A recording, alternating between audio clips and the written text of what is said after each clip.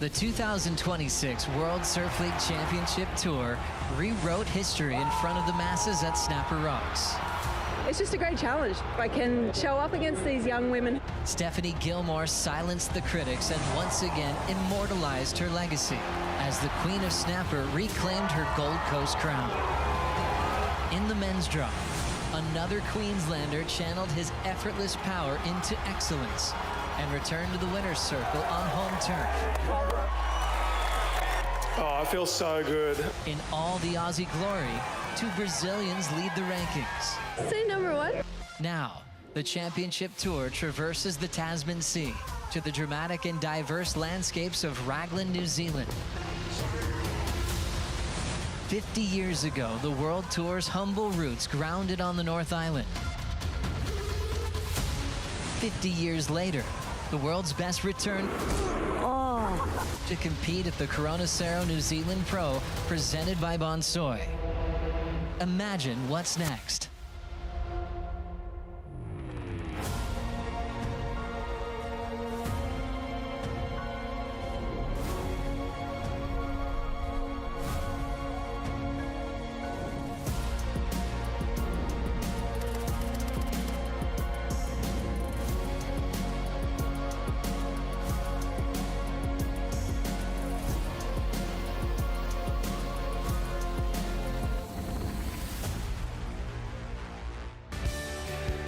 Kia ora, everybody. Good afternoon, and welcome back to Manu Bay. After a couple of little holds, promising signs that we're running big heats today. Look at Italo Ferreira's back in the Red Bull Athlete Zone, checking out the beautiful conditions this morning. Grabbing jerseys, Griffin Colapinto taking on Felipe Toledo. Well, the call's just spoiled there. We are on Toledo and Colapinto going head-to-head in this first quarterfinal in front of a crowd that hasn't left since the sunrise. You're on a great Sunday, though ocean's just been cleaning up for us as well. Look at that view. All these wonderful surf fans all over the rocks and that hillside. The Groms have got their cardboard boxes out. They're sliding up and down and checking out the sponsored village. It's a great day to be watching pro surfing. Thanks for continuing the celebration of 50 years of the World Tour. Joe Trappell, Richie Lovett, and Jesse Starling. Rick, you're still wet, man. You checked out, you snuck out there, didn't you, you little rascal? I sure did, mate. I had a little surf during the break, and it was actually really difficult. It was when the wind was up. There was a lot of chatter on the face, but you could feel the energy getting pulled in with the higher tide. So some clean waves now. The wind's starting to die down. I feel like we're going to be in for a good afternoon of surfing. Yeah, fantastic. When you go through all these little holds here, you know, you're wondering if you're going to be on or not. So the first quarterfinal has been just staring at the ocean, making sure their boards are dialed. A lot of question marks. Will Toledo still rely on that 2+1 little fun little ripper that he's been riding the last couple of days? He did test out a quad this morning, JJ. We'll be interested to see what he goes with. Yeah, I think by the run out, looked like he had that 2+1 back under his arm there. So that board looks so good. I mean, it is undeniable how much speed he can get on that board as well. So I love Toledo mixing it up. I feel like he should do it more often. Happy afternoon. Let's check in with Von Blakey. Thanks, Joey. Yeah, the afternoons have been very, very happy as the wind dies off and the surf starts cooking right here at Manu Bay. This morning, we woke up, it was a little bit of swell, but on the bottom of the tide, a bit slow. So the event goes on hold, but they've called it on quarterfinals of the men's into semifinals of the women's, and one of those semifinalists, Alyssa Spencer. Yeah, what do you make of the call for today? Yeah, I think it was a great call to wait for this incoming tide. It's really helped push in some consistent swell, so it looks really fun out there, and I'm hoping that our heat gets the evening glass off and pulsing waves. So yeah, it's going to be an epic afternoon. We were just chatting before the way the draws have worked out. If we've got all regular footers on one side of the draw and all goofies on the other side in both the men's and the women's. Yeah, it's going to be exciting battles, and it'll be really cool to see one goofy and one regular in the final, and just, yeah, see the different approaches and different lines that everyone takes. And I hope that a couple goofy footers take it out. Yeah, I bet you do. Thanks so much for your time. Best of luck this afternoon. Thank you so much. Alyssa Spencer has been on a roll this year on her comeback to the Championship Tour jersey, her third showing in the semifinals. But we are starting with the men. Quarter one in the lineup now. Griffin Colapinto and Felipe Toledo waiting to be counted in. This has been a featured rivalry for several years, including 4 past finals that they've been involved with, JJ. It's pretty cool, those guys. I mean, they're so electric, they're so fast, and they're both really creative with the way they surf. And I just think when you look at the rest of the quarterfinals, it's pretty massive. Morgan Cibilic, Waida on deck. That's going to be an all backhand heat that we're looking forward to. Like Vaughn was alluding to, the top half of the draw, all regular footers, or sometimes called natural footers as well, standing with their left foot forward. It'll be an all backhand battle in quarterfinal number 1. Then we'll get to the big goofy foot names on the bottom part of the draw that are looking very strong. Miguel Pupo has just taken the lead on the rankings by making it into the quarters. So that yellow jersey trading hands, held by Medina at the start of this event. Griff versus Felipe. Right now, Felipe is sitting a little bit deeper. He's a guy that doesn't mind catching a lot of waves. You know, kind of looking back at the 9 heats that he's surfed in this season, Rick, it's oftentimes he's catching the majority of the waves of the lineup. It almost reminds me of watching basketball, like controlling possession. You know, and oftentimes when he does, it puts him in a nice rhythm to get his keepers relatively early. Yeah, it brings up a really good point, Joey, and that's heat rhythm. There's these rhythm of the sets that come in, and as a competitive surfer, you're sitting out there in this heat situation, and one surfer often has a better rhythm than the other, and you feel that, and you kind of have to wrestle it. If you don't have that rhythm, you have to somehow break it and wrestle it off your competitor. But it seems like Felipe has been in perfect rhythm, and he's going to get things started today. Oh! And just after quite a hustle and a back and forth to try to get position on this wave, Felipe commits right into a fall. And he'll put his head underwater, shake that one off. Advantage quickly to Griffin with the fall from the 2-time world champ, JJ. Yeah, very uncharacteristic. Even heard Rick go, whoa. I think we were all just so shocked to see Toledo go down. I love that early tussle, though, between those two. Just Griff really wanted the inside. Felipe almost pushing him too deep, and then he was in the better spot. So we know that these two are going to have a fiery heat right now. So now Griffin with priority will force Toledo to kick out as he hits the first section. Nice comfortable style from the Californian. Big whip there in the pocket. Another big blast. Perfect style and composure. Fighting through that breeze. But board's looking smooth. Every snap looked clean. Surfing with conviction. And now back out into some open face. Couple of setup turns. He's hoping for a little inside corner to play with. Nice jam there from last year's world runner-up. And knifes it over the shallow section. 1 o'clock in the afternoon local time. High tide is 4 o'clock. Crosby Colapinto lost to Griffin, but he's always going to shake that off and support Big Bro alongside the coach, Tommy Whitaker. Griff coming off of just a stellar season. He'll now watch Felipe's wave for the Red Bull ski. Toledo trying to control that first turn. Goes for the big climb that puts him out in front. Nice backhand wrap and pushing hard. Choosing that same surfboard that he's been enjoying in these conditions the last couple of heats. Surprised everybody and has been putting together some big turns, like right out in front all the way through.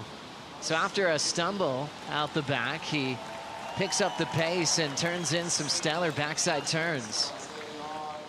And jumping off on the inside corner. Really fun way to really compare the 2 different backhands back to back, Rick. Really cool. A couple of things that I just want to point out here. That initial slip of Toledo, notice that, I mean, he religiously wears has a tail pad on his boards, but on these little fish models that he's riding, I believe it's called the Modern 2 from Sharp Eye. No tail pad. He doesn't like having it on these smaller fish boards, but let's have a look at the replay here of Griff. Watch him square up on this first turn here, gets around the section, clocks it, gets that little tail drift. And again, the second one had a little bit more spice to it. Bit draggy on the third one as that wind starts to clock up. You can feel it picking up as he's riding through this wave. He brings it all the way through to the inside. I kind of like how he stuck with it. This little mini section through the inside as the tide's coming up offers a few extra little bowly sections through this inside. So building points, incremental points, but still he's putting numbers on the board. And, you know, he's going to turn whatever that wave, say it was a 6, into perhaps a 6-5, even with those final 2 moments. Jess, what do you like here? I love this first turn more than anything. I thought he might have gone down again on that first turn, but recovered so nicely. And that foam climb, it would have been really hard to do just with how much wind is rushing up the face. Forced to go to his rail a couple of times here. Just with this wall, you can see slightly more tapered to what we saw from Griffin's wall, where it had that really nice second peak. Similar kind of story, but yeah, Griff maybe getting the better. This is why we waited. Look at this wall. Solid one for Colapinto. Tags it again.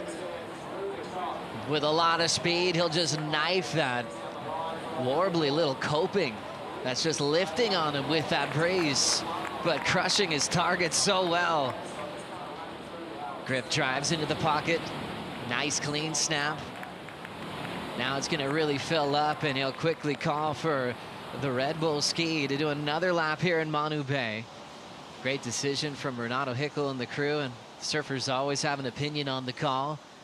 Got down here early and decided to wait for this tidal push that'll, you know, peak high in a few hours. And knowing that swell would pick up, the intervals did jump this afternoon. Felipe live action.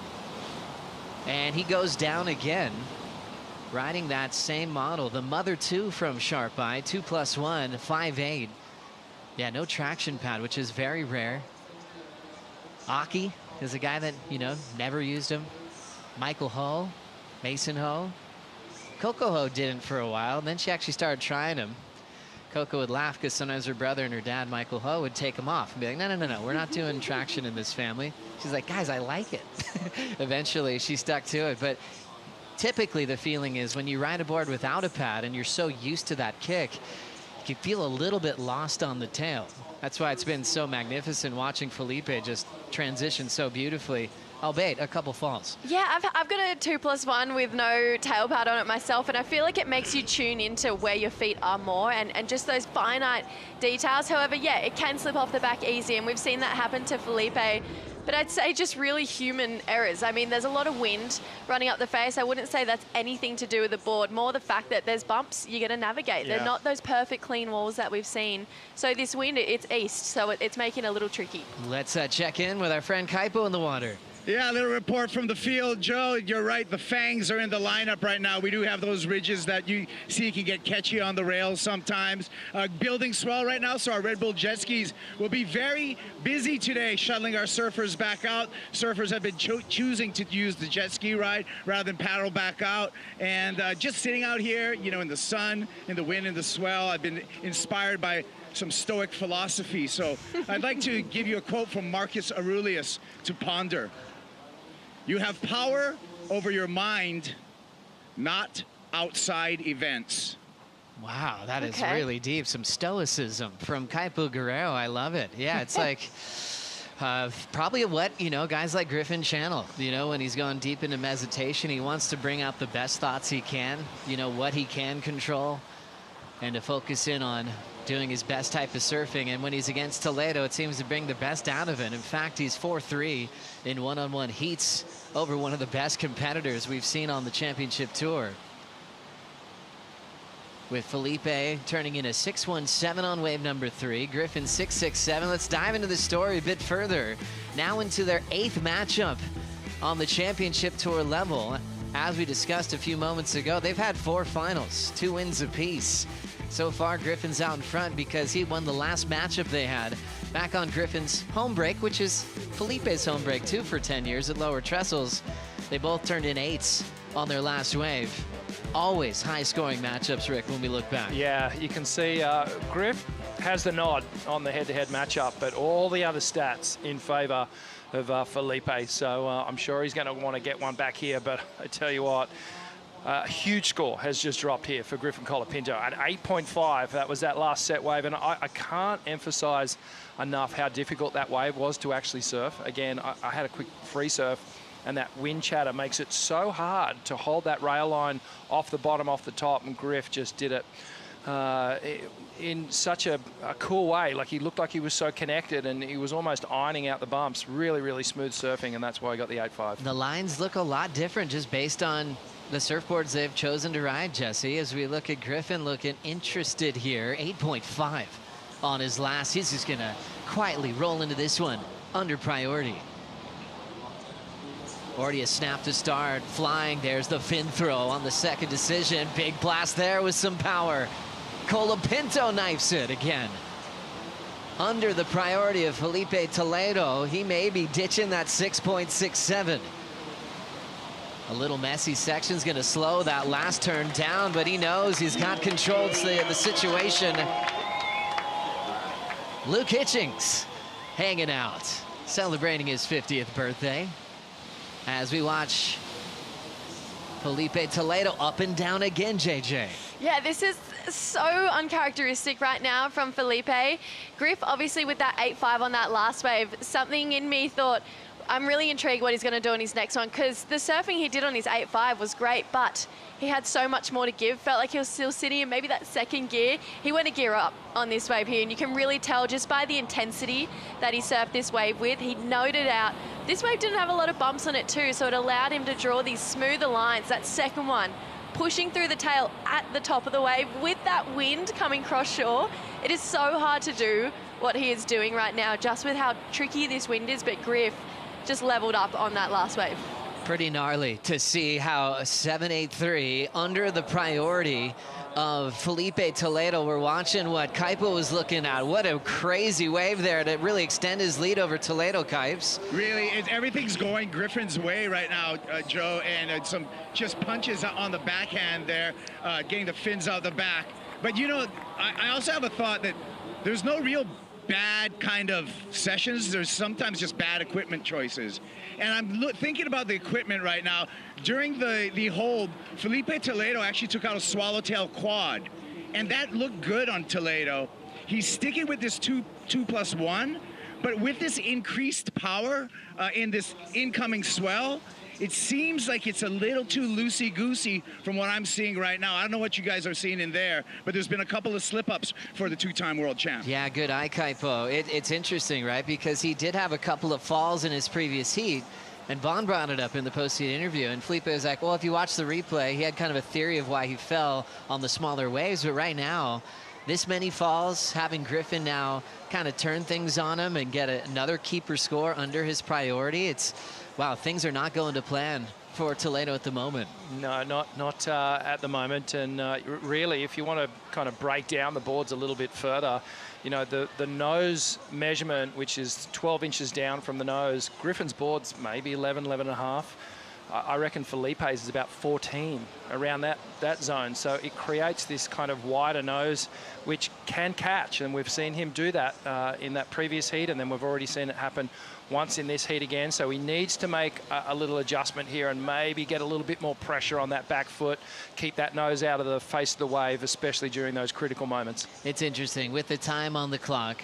You know, Felipe does have time to change boards if you want, but if he's in his mindset of going, no, this thing's great, I just need to kind of find my rhythm and catch up, he might just commit to it throughout this heat, Jesse. Yeah, maybe he feels he has a point to prove to himself now. I feel like he's an extremely competitive guy, and all competitors can get competitive with their own decisions and their mindsets, and I'm sure it's filtering in right now, being like, okay, should I be on another board? His thrusters also look incredible here. Thinking back to 2022 G-Land, he actually beat Griff in a quarterfinal there. So their first time competing on a traditional left since then. Felipe opting for a different board, but you got to think his thrusters looked incredible in Indo, so we know that they would do here as well. I couldn't sleep last night. The little town of Raglan was pulsing. Yeah, it was. A lot of parties, a lot of bands. It was great. The crowd was just loving every second. So I look back on all of Toledo's heats that he surfed this year, and oftentimes wave number 3 for him was not just a keeper wave, but his best scoring ride. He often just finds that magic on that third wave. So far, he's keeping it with a 6.17, but I don't know if he's really been pushed like this in this type of format by a guy like Griff in the early stages of quarterfinal number 1. Let's check in with New Zealand surfing royalty. Maz Quinn is with Vaughn.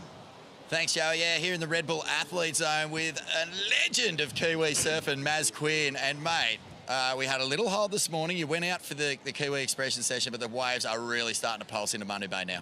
Yeah, that swell's starting to kick in, the long period, and the wind's backing off. So I'm sure we're going to be in for a nice few hours of surfing.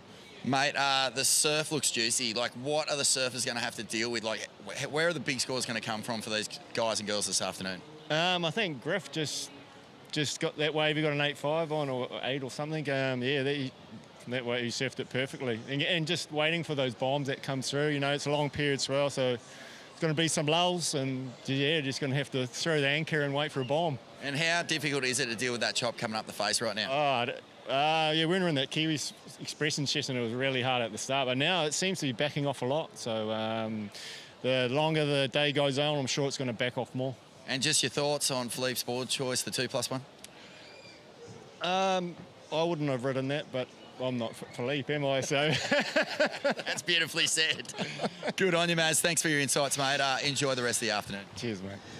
Thank you, Vano. Maz Quinn, what a legend, qualified for the championship tour. Remember some memories of him competing throughout that year that CJ Hobgood won the world title back in 2001. Surfing against the greats, has great memories with Andy, Aki. And I think everyone in Maz's family's got a national title here in New Zealand. Ran into Jay Quinn getting a raglan roast with his Grom yesterday. And his Grom is absolutely shredding. There's another Quinn coming up quickly. Their sister, too, won national titles as well. Great to run into Maz. Great company here as we're getting closer to crowning our champions. Looking like tomorrow, showing some promising signs with a little increase of this swell that we've been enjoying today. And now a little downtime after a flurry of action to start. You know, if anyone could reset, it's going to be a two-time world champ like Felipe Toledo. But he's got to break a combination now, Richie. Yeah, that's fine.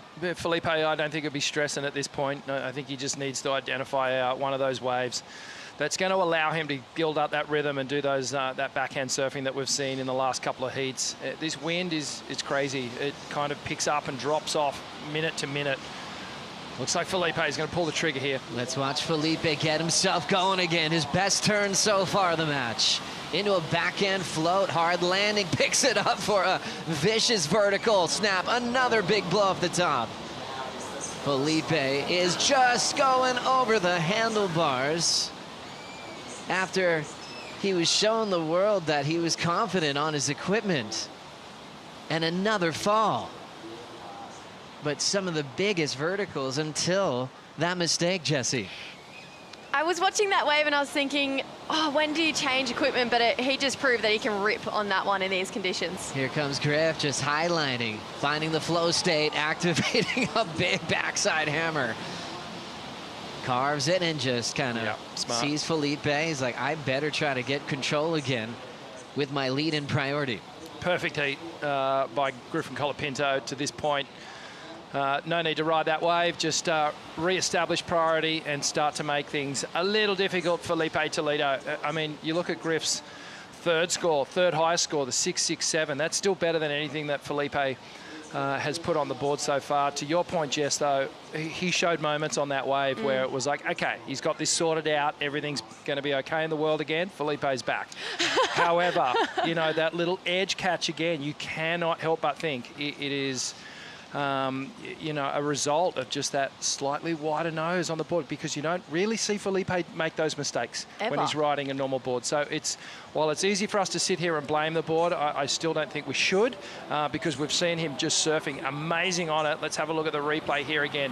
These few turns here is where he starts to connect that one and then backs it up again. That one was so pinpoint perfect accuracy. And then let's see what happens. So just catches the nose, that inside edge, and goes down. And again, another thing I've noticed is that Felipe's stance on this board is a little narrow compared to what he has, a bit more of a wider, more fighting stance, more stable stance on his regular shorty. You know, it was brilliant on those days where it was a little bit smaller. It just made so much sense, just effortless speed. And through some flat sections, he didn't even have to try. He's already the fastest surfer in the world, and he kind of just found the cheat code on those early days. The phones were ringing at Sharp Eye headquarters. They'll keep ringing. They'll keep ringing. Don't worry about that. What is that thing that he's riding? And I talked to Taylor Clark briefly, one of the great shapers in that stable. He's like, oh, orders are off the hook. You know, it's a really fun design that's user-friendly for a lot of surfers around the world. And Felipe showed some promise on his last wave, his best so far. 6.43 with the fall. So the combination's broken, but he still needs almost a near perfect score. 9.9 to come back against Griff halfway through quarterfinal number 1. Colapinto putting together a tidy heat total, 8.5 and a 7.83. Back for more Manu Bay right after this.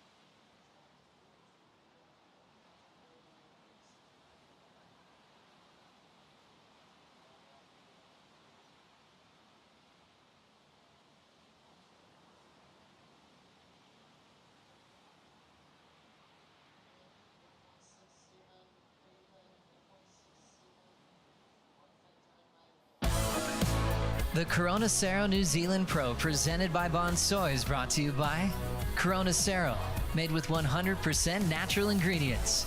By Bonsoy, the official milk of the World Surf League. By IC Sunglasses, official eyewear of the Championship Tour. And by Tourism New Zealand, official strategic partner of the Corona Cero New Zealand Pro presented by Bonsoy. Good afternoon, everybody. Kia ora. Great to be here in Whangaroa, or Raglan. This part of Mount Manu Bay is a fun part of the point. And look at all these happy fans here on a nice Sunday afternoon in New Zealand. People got aware that we were getting close to finals time. Quarterfinals got kicked off about 1 o'clock this afternoon, and we're planning on getting through the quarters, potentially the women's semis as well. But you can really get a great perspective here on the 100% pure New Zealand flight cam. It's for the adventurers that want to come to this great part of the world. Check out waterfalls, go on great hikes, watch world-class surfing like Felipe Toledo now. Trying to make a comeback. He'll blow the tail into reverse aggressively. Wow. Into a big power wrap. This wave doesn't have the height that Griffin's had on his top two, but Toledo is definitely surfing this one up. Nice controlled backhand carving work on the open face. Little pop shove it, he's down. We're going for a really big first turn, that big explosive backhand reverse to try to get some rhythm going his way. Remember, 4-3 Griffin's favor in one-on-one heats. Last one was at lowers and it came down to the final exchange. That's what we're used to from these two superhuman athletes. JJ, how about this first move? This was crazy. Just so much speed. And to do that in that part of the wave as well, it was definitely the most critical. And they're those moments that make the judges and the crowd go, oh, okay. Like he really is, like you mentioned, Joe, surfing this wave up. But he's surfing, to me, this wave like it's a 20, bar that first turn, obviously. You can see him highlining, patiently waiting in between moments, which obviously you need to find that tempo with this wave out there. I just want to note as well, this board not catching on this wave, but it is a relatively smaller wave in comparison to what we've seen him on. So when he has caught, they've been slightly bigger waves now. So it maybe he's speaking to what you've been talking about, Rich, that wider nose. It's forcing him to take off on smaller waves to really make sure he's executing from start to finish. You know what's super impressive about that last wave? Sure, the air was kind of dynamic and, you know, high risk, innovative at the start of the ride. How he transitioned out of that and got straight onto the bottom turn into the snap was kind of magic. You know, there was just 100% flow through it, and it was just really impressive to watch. So you kind of feel by the energy on that last wave that Felipe is kind of getting a little pissed, and he wants to fight back. But have a look at this. So hits that air rev on the backhand. Watch him get straight back onto the hillside rail. So smooth, straight back up into that next snap. That's honestly, that is just a masterclass in just flow between turns. To be able to do that from an air into a snap, amazing. Felipe has turned in some of the best surfing I think we've ever seen this year on tour. More specifically, the heat he had with Gabriel Medina on the Gold Coast. Wow, yeah. Yeah, that was nuts. It's one of those performances where you stop and consider where the bar has been brought to by Felipe. It was a juggernaut heat, you know, with those two combined in round 3, you know, and Gabriel leading the tour at the time as well. There's so much in it, but the way he reacted to it, 9-7-7, another 9, 4 7+ throwaways. You know, those are the type of showman type performances that Felipe turns in where he is absolutely untouchable. I feel like heats like that for Felipe, and more even surfing like that, they're moments that we look back on in the vault. And, you know, we tune into these heats between Parko and Fanning, and now we're going to have that Toledo Medina heat go down into the vault. And it reminds me of when John did those carves at Margie's. It felt like surfing grew in that moment. It hit another stage, it hit another peak, and it felt like we had that again from Toledo just last week over at Snapper Rocks. And it's so cool to get to an end of a heat and be like, wow, how good is professional surfing? And I really do believe the entire surf world felt that after that heat between Gabe and Felipe. Just a calm energy around Felipe. Even the last 2 years. Last year, he still won on the Gold Coast, but he said he was just kind of getting back in gear after taking time off, after going back-to-back with his world titles. You can tell he's just finding the joy in his job. Oh, he has a great crew with him, great trainer that travels with him at every stop of the season. And he left San Clemente after about a decade and moved back to Brazil. Not to Ubatuba, though. He's living in the state of Rio de Janeiro. Not too far away from Saquarema, just a bit down the coast where he's got some fun beach breaks to surf. But he's happy to be back in his home country, eating his favorite food in the world. And everyone said, oh, did you train harder? Man, you're looking lean. He's like, I'm just eating the food I grew up on. He said it's feeling good for him. And he just couldn't be happier to be doing what he loves on tour. But he's down to 7:50 on the clock, even though he went to town on that big explosive backhand reverse. It's a 6-1-7. He already has one of those, Rich. Yeah, so he's just backed up his initial score that he had. Bit of a set starting to roll in here. Looks like he's showing some interest, Joey. Griffin doesn't want it. He'll let Felipe roll, but it's got a smooth face. That'll work well with this Sharp Eye surfboard. 2+1. Already ripping some big sections. Nice control on the arc. Right into a bottom turn. Crushes it vertically. Critical section again. Toledo is finding his magic. Tagging it again, and he is fired up. Yeah, there it is. Just woke up a giant after a few falls, trying to find his rhythm. A lot of chop on the sets that he fell on. But that's exactly what he was hoping for. Griffin on the next one. And he's shown some signs of a little emotion there, so he might have done something out the back while Felipe was riding. We'll show you that in a moment. Here's a little tag there, getting close to the boat ramp. And just putting every part of this insider away. He is a great surfer in 1-foot conditions because there's a wave called T Street that he's been surfing his entire life. And that canvas can get funky, it could go flat, it could bowl on you on surprise, so he's ready to adapt to anything. Important exchange just went down, Jesse. I feel like these two are some of surfing's best entertainers, and we all just really got to live that. I'm excited to see what Griffin did at the start of this wave. He obviously loved it. Gears up, high lines on this first section, just drifts that tail. He really does have that turn on lock. Doing it again, but slightly under the lip. I just love the variety he's given, pushing harder each and every time. Backside floater into yet another big tail drift carve here. Oh, snap, I should say. And then just through this inside section, this is where we see that energy, that emotion start to pour out of Griff. and he went to town through this inside. I mean, you can see he doesn't have to wind up as hard as he did out the back because this wave slightly smaller through the inside, but even with that, these turns still have so much velocity to him and just aggression in it as well. So Griff, I feel like is definitely dropping that 783. And then the comparison to Toledo, Rick. Yeah, well, both of these waves actually feel excellent.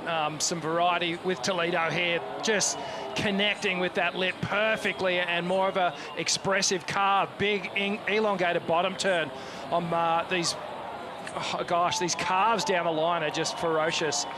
You could tell there was a different connection to this wave than his previous waves, and he's all fired up because of it.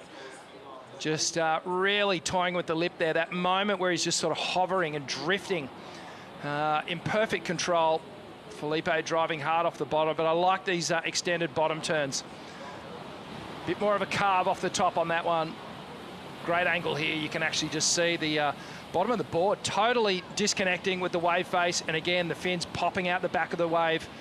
But I do want to just pay respect here to Griffin and how well he's surfing at the moment. His board is looking magic under his feet as well, so I want to give some credit there. But it's almost like a mini version of what he produced at Tavarua last year. That was some of the best backhand surfing that we've ever seen.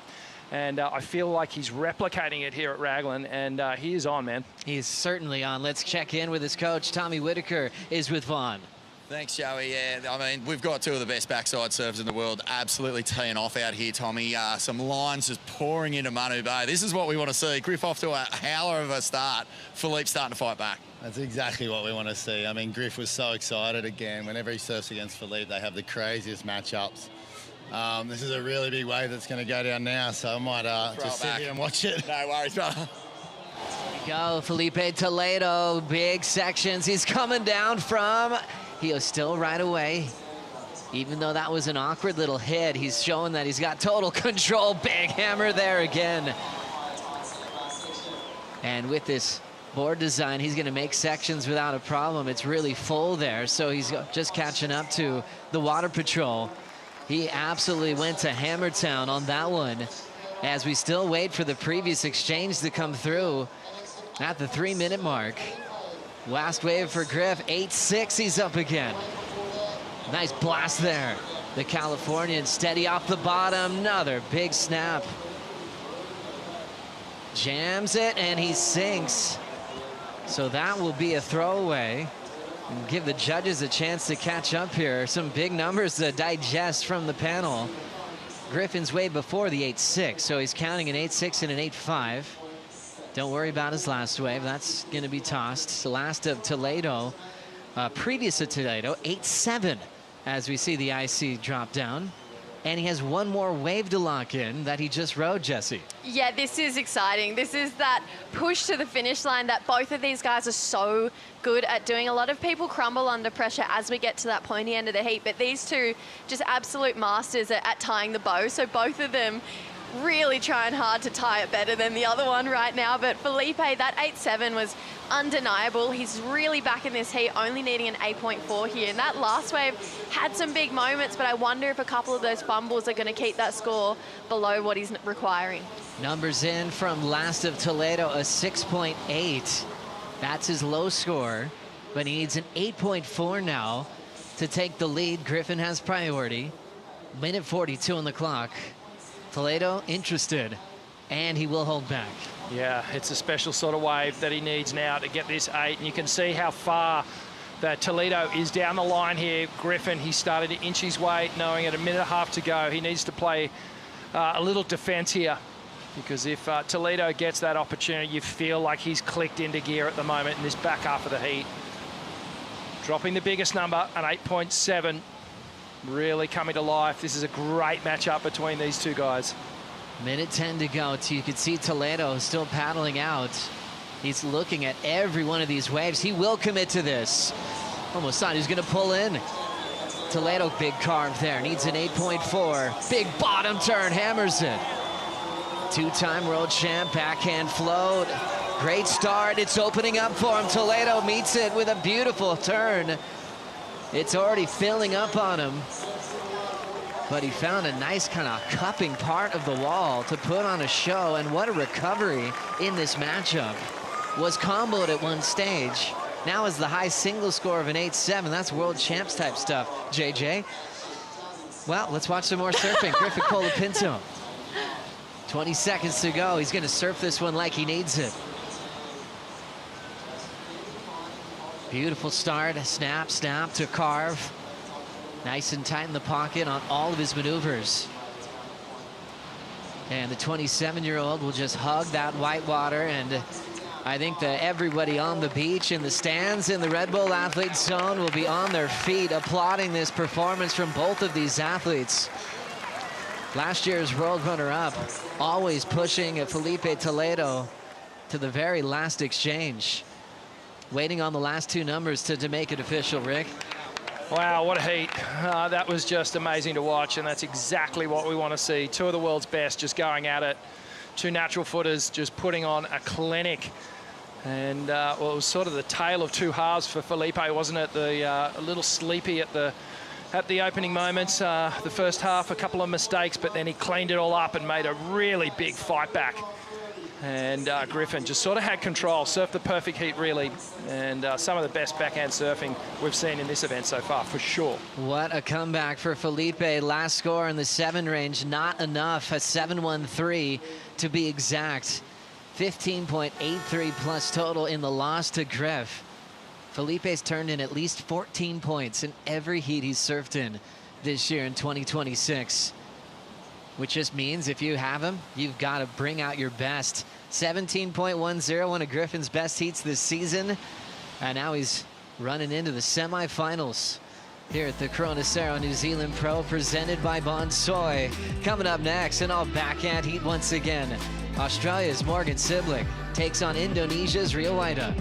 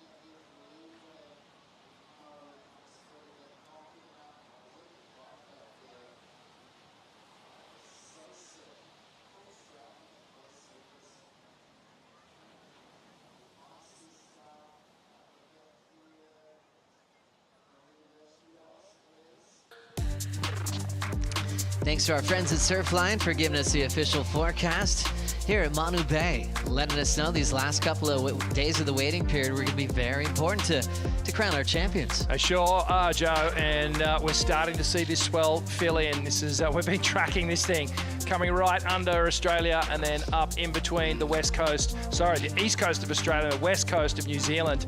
And this morning we were greeted with these lines, and we could see them with each set getting bigger and bigger, and that period swell, it's only going to increase as the day goes on. The wind, it was horrific this morning. Cross shore, straight into the waves, make it really difficult, but it's starting to track around to the offshore. So tomorrow we're going to have more of the same in the morning before the swell starts to drop off a little in the afternoon. So I got a good feeling that we might just sort of duck and weave around the wind tomorrow and get this thing wrapped up. We're not going to be able to finish it today, unfortunately, but as you can see with this last heat, those sets were just starting to pour through. Exciting times in the event, and with Surfline, you can find the waves you want to surf, see all the live cams down the road and around the world with Surfline Premium. Scan the QR code for 2 weeks of free premium access, no card required. Thanks so much to our friends at Surfline. Premium account is crucial to get yourself the best waves possible. Watching Morgan Cibilic start things off against Rio Waida. Sits on the roof for a backhand float. The man from Merriweather punches out the pocket, out in front for nice little carving hook, pushing that tail a bit harder, now swinging that arc all the way around. Very strong athlete. Former top 5 in the world, hits that section well. This is that little bonus turn towards the boat ramp where it starts just funneling in shallow water. And then blows the fins, just gets hung out to dry a bit. And now we'll watch Rio Waida answer, both on the Sharp Eye Surfboard program, as he gets a nice little section to turn on. Clean re-entry off the lip for the man from Bali. Nice drive, tagging that lip line well. Touching the pocket, so a lot of majors down the stretch here. And getting a carve in out in front. See all those extra little ribs popping up because it's getting shallow. A wave's always going to break to where it's shallower. As you see it just bending towards that ramp, and Rio's taking advantage of it. I lost track of all the turns he did there. And he's had some good claims throughout this event. He said he was stuck in the 5s yesterday, and so he pushed harder, and he kind of did that 6-7 thing that the kids do. I thought that was brilliant. Saw that. I liked it. Well done, Rio. And he might have that score coming in. 6-1-7. Morgan 5-1-7. So a point better for Rio.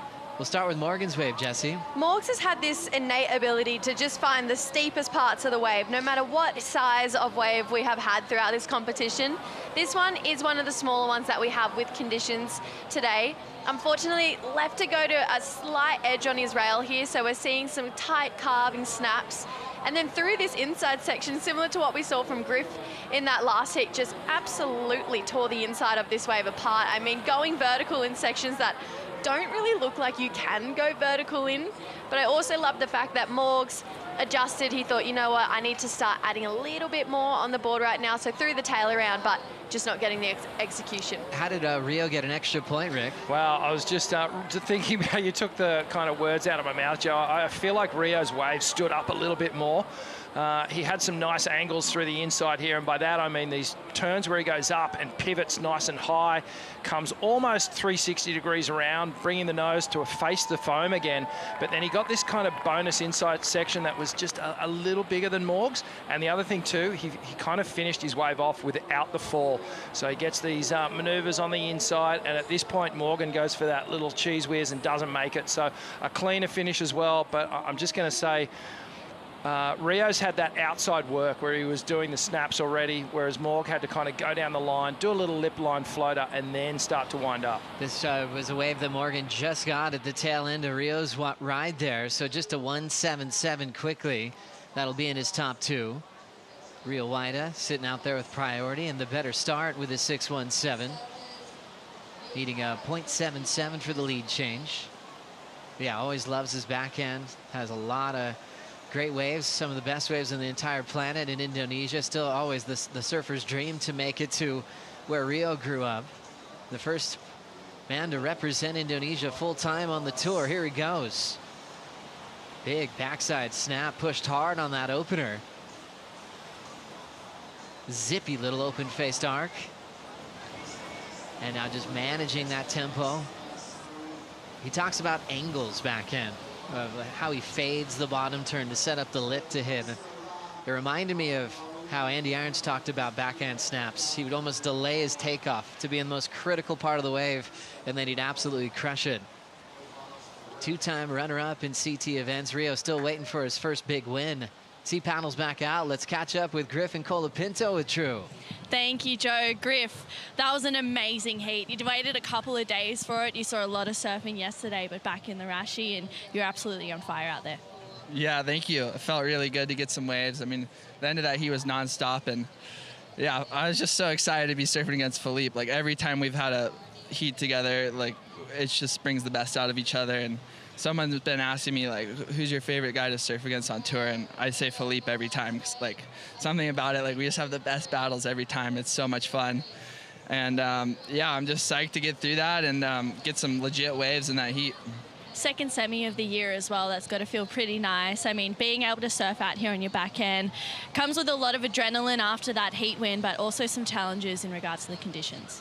Yeah, there's that devil wind coming up the face. So from the webcast or the beach, like it can probably look a little easier to surf, but once you're on the wave, like that chop's like just hitting your board so hard, and like you really got to finesse every turn and be really patient with the lips. And so yeah, I feel like that really went in my favor for that.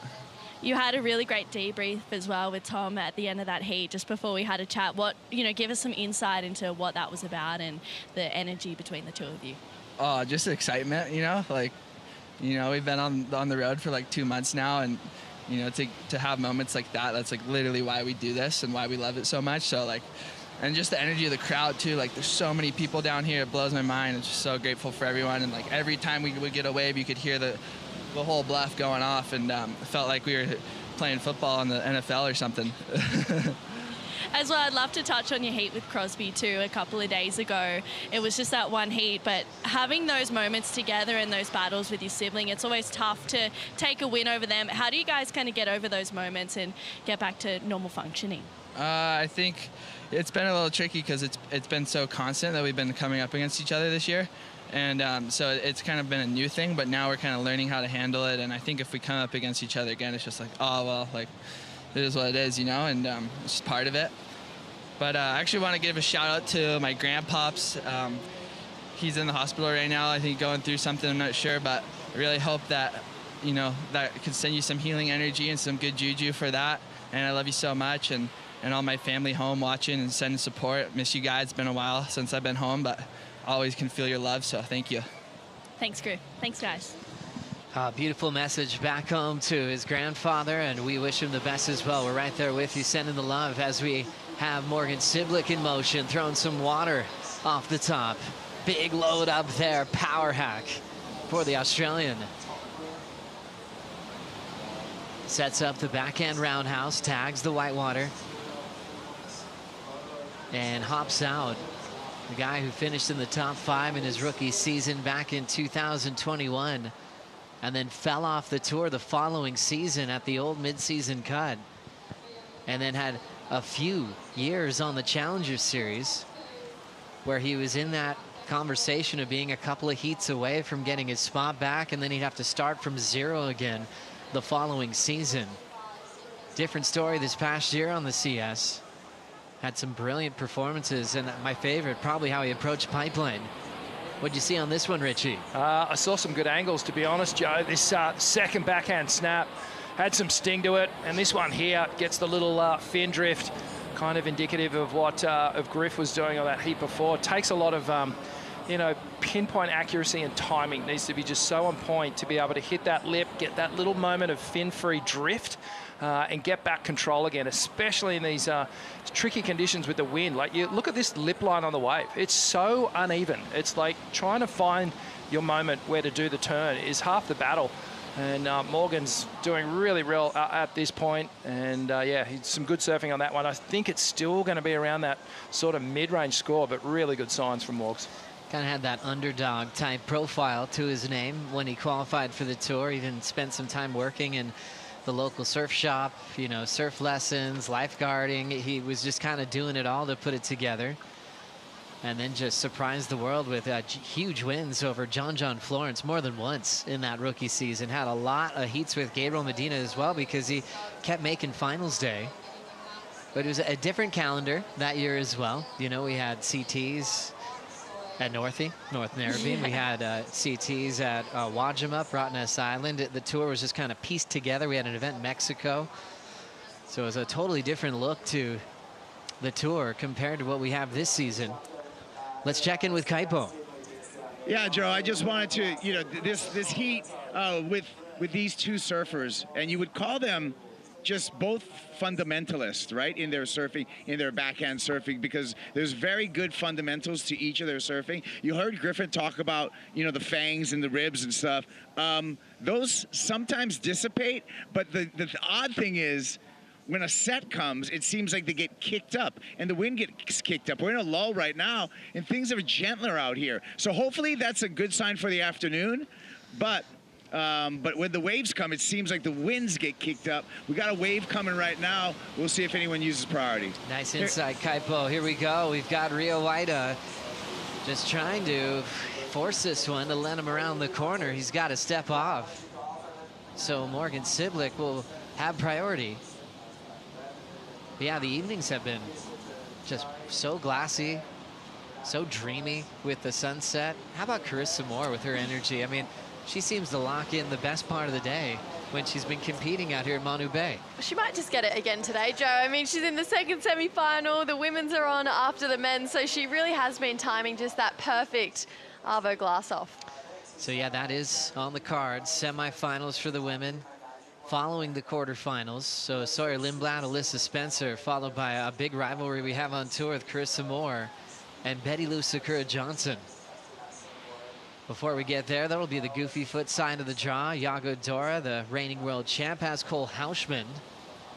Yago ranked 6th, and Houshmand just getting that winning feeling going here at stop number 4 to finally kick off his season rig. Yeah, it's been great to see Cole get some results on the board. Frustrating, 3 17ths in a row coming into this event, but these long left-handers here at Manu Bay obviously suiting his style, and he's starting to fire up. But you know what? Yago has been on just such a magic run, you know, the world champ, and there's all this talk around Medina and Felipe and everyone else.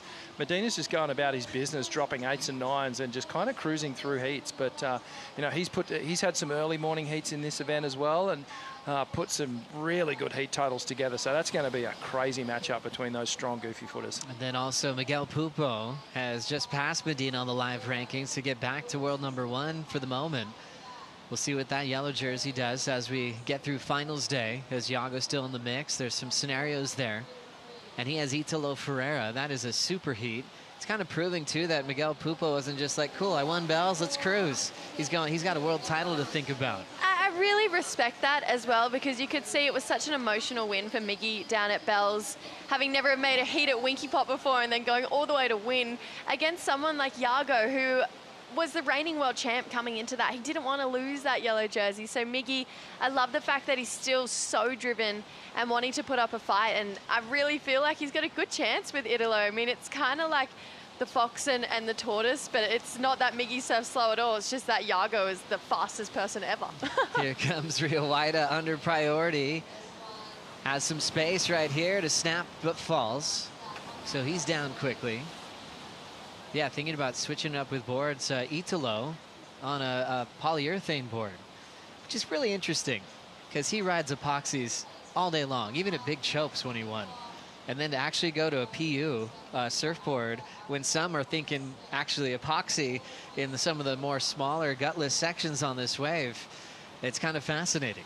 Kind of going against the grain, really, yeah. of everything that we know and the general rules about surfing epoxy equipment. You know, it's generally when the waves are a bit softer and smaller, you know, that epoxy liveliness that you feel, surfers like to lean into that. And certainly this wave has that kind of steady tempo and that pace to it, where an epoxy might go really well. But again, you know, you kind of lean into that stringed PU, that traditional style of construction, and what it does is actually cuts through, it dampens the chatter that's on the wave. So perhaps for Italo kind of identifying that there might have been a bit of wind, you know, for this event and choosing the equipment accordingly. Yeah, it's a cool looking surfboard. Synthetic 84 by Timmy Patterson. Flatter deck, down rail. It's even got a beak nose like you'd see in the 80s. Kind of got a little wing at the tail as well, and then a fairly wide sort of rounded square squash tail. Yeah, pretty interesting design. You can get that bump squash or the rounded bump in the tail that Timmy Reyes has ridden in the past. And I feel like that's completely different to what we're going to see Miggy ride, where he's got a JS, a really tight pulled in squash tail as well. I mean, it is so narrow, and I was talking to him about it. He was like, there's just something about this tail. It's just driving so nicely. So we've got that really wide tail with some flyers for Italo. And then Miggy on a completely opposite, knifey looking board. I love it. Squash tails are back. They are. It's great. Iago Dora hanging out with his coach, Leandro da Silva, as he prepares for Cole Houshmand. Take a Bonsoy brew break. We'll be right back in Manu Bay after this.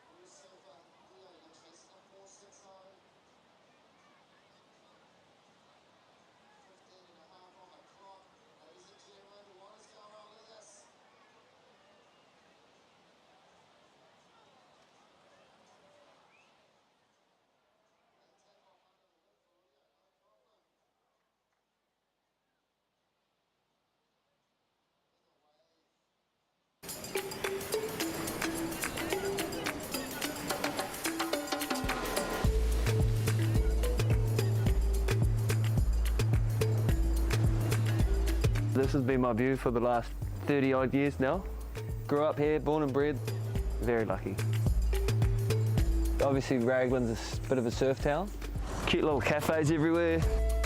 It's a beautiful little town to grow up in and we're very, very lucky and it's very special. Dad started surfing out here and he taught me how to surf here.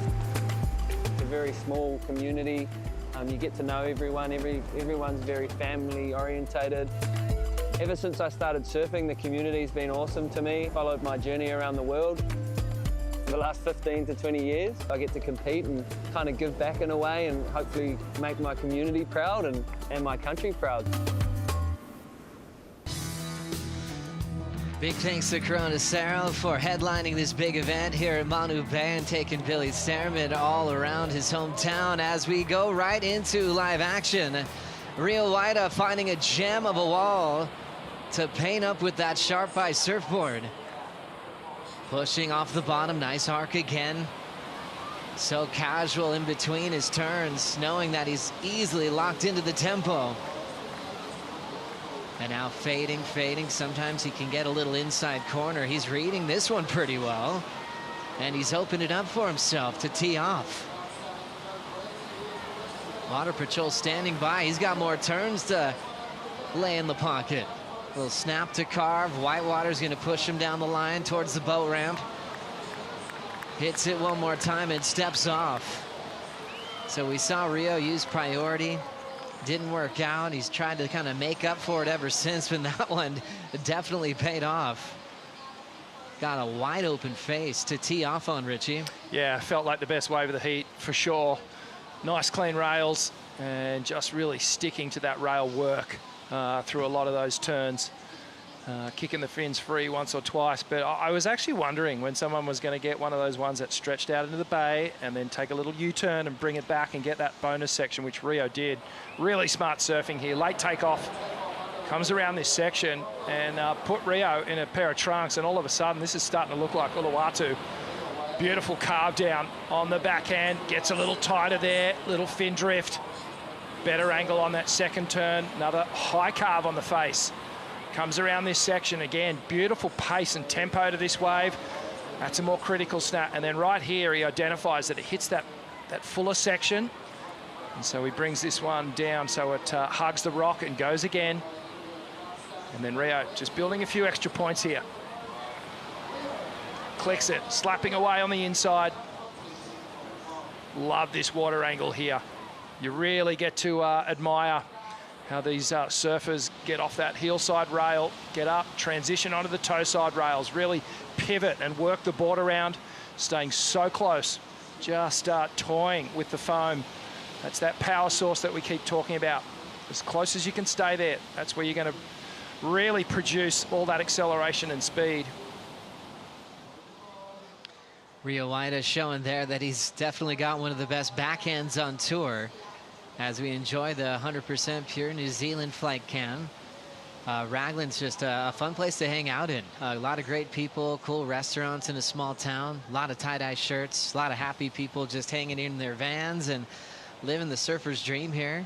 Met some great artists the other day, painting live pictures of Manu Bay with the world's best down here. And Raglan with the deep Maori heritage. The Maori name is Whaingaroa, meaning long pursuit.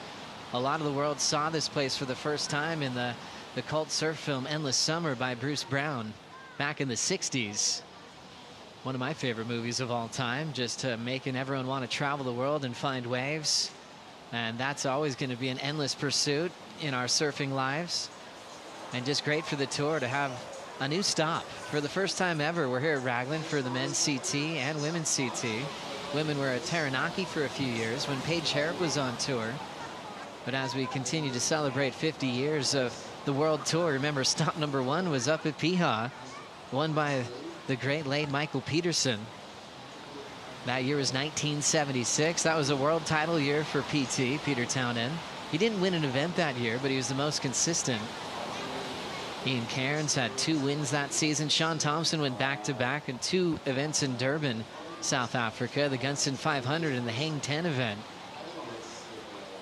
Jeff Hackman won bells representing Hawaii.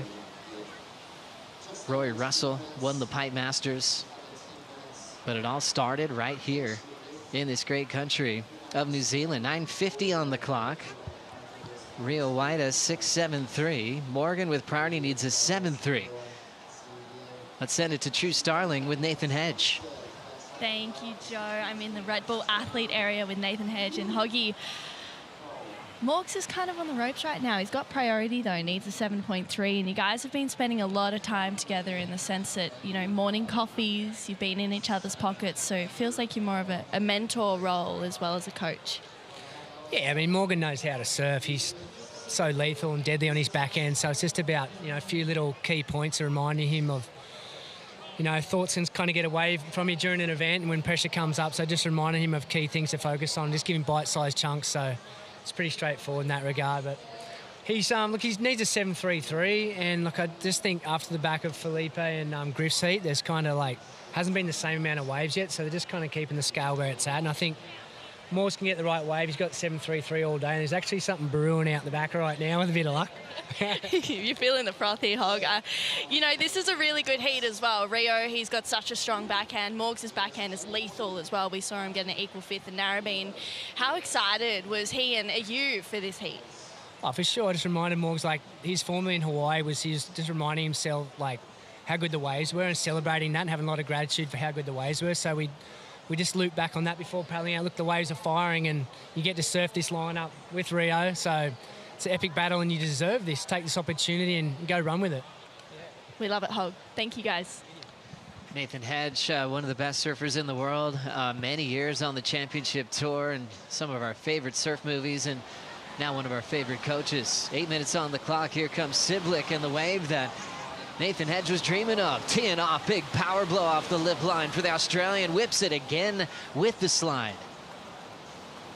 Now slows down the pace with the wave with some backhand carves. Former top 5 in the world. And his personal best result in the making this year on the championship tour. Wants to find that inside corner towards the boat ramp, but he's already looking a little distracted. Keeps checking to see if there's sets coming, seeing if Rio's coming for him. Then he gets back to commitment and puts a lot into the end section. Falls on the final turn, but took that one a long way. His 4th ride so far. Liam O'Brien standing by, Molly Picklum, Mark Richardson. all invested in Morgan's performance at the moment, Jesse. There was 2 turns on that wave that felt like the best 2 turns of the heat, and it had to be the second and the third. There was just a big exclamation mark on it. Morgs, you can see, had a slight bubble on that bottom turn, but recovered so beautifully for that second turn. That's that click feeling that you chase on your backhand.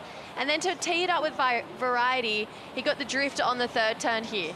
And then this is where this wave starts to slow down a little bit. It didn't look like there was a second wave in this set when you look behind, but usually that second wave of the set is the better one to come through. So Morgs taking this first one, I mean, he absolutely did everything he could with this wave, got it all the way through to the inside, but these 2 turns had just technique flair to them. Watch his hand go into the wall as he's driving up on that bottom turn.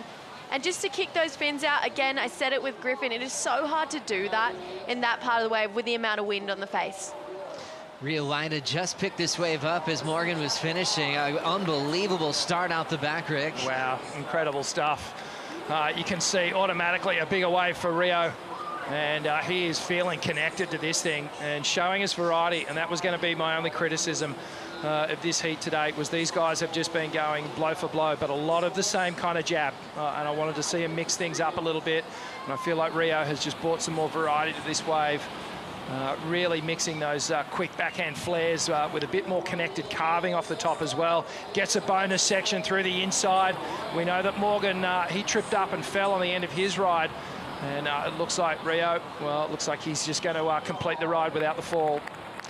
Interesting seeing both of these surfers kind of look back and being distracted on sets or seeing where their opponent is. You guys can disagree with me here, but sometimes you want to see them just invested in their wave. Like, that's the most important thing. Not going, I'm worried about something else happening. Oh, wait, back to turns. It almost disrupts the flow slightly, even though it's just a head turn. It is a point in the wave where they do have downtime. I feel like it's just a moment where you're like, oh, really? It just is a little bit disheartening. Obviously, you want to see these guys 110% commit to this wave, and I think they both know the threat of each other. This is a heat that could be so easily won by either of these competitors here, so turning around and having a look back, especially for Morgs, felt like he was going, oh, that feels like the wave I should have been on, is kind of the vibe I was getting from Morgs, where Rio maybe seeing if he should have kicked out and got priority. So, yeah, I totally agree with you, Joe. 4:30 on the clock. What a battle of the backhanders, Kaipo. Battle of the backhanders and friendly fire for Sharp Eye surfboards out here. When we think about both of these surfers, you think about Sharp Eye boards, I always think about speed. These are fast boards, and they're looking speedy. I mean, even through the flat sections right here, Rio did a cutback and just was so on rail. You could almost hear him skittering through the water. But yeah, friendly fire, when we look at, you know, the Surf Empire Shaper rankings right now for Marcio Zuvi and the crew over at Sharp Eyes, but guaranteed one of their boards is going to the semifinals. Yeah, great call, Kaipo. And I'm enjoying this season. As we know, Matt Bailes and Loss has just completely dominated 3 years in a row and just devastating form. And we've had so many lead changes. You get points from your team once you get to the final series or the quarters, as we get an update on the Surfboard Empire CT Shaper rankings presented by Vea. Darren Hanley took the lead after sweeping the Gold Coast. He sure did, yeah. Clean sweep. With Steph and Ethan taking respective first place trophies there up on the Goldie. Matt sitting in second, the Lost crew, Matt Bailes, and he's already got Griffin through to the semi-finals, and on the women's side, the lower half is all Matt Bailes as well, so he's going to have a good showing here at Raglan. Scan the QR code, shop the world's best surfboards. You can buy exact models of what your heroes are riding, stickered up and everything. That's where you're going to find the world-class surfboards. The Shapers have been getting more of a spotlight these days. And a lot of different formats and platforms with our friends at Stab Magazine. You know, with Ethan Ewing in their latest Stab in the Dark. But also with Richie Lovett hosting different nights for the surfboard Shapers, especially on the Gold Coast. And they're not afraid to speak their opinion, which is always a recipe for great entertainment. Yeah, that was a fun night. It was pretty spicy too. Always great when you get the world's best shapers together, and yeah, they definitely show some love for each other. They're arguably more competitive than the actual competitors. They all want to win that trophy. I'm a proud DHD team rider, and I know Darren wants to take it home so bad. Even having Matt in here, you could see that he's like, it's not going anywhere. Like, they're all so competitive with each other, and I love that we get to see that in so many new formats now. Oh, it's such a great mutualism relationship, you know, symbiotic relationship where they're lifting, high-performance surfing. You couldn't have one without the other. The surfer-shaper relationship has been just fun to break down since day one. Minute 45 to go. Important ride for Cibilic. Hits the first section. He's fighting for some open face. It's not going to happen there. Minute 35 to go. Still chasing a 7.9. Yeah, well, that was difficult. It looked like a good wave from the takeoff, but just caught a little bit behind. You can see Rio. He's starting to inch his way down the point here. He's going to cover Morgan, make sure that he steals any decent wave that comes through in this last minute. I'm pretty sure that Shapers Night is now sitting in the lineup podcast by Dave Proden. I think that chat is on there now. So if you want to go listen to that, go tune in. Oh, fantastic. Always good to check that out. Wherever you listen to your podcast, you could find it, Dave Proden. And the lineup, you could also listen to Jesse Starling, you know, breaking down what happened at the Gold Coast and all the world title talk that's to come this season. 55 seconds. Rio's all over Morgan like he should be with the lead in priority. Working with Glenn Micro Hall this year once again.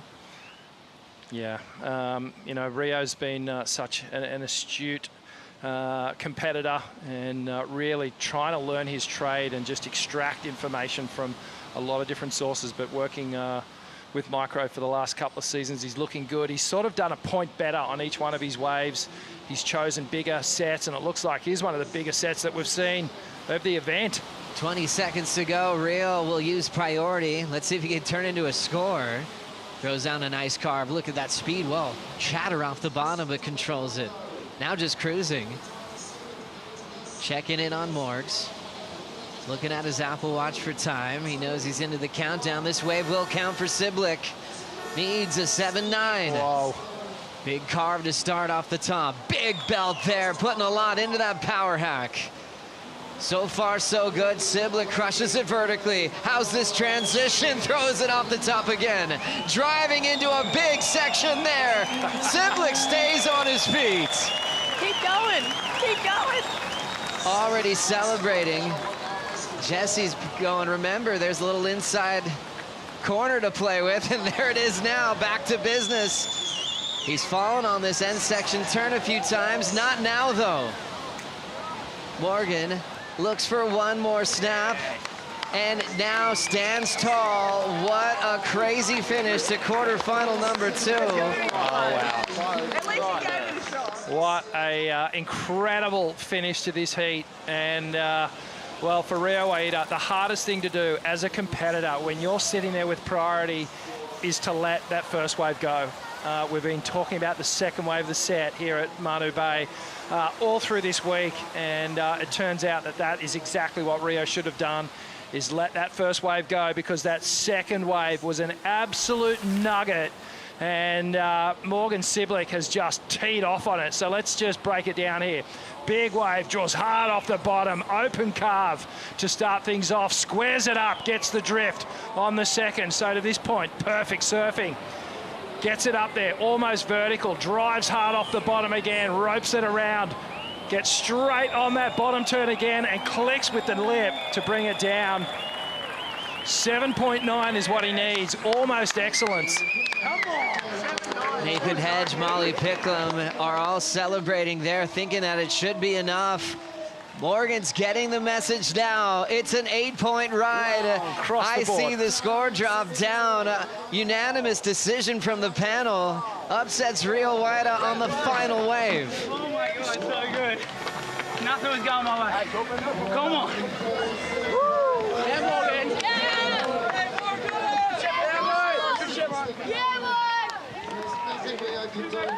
You have to tell him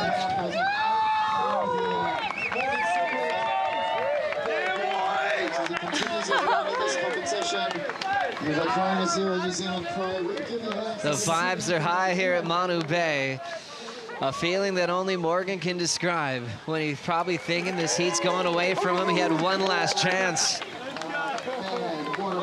The Hog knew it was going to end up this way. An 8-point ride. The only man that had to start in round 1 that's still thriving throughout this event. Surfing in more heats than anybody here in the final series. What a show.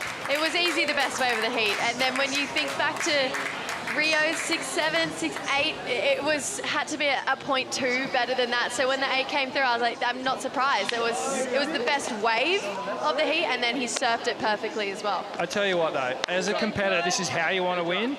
But to do that under pressure, knowing that you need an excellent score, and you're delivered that canvas, you have to convert, and that's exactly what Morgan did. And I think it speaks volumes to where he is at the moment. That confidence, that feeling that he's ready, that he belongs. He's done all the hard work to get back here, and this is a pivotal point for his year.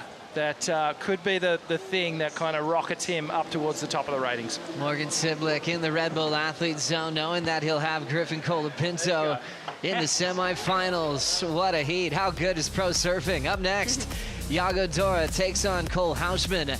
We'll bring in the Blakey brothers for the call right after this.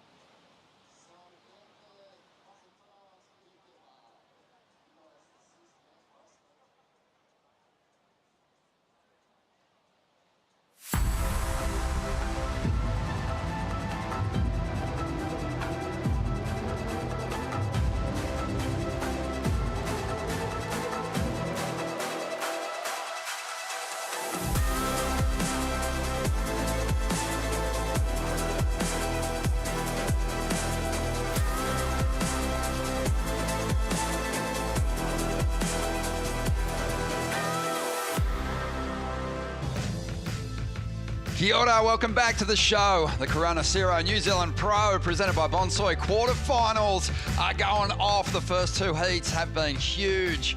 Unbelievable clutch performance from Morgan Cibilic there in that second quarter. And it's really felt like Morgan's been wave-starved in his heats. He was almost over-selective through 90% of that heat, Vaughan. But when the wave came, he stood up, he delivered in a huge moment. Oh, mate, yeah, a huge moment for Morgan Cibilic there. And action in the water right now, Ronnie. The highest scoring surfer of the event so far, Dora's been absolutely ripping here at Manu Bay. And he's going to go to the sky. Not too many surfers have been brave enough to try that today. That wind blowing up the face has proven very difficult to take flight. But Yago just so solid above the lip. He stomps one to kick things off here. He'll be matched up against another solid goofy footer in Cole Houshmand. Should be a great heat. Their first head-to-head clash, these two. And even though Yago was once called the skinny goat, you can't call him that anymore. No, he's a beast. He's filled out in a big way and got himself a few championship tour wins and a world title to boot. Let's have a look at the replay here. Yeah, this is cool. The intent's there right from the word go. He leans onto that little speed check, loads up, takes to the air. And you'll see very few surfers with better control than that, even in this tricky wind. His technique is just a thing to behold. Front side and backside, he's one of the best, isn't he? Got great variation and just so many different angles he can take in flight. So when the wind gets tricky, whether it's offshore or onshore, Yago's got the move for it. Yeah, and he can pull it in from anywhere as well. You know, if the board starts to flutter, he's got that ability to make micro adjustments to make sure he'll get the landing. We saw then the back knee drop really low so that he almost rode out of it fakey. But that gave him sort of that nice little cushion that he was able to get some balance and get the make really clean. But wow, I mean, this morning has been so sick. I'm absolutely losing my mind.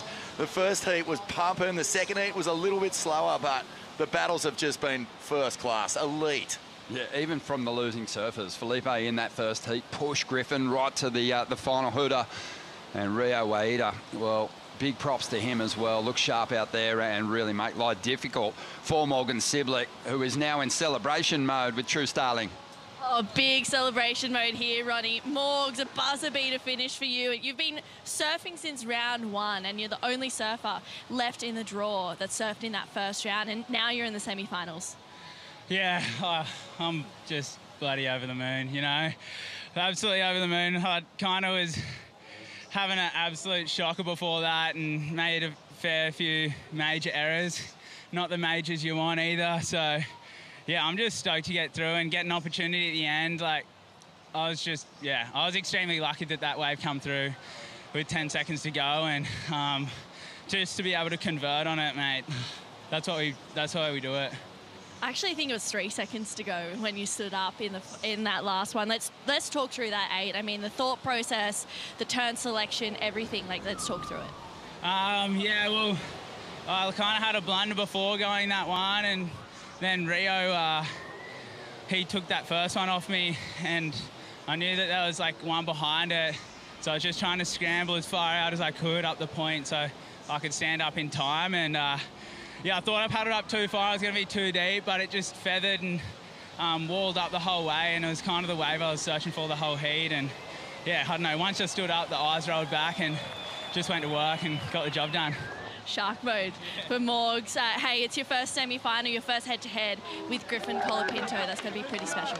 Oh, it's mental. Like, Griffin had a blinder in the heat before, and it has fired me up to have a good heat. And I don't know, it'd be a good heat. I've been friends with Griff for a while, and it looks like tomorrow's going to be pretty good waves. So should be hopefully a little bit bigger, and the winds are going to be nicer. So hopefully we can put on an absolute show, and I'll take home the win. Let's see it, Morgs. We love the backhand attack. Thank you. Thanks, guys. Cheers. Thank you, True. Yeah, Morgan Cibilic buzzing. He had a really rough start to the year, struggling for heat wins. Looked like he got back to sort of that confident form that saw him plough his way through the Challenger Series to a third-place finish and back onto the CT. But, you know, he ran into a barnstorming Toledo up there on the Gold Coast, got knocked out, and had a lot to think about in this event. So he's done well, and also I think the only surfer that surfed from that first round to the semi-finals so far this season. Let's get back to live action now. Out there in the lineup, Yago starts with a solid hit. That's what's been so impressive about this guy. On his road through the past couple of seasons, the airs have always been there, but the rail turns have just gotten so strong. Mentioned it before, the highest scoring surfer of the event so far. Still holds the highest single heat score total. Kicked off with a 5.83, just a single air. And this wave just backing off for a moment, but Yago sticks with it, hoping to find some steeper face down the line. Just gets that little drift into reverse happening. Great control. Just able to add that spark to these finishing turns on a wave that's really not giving him too much. Oh, so special to watch. You know, this guy can just turn any section of this wave into poetry. You know, where other surfers are doing fat backs and just trying to milk an opportunity, Yago is, you know, being able to just draw the rail through. Ronnie, Cole's up. Let's see what Cole can do in response. He doesn't like this one. He's going to kick out. So Yago's got another score on the way here, and Cole looking to really get his first number up, but I think he knew pretty quickly there, looking down the line, that wasn't the wave. This is your 2025 World Champion, won in stunning fashion, going in as the #1 seed at the WSL Finals at Cloudbreak last year. He must have been nervous seeing Griffin Colapinto coming through the draw, but held his nerve and delivered surfing like this. Yeah. So powerful, so strong. It was amazing over there. He definitely had his boots on, butt-kicking boots, and he went out there and just surfed with this sort of confidence. And we really haven't seen any kink in his armour since, you know, like even if he's lost heats, he's done so with beautiful surfing. And this wave is just, it's just a glove. It just slips on so well to what he wants to do. His imagination has been allowed to cut loose on this wave face, no matter how steep it is, no matter what it's offering. If there's wind coming up the face, the devil chop, he's just reading it so well. First trip to New Zealand too. Yep, first trip. You would have thought he's grown up here. You thought for a while that he'd been coming down here. Yeah, well, he used to stay with JC from the Raglan Roast, who was also one of the founders of Volcom in Australia, or at least he kicked it off over here in Australia and New Zealand. And he used to have Yago come and stay all the time in Australia. So, yeah, I was so surprised that Yago hadn't spent time here, because he just dead set looked like a local the second he paddled out on this wave. He sure did. And we definitely want to acknowledge the mana whanua of this land, the descendants of Tainui Waka, who occupy, you know, and care for this coastline. It is such a beautiful place.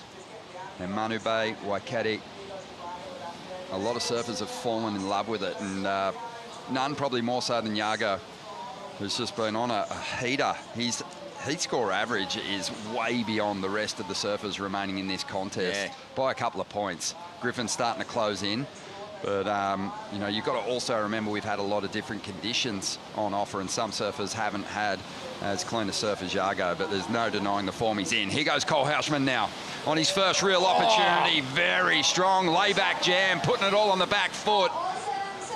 This young gun who's come onto the CT, already collected a couple of championship tour wins, unleashes once again, drives up into the pocket, swings the tail, answering beautifully, and he needed to. Yago turned in a 7.5 on that second ride, and Cole is answering now. He's going to bring this one through to the inside. And just like Yago, has a lot of variety in his surfing on his forehand, and maybe had a little bit more punch in those first couple of hits. So this could go pretty high on the scale as he brings it through to the inside with a little ollie there, claps his hands, and his heat is officially underway. Oh, these guys know when they've put something meaningful on the board. Cole Houshmand has let rip here, and I was going to say at the start of this one, you know, you've kind of got different fight styles happening here. Yago is so smooth. He links it all together so beautifully. Cole is a slugger. If he starts getting into fight mode, he'll just start bashing, and that's what he's done here. Look at that first turn. But don't underestimate the connection in this guy's surfing either. He's really smooth. That turn there, it just was a little flat, so he puts a little poke on it. Straight into this huge tail blow. And that is a massive series of major turns. Every single one of those things sent chills across the lineup, across the rocks here at Manu Bay. That turn there, high risk. As Richie Lovett said earlier, that lip line is chunky custard, and he is just gobbling it up. Yeah, exactly. Yeah, 100 kilos. There's a lot behind each of these moves, but incredible when he wants to find that drift, how much control he has under that big rig. It does remind me of Luke Egan, who he used to work with, working with another goofy footer now in Doug Silver. Yeah, and it's looking good, doesn't he? He looks free. And, you know, you were saying before, yeah, Yago does love this place. Well, Cole's going to be in love with it as well, because he's really kick-started his year now, right here.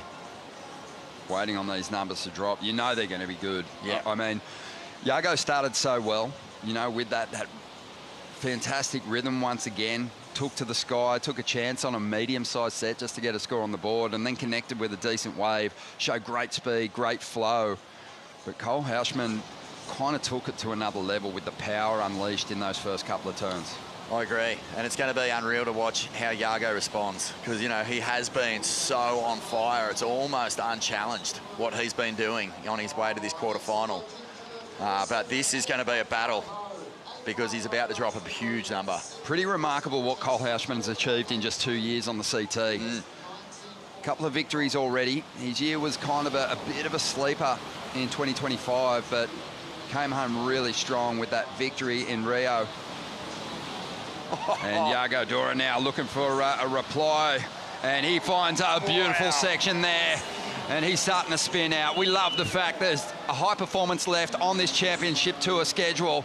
It's giving the goofy footers the opportunity on this bottom side of the draw to show us what they can do.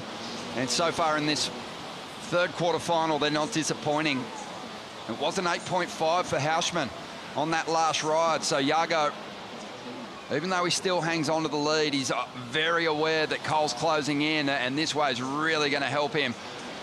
Just put some distance there between himself and Cole as he finishes with a nice reverse. But on the outer section, you know, showing some real flair, just how swift he is through the rotation and not losing anything as those fins re-engage. You're so right. This is the day we've been waiting for. You know, this left. We saw a lot of sessions in the warm-ups to this event that promised a lot. And we've had some tricky conditions, really fun conditions. But even with this wind, look at what these surfers are able to do with it. Iago deals with such a bumpy face, and instead of getting caught up in the lip, just releases the fins into a full tail blow reverse. And then he starts to weave through onto the inside here. And as I was saying earlier, you know, he's got that ability to make it all look like it's on purpose. There's no wobble. He's not really looking out the back. He doesn't need much more. He goes, this thing will stand up on the inside. I'll bring it through. And this is where he is super dangerous, because he'll always put an exclamation mark on these rides. Nice little tap, builds the speed, throws the fins into an air rev. And suddenly that downtime on that wave has a nice little reminder to the judges it's a strong finish. Easily going to replace the 5.83. Cole Houshmand's going to need a number here. This is an amazing heat. These quarters have been insane. Yeah, more set waves rolling in. Cole on the inside. An easy decision to take this one. It's shaping up nicely from the outset. Drives up into the first section. Nice power hit, but keeps that down the line flow to set up this reverse. Pokes the tail in and gets the rotation. Now back into the open face and letting go of some solid rail turns. The judges are going to love that power to release. A couple of times now. Will this wave find that connection through to the inside? He's going to give it every chance as he starts to get the swivel hips going. Houshmand, 25 years of age, from San Clemente, California, loading up for more. And finds plenty of spark through these inside sections, and just like Iago, swings the tail and gives a bit of flair on the inside, and he's celebrating too. Great exchange here. Yeah, I was walking through the crowd before Ronnie, and it was just after the Philippe Colapinto heat, Toledo versus Colapinto, I should say, and people were screaming. They were so happy. Well, guess what? This is the third heat in a row, and they've got every reason to be. I've got a feeling there's some screaming happening in the lineup as well. Let's check in with Kipes. Yeah, that's right. We're frothing, right? Every day we bring a froth. I got a froth on this heat, Ronnie. These are two of my absolute favorite surfers, and they are meeting the expectations. Also good friends. You know, I'm close with the Dora, Ohana, the Dora family, Leandro. Iago's dad, always positive encouragement, and I've seen the development of Iago Dora into a world champ, and now I'm watching the development of Cole, who's a bro. Cole actually introduced me to Bear and the guys at Santos Studios. Jackson, which is an affiliation of just a complete mix of elite athletes from all different sports, and it's so inspiring. The surfing's inspiring, the conditions coming all into play. This is what I'm frothing on, and it's a big froth today, boy. Kipes, I want to get your point of view too, because Cole Houshmand has had a shocker through the Aussie treble. He's really turned things around here. He's found something, got his first heat win here at Manu Bay. He just looks to be back in that event-winning form. He sure does. I mean, mixing the power, also with that reverse that he did out there. I just heard the board slap the water, and he spun out of that so nicely, got back into the open face. It was poetry. It was poetry in power surfing from the powerhouse. Thank you, Kipes. Yeah, goofy footer who's just loving this matchup. In fact, all goofy footers in the bottom side of the draw. Here's the replay of Cole's last ride bomb. It was just incredible work to pull that tail out. He really hit a bump, but then he just unloads down the point here. And these turns are just all throwing it every single bit of weight. And as you say, big bodies on this wave face, they are really working. Inspirational for a couple of big rigs in here in the booth too. You can move a 100-kilo rig around. We've got to get moving. It's good to But know. he needs a 6.1 out of this wave, Vaughan. It feels like it's going to go there and some. Definitely. Where is it going to go? I can't even say. Like, there's been such top quality surfing here. But look at this. Deep, hits the section. It's not the cleanest air in the world, but, you know, able to pull it round, continue down the line with speed. That turn was massive. And a little point of difference, just a touch of tail release as well. He'll jam that through the lip again and come through. So he's matching Yago Dora for power. And he's down the line flow as well. And there's a point of difference here between both scores for both surfers. Must have been a daunting one for Cole Houshmand coming into this heat. Yago in the second round went 17.76, two wave totals, 16.33, an average of 17 points plus. Cole, you know, his average was around 13 points, but he is starting to ramp up as we see the IC score update there. He drops another 8.5, and he is putting the pressure on the world champ here, who's now after a 9.5. I'm getting similar feelings to the quarterfinals down at Bells Beach, where Medina drew Yago in the dying stages, had a Hail Mary air on the backhand to save a place in the contest and go all the way to the final. So we'll see if he can muster that same kind of brilliance. Yeah, and I think he's got the weapons on his front side as well. He's got all sorts of grabs, flips, tweaks, like things we haven't seen in his artillery. And if he needs to rely on him, he will. But this is amazing. He's going to need another 17-point heat score to get through this one. He's got to find that extra power too, because Cole Houshmand's making big statements out here at the moment. We're going to take a quick break. Quarterfinal action continues right after this.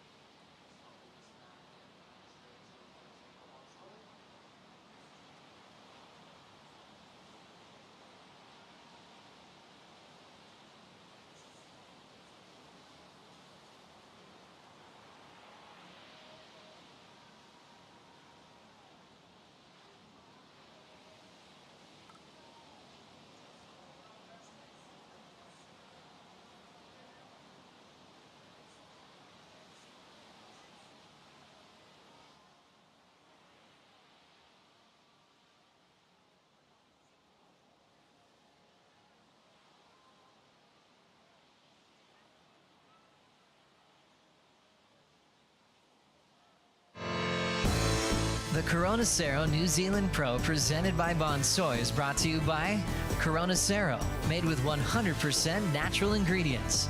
By IC Sunglasses, official eyewear of the Championship Tour. And by Yeti, built for the wild. We have a big heat in the water right now between Yago and Cole, but I tell you what's even better is a coffee here at Raglan Roast. It's roasted fresh here in New Zealand. It's delicious, and I need a cup. Ronnie and Vaughan, do you need one too? Thank you, True. No, I'm good. I'm jacked up on the surfing that I'm seeing at the moment in these quarterfinal heats. But yeah, maybe after the quarterfinals. I'll have one. Soy cap, Bonsoy, if that's cool. Raglan Roast, love it. This has been a spectacular heat so far. Vaughan Yago Dora, who started the year, you know, in incredible form to win a world title, come back with the spotlight burning bright and crack the final and get a runner-up finish in the first event of the new season. Super impressive. Also quarterfinal over in WA. Bit of a trip up over on the Gold Coast, the 17th place finish there. He's rebounded beautifully and been dropping the best numbers of the event up until this point. But he's found himself in this heat against a bloke who's had a gutful of losing early in these CT events. And Cole is doing some of the best surfing we've seen from him you know, really since he took the win in Rio last year. Yeah, and one thing we've been celebrating about Yago, about his performances in this event in particular, is the variety. And Cole is bringing that and adding a big old dollop of power on top of it as well. So, you know, this has been an impressive performance so far as he goes again. Yeah, don't be surprised if he pushes it hard here. He didn't really love the look of this wave. He went for the air, got a little lost in that breeze. But he was looking over his shoulder at the start, which kind of suggests that they're looking down the line saying there's not a whole lot in it. Should I kick out? You know what? I'll try big air, and if it sticks, maybe I will take it down the line. But he's trying to improve on an 8.5 to increase his lead. Just asking some questions of Yago, who's out there with the priority. Still enough time at this point for Yago to kind of chip away at the requirement with a couple of rides. It's funny thinking about what you were saying in Yago last year when he turned up to those WSL finals. He looked so confident. Like, you know, yeah, he may have been scared about the performances that Griffin was putting on. You know, Griffin was building momentum throughout that finals day, but when he got in the water, he just went so turbo, and he had that world champion swagger, and he has not looked back. In fact, he's grown into it even more this year. Yeah, well, I think we can just touch on the fact that, you know, often title campaigners will say it's kind of more, you're more confident when you're chasing the goal and you're sort of stepping over people to get there, as opposed to defending that position as the #1 surfer in those WSL finals. That's been said a bunch. And, you know, on the men's side, it was always the #1 seed that was victorious at the end of those events. Yago kept that trend alive, but this year it's a different story. Let's have a look, Vaughan, at the comparison of their second rides and see where Cole Houshmand found the edge, dropping straight down on his wave. Yeah, well, it's really interesting. First of all, Cole bashes that section. Yago matches there, maybe even gets a slight edge. Power for power, it's really similar. Yago bobbles a little on his one, but he recovers by throwing the fins. Look at this. This is incredible, almost synchronized surfing.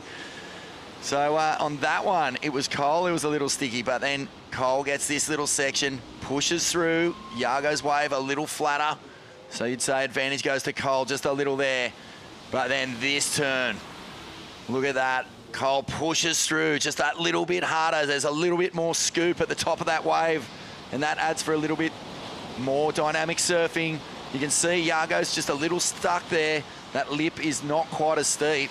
Meanwhile, Cole's managed to squeeze in 2 extra turns that are both big moments.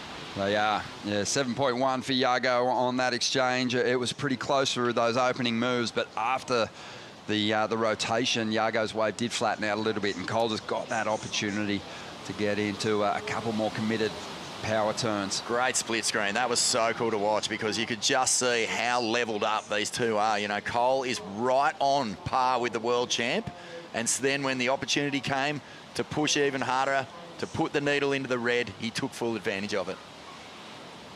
Which you got to do. You got to do that against the world champ. Mentioned the poor run for Cole to kick off this season. I guess he can take some confidence out of the fact that last year he had the same results through the 3 Australian events, 3 17ths, and still managed to finish the year in 10th position. So he's a guy that, you know, doesn't get overwhelmed or spiral when those poor results start coming. He's able to really just gather himself and stay in tune and chase down the big moments when his surfing is on. And Kipes, it's certainly on at the moment. This is going to be a hard heat for Yago to dig himself out of, but he's got that kind of world champ mentality. Oh, yeah, we've seen him beat the buzzer a number of times. He's got a freakish ability. But I also wanted to point out, when we're looking at that Surfboard Empire Shaper rankings, again, another heat with friendly fire. 2 Mayhem riders out here. So one's going to get eliminated, obviously, but Mayhem's going to be guaranteed a surfer in the semifinals. Right now, it looks like Cole's on track. We can see if Yago can do this comeback, Ronnie, and I'm looking on the horizon. I see some waves on the way right now. Bring it on. Looking forward to it. Sun's starting to pop here. Big crowd on hand to watch these quarterfinals unfold and just to establish our semi-final bracket on the men's side. Women's semis are looking incredible and a really good chance with the quality of the surf we're seeing at the moment. We'll dive into those after we get through these quarterfinal heats. Just over 4 minutes to go.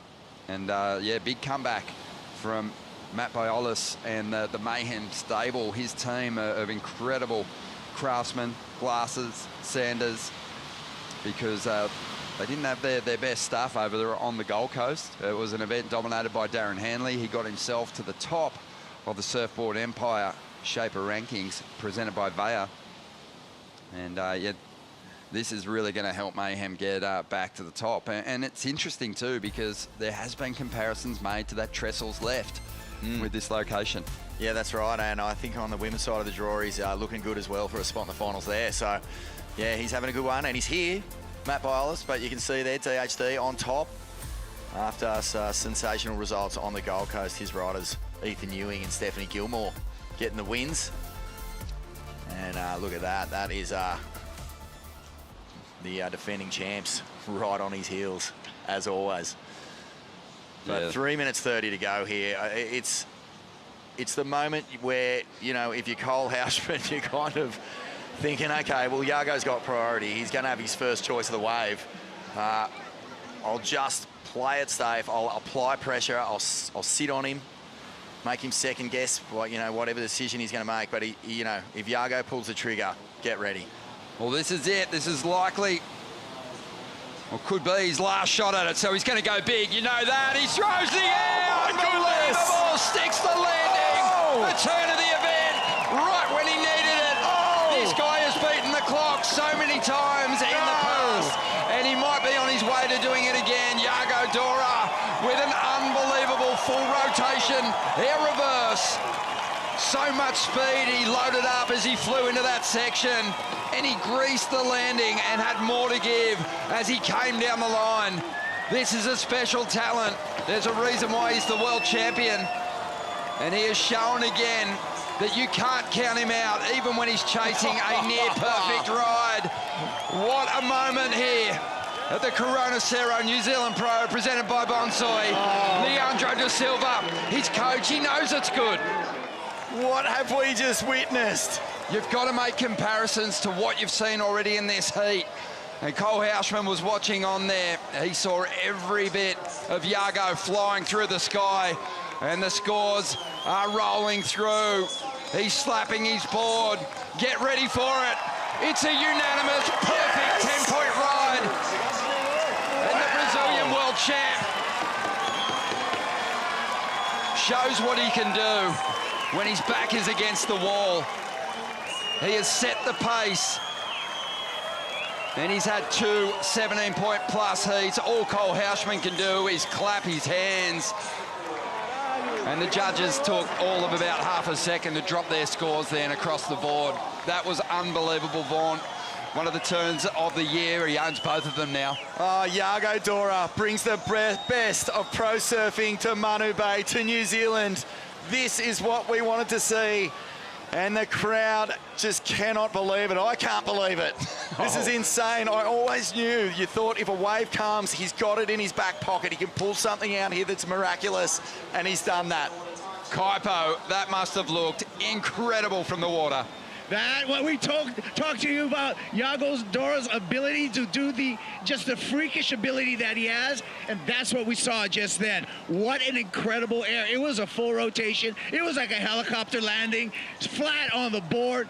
Everybody in the crowd just erupted. We knew. You could feel a 10 right there. That was that is a historic wave in surfing that we just witnessed. Man, there is some incredible surfers here in New Zealand. Manu Bay, I don't know if they've ever seen anything like that. That was monster. Yeah, is there a better wave that's ever been surfed out here? You have to ask the question, and we will shortly when we get our special guest in the booth. But honestly, I was saying no after that air because it just kept standing up, and Yago just adds all the sprinkles, all the icing, candles, lights the thing. It's unbelievable. He better book some extra baggage because he's just scored himself a 110 Tundra from Yeti. What a performance from Cole Houshmand too. 17-point heat score total for Cole. It is the fourth highest scoring heat total of the contest. But Yago Dora goes half a point better, a 10-point ride. And he is on his way to the semi-finals. What a heat. And what a moment, one that we'll never forget. His third 17-point plus heat in a row. This guy has tapped into something special, the mana of Manu Bay. And you've got to applaud Cole Houshmand for bringing out the best in this guy as well. They both went huge in that heat. A real heavyweight battle going at it. Look at this, Ronnie. Wow, I can hear the shutter speeds going off around the point here.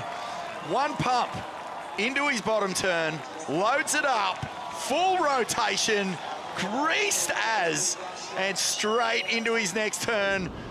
Oh, this is going to live forever. This is immortal, this wave. Yeah. That is nuts. Unbelievable. We said at the start, as a 12-year-old, they called him the skinny goat. You can drop the skinny now. He's one of the goats. Oh, he has given this country, and pro surfing globally, but this country in particular, the moment that they will cherish forever. Unbelievable. And we're only at the quarterfinals, Vaughan. So much to look forward to. Yago Dora gets past Cole Houshmand in stunning fashion. Up next, we've got Italo Ferreira taking on Miguel Pupo. We're going to bring in Billy Stairman for the call. Stay with us.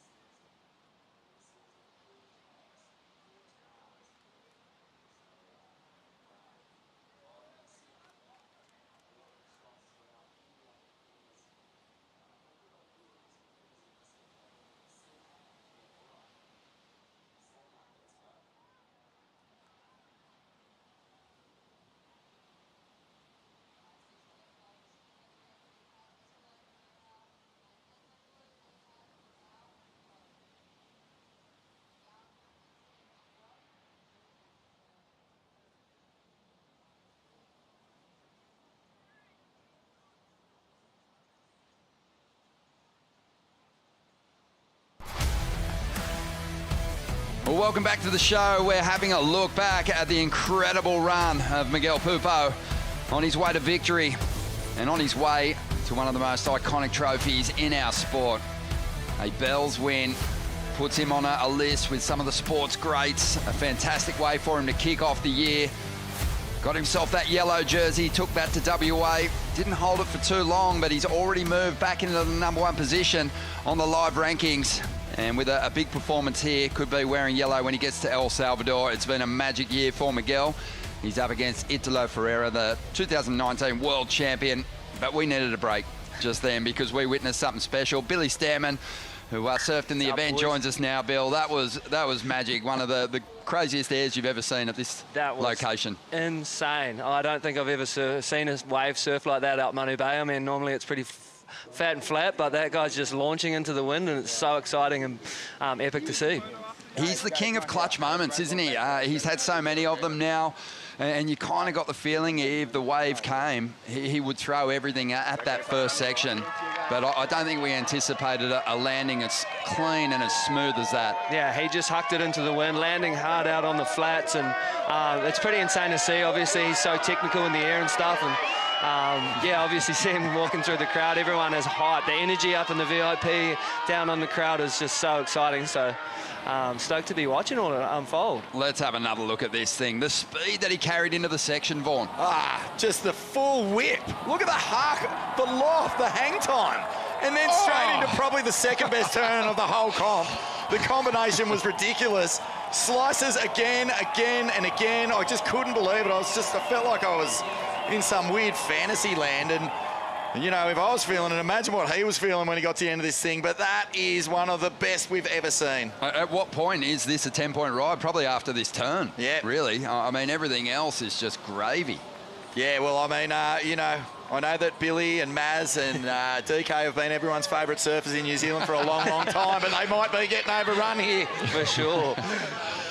It is awesome to see this crowd who've been here in force, Bill. You must be super proud to just see the numbers turning up. And we've had some challenging days, but they've just grinded through all those tough heats, those slower heats, to earn that moment, haven't they? Yeah, it's obviously some pumping waves today, and the fans have turned up, and all the boys are putting on the show. And like I said, it's electric. It's buzzing down on the rocks there, and yeah, obviously everyone's enjoying the show. Mate, let's hope that we see more of those set waves for these two, because they've been in magic form this year. Italo, Vaughan, he's kind of been chasing that big result this season, but at different stages, he has looked like he's back to event-winning form. Yeah, it's sort of been the cluster, the storm. You know, they've all looked so incredible. The Goofies, Miguel, Medina. Italo, Medina, Iago, and then, you know, along with Philippe and Pupo, it's just this relentless attack of just world-class surfing. And Italo has been right there, setting the new benchmark, as he always does,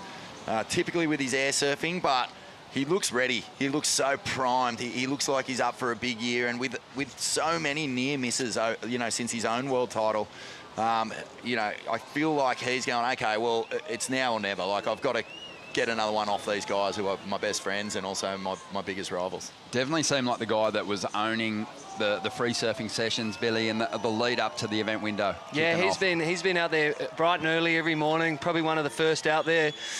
Big, small, windy, sunny. Yeah, he's looking pretty fired up. Obviously, he's got a good routine going. He's loving Raglan. He's enjoying the surroundings. So, look, he's looking very comfortable out there. Obviously, he's got that air game as well, and the wind's looking pretty promising for hucking a couple into the wind. So, yeah, it's exciting to see him. Miguel as well. He's like really impressed me going left out here.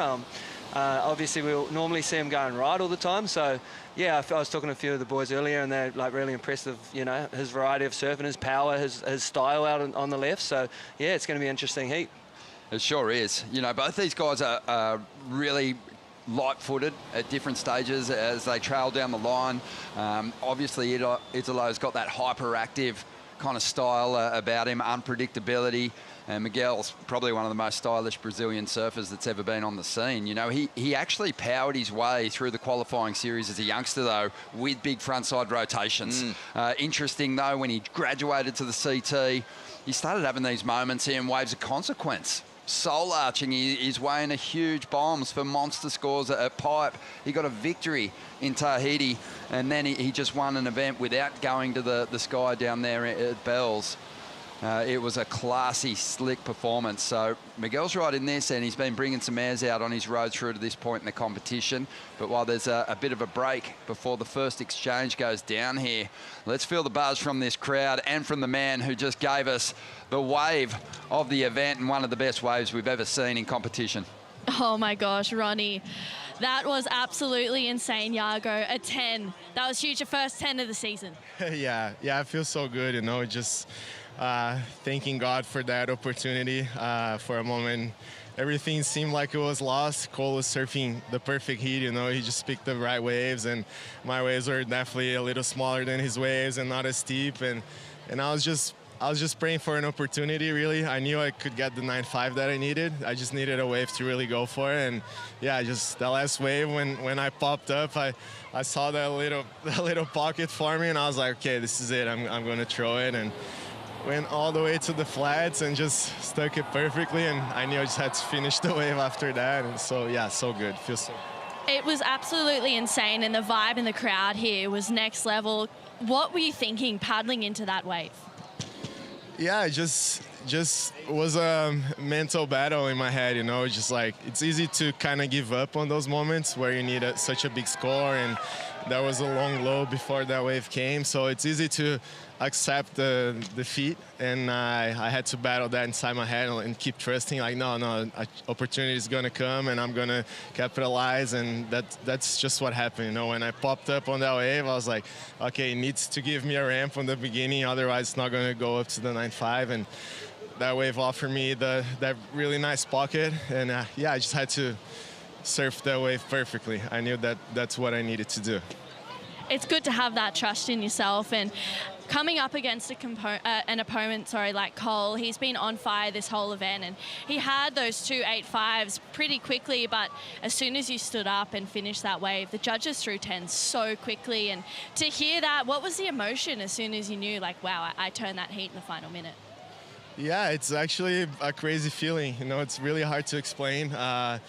It's a mix of emotion and a relief at the same time, because for 20 minutes of that heat I was losing, and then for that last second just turning the heat there, it's a relief. You know, you're staying in the contest, and yeah, just to get a 10-point ride is always special. And yeah, Cole's an incredible surfer. I keep telling everyone how good he is, and he's going to be a title contender for many years to come, I think. And yeah, he's got it. He's got everything, and yeah, I really admire his surfing, the person he is. He's a great person.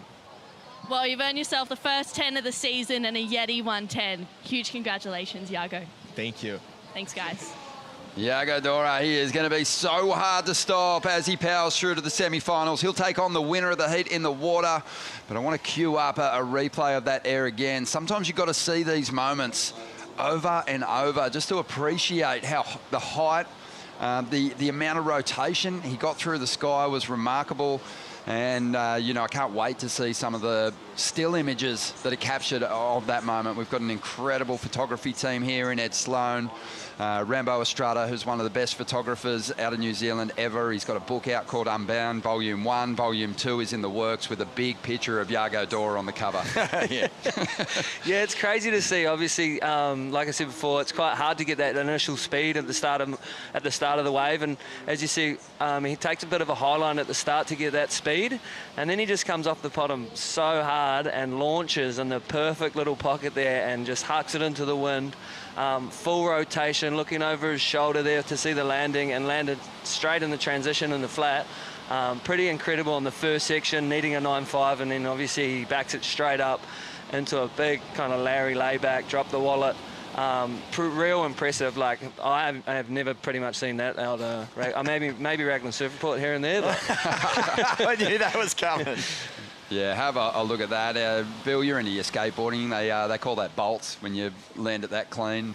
Yeah. Feet right in the perfect position. He was only a tiny shuffle to get ready for that second turn. Yeah, shuffled his feet obviously back onto the tail pad, into the fins, and locked in again. Obviously, he would have had a lot of nerves coming through, you know, last wave of the heat. Needed a huge score, needed a perfect pretty much score. So, yeah, it's very impressive, his mindset, and then, yeah, just kind of hucking everything into it. One of the original aerialist was Martin Potter, who used to bring airs to competition, and he loved an air that was executed after a big, deep bottom turn.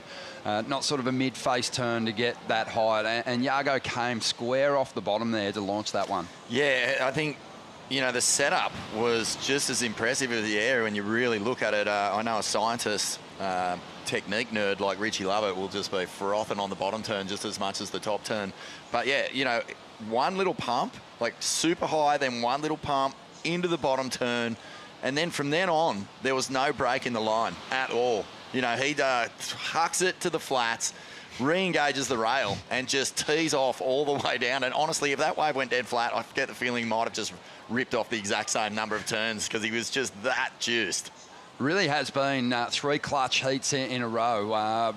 Felipe Toledo in the first heat, he didn't wrestle the victory away from Griffin, but he did fight back in the later stages and give himself a good chance. Morgan Cibilic, clutch moment for him. No one more clutch than Iago in that last clash. But this heat, much like the second quarter final, the ocean just needs a minute to reset here. As we check out the head-to-head history between these two, really working in the favour of Italo. 6 previous battles, 5 going Italo's way. And yeah, some pretty close exchanges between these two as well, Vaughn. Yeah, but it's the head-to-head that tells the story, isn't it? You can see there that Italo has just always been at the top end of the rankings. He's always been, you know, chasing down world titles. That's where he's seen himself, and that's where he believed he should be, and that's where he was and is always. But Miguel has had, like, you know, a long career with, you know, periods of falling off tour or almost falling off tour. So we hear a little heat restart there, I believe.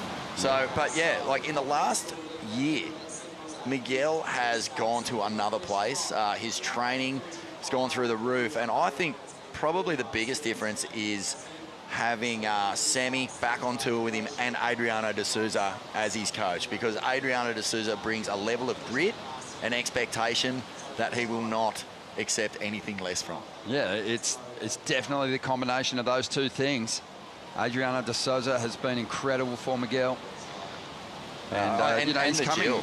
The gym, sorry. Like, he is such a big dude now. Like, Miguel is, he was a little skinny goat once too, but no, he's thick. He's got plenty of power. I love what Billy was saying before. You know, his line on this wave is actually under-celebrated. The other day in his heat, he was so good.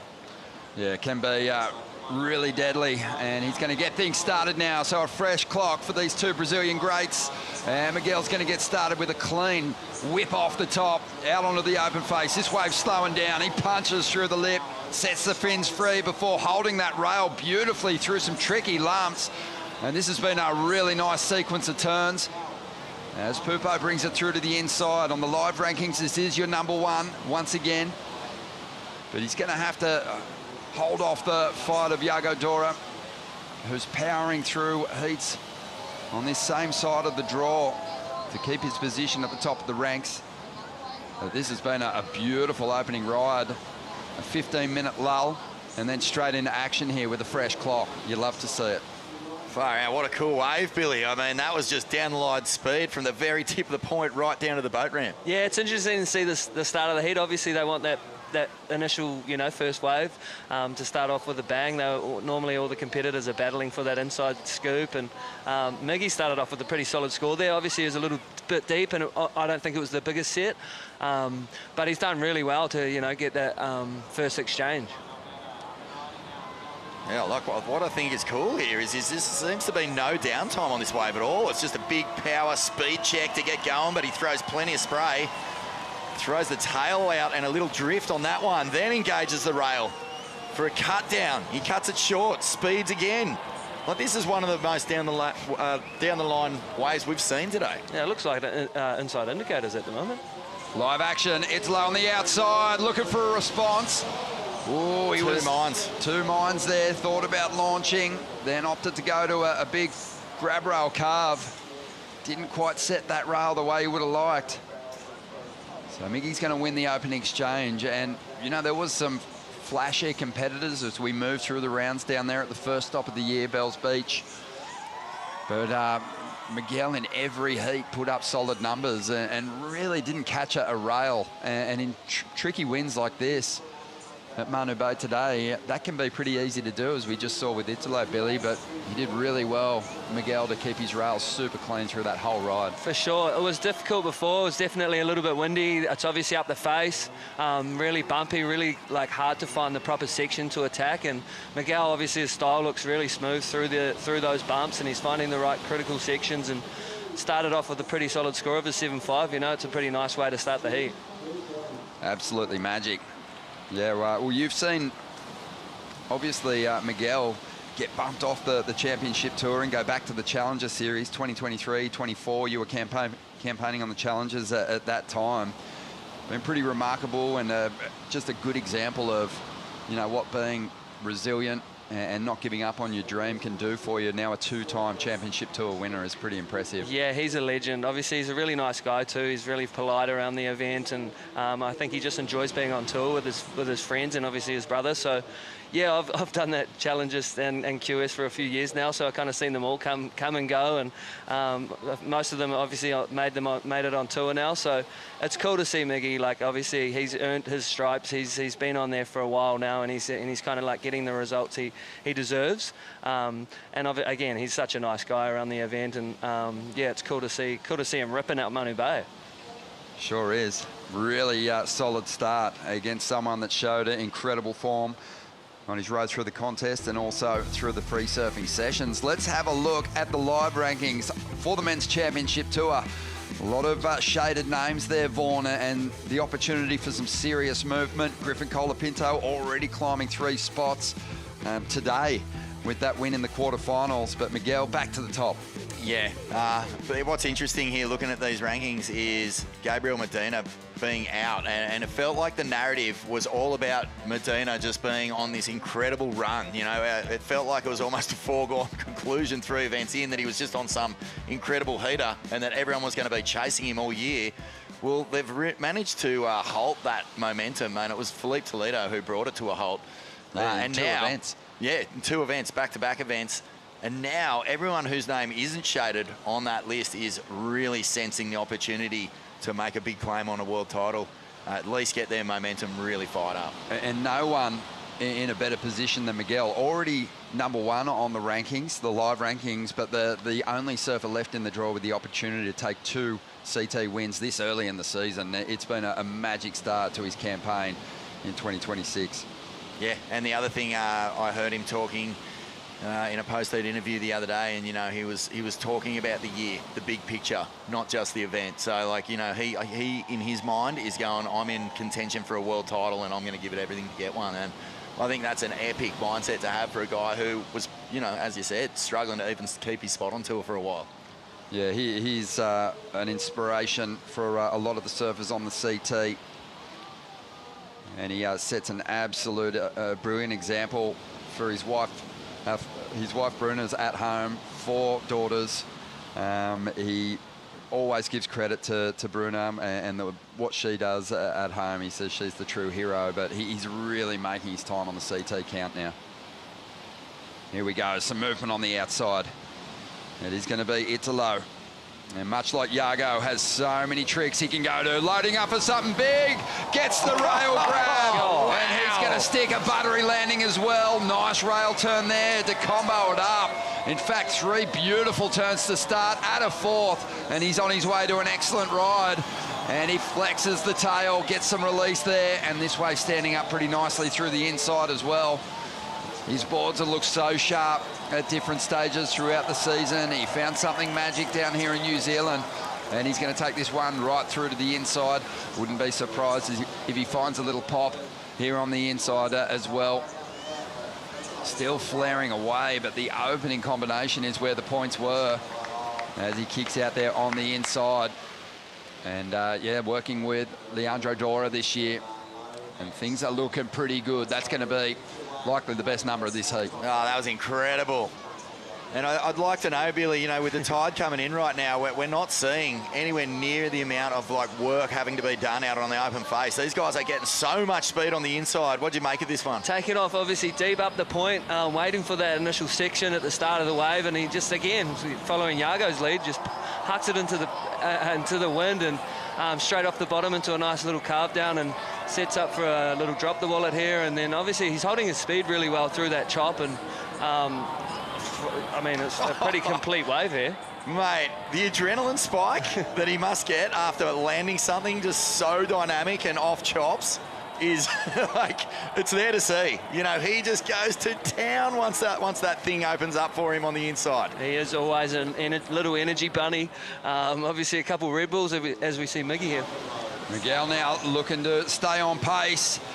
We know we can expect a solid score for Italo. Miguel's going to take a fall there. Just drifted across that lip and lost touch with his equipment. Just over 26 minutes to go. It's an interesting thing to consider here, Ron. You know, if you're out the back, you've had a good start to your heat, you've got a 7.5, you hear your competitor get a wave on the inside. The crowd is a factor here. Like, the noise that they made for Iago and the noise that you could hear just then for Italo is going to sort of shock, at least jolt you a little bit if you're sitting out there in dead water waiting for your opportunity. Yeah, that natural amphitheatre at Manu Bay is awesome. That's packed out there. There's people on the rocks, there's people on the hill, there's people upstairs in the VIP having Coronas and enjoying the show, and they're getting involved, you know. They're making a lot of noise for these guys, and obviously they're doing some amazing airs and getting 9-point rides. Incredible. There it is, 9-point ride on the IC score update. And the judges, they were in agreement. Excellent surfing. And that is a solid score. And Miguel, even though he found that gem at the start, you can tell that there's a new benchmark here for what these excellent rides look like, and you're going to have to surf on that knife's edge and risk maybe falling on your first turn. We'll have to pull up another replay of Italo's air, and we'll find that after we see some of these live rides. But the way this guy can cover sections with these airs is remarkable. Again, he does it there, almost covering enough distance to get out onto the open face. Eventually, he finds his way to that green wall, and now we'll get on the attack here. So looking to back up that 9-point ride, and he is on his way as he swings the board into reverse, staying nice and tight to the pocket here as this wave moves right through to the inside and really close to this crowd who's making so much noise for these competitors. So much flair in his approach. And we know when this wind starts to blow, Italo starts to rub his hands together, because his strike rate with those big airs is one of the best on tour, no doubt. He must have been licking his lips when he saw Yago take to the air before, because I mean that's his favourite weapon. That's where he loves to go. As good as he is at so many other forms of surfing, down the line speed is incredible for Italo. But yeah, if he can find a ramp, you know he's going to take full advantage of it, and he's really going there now. Bill, I was trying to queue up a replay of the distance he covered on the 9-point ride in the air, but he did it again here. Yeah, you didn't need to get the replay here, but obviously he's fanging down the line again. And I feel like when he does these punts, he's already like thinking of the next section. He's always thinking and engaging that rail to try and get that speed into the next turn. And he's done well to make it around the section here. And just slicing and dicing down the side. It was a bit of a smaller wave, but then he just hucks the tail again. Kind of a different variety of the air, a bit more of a nose pick. So it's cool to see him like trying different things and mixing it up a bit. A couple of the greatest exponents of that manoeuvre that I ever saw were Ry Crakey and Clay Marzo.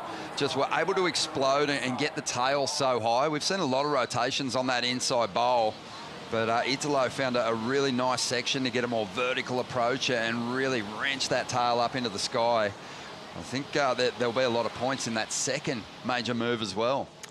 Yeah, this is going to be...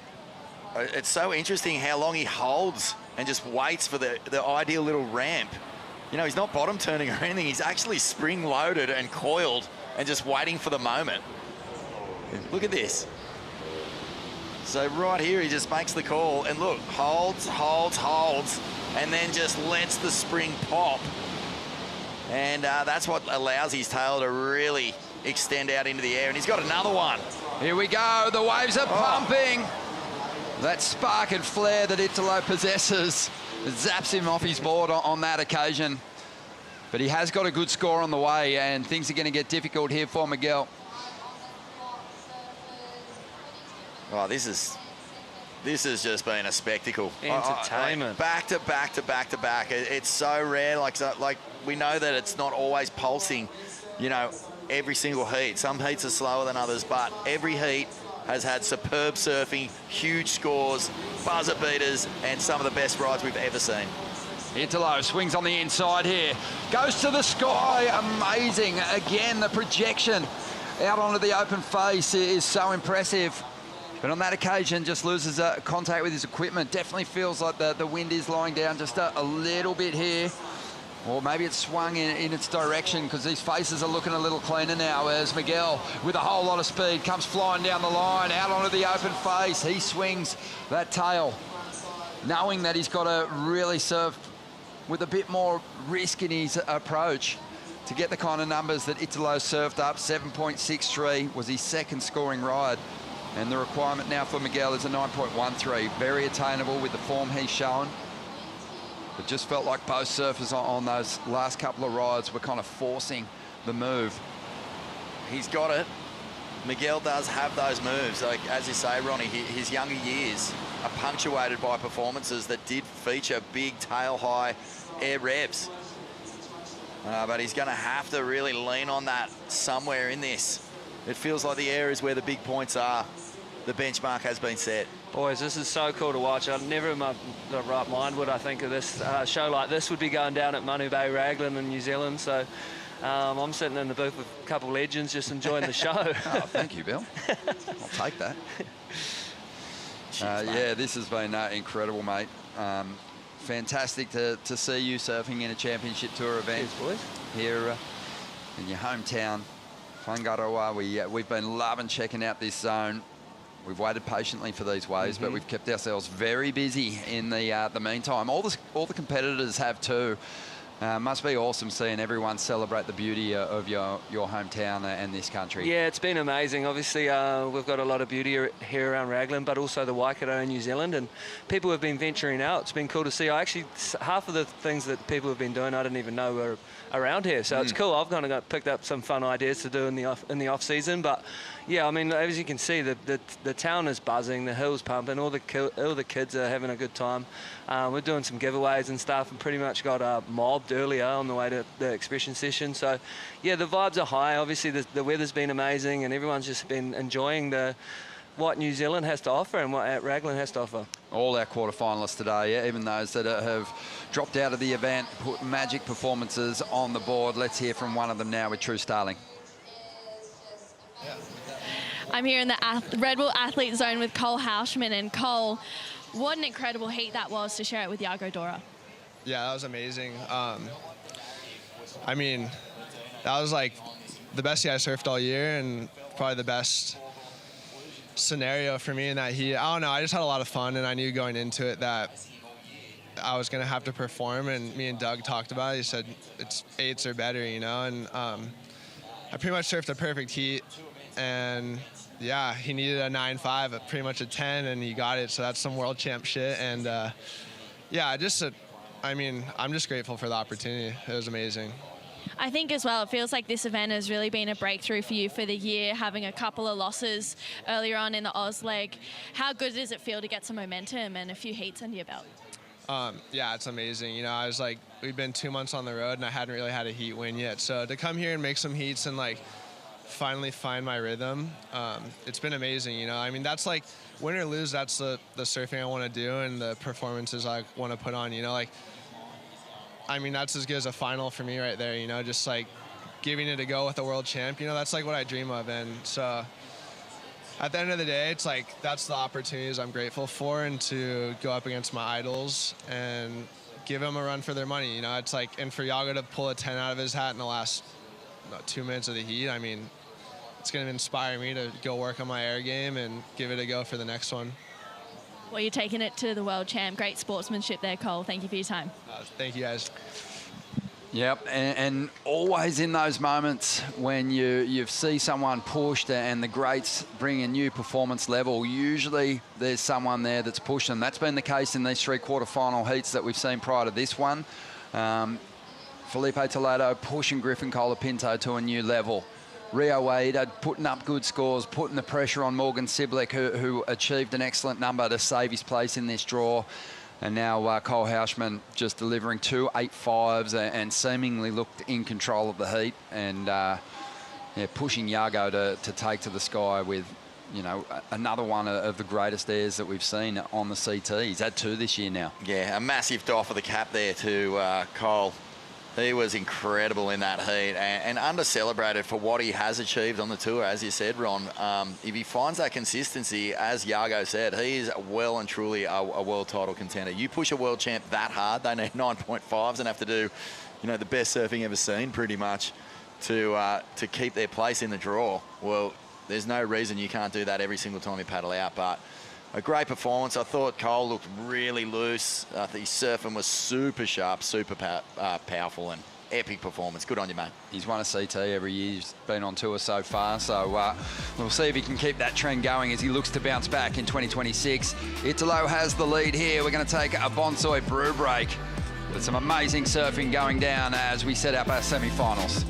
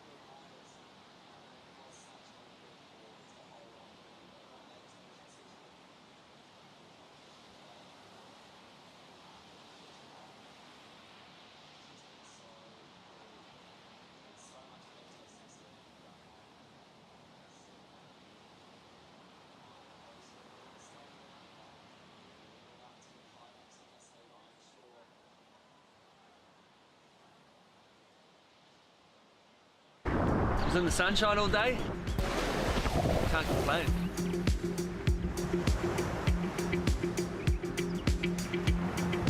Bro, we are at Manu Bay, Raglan. My local spot, come here every day. Dad used to drop me off at the rocks when I become a little bit better and just leave me out here all day.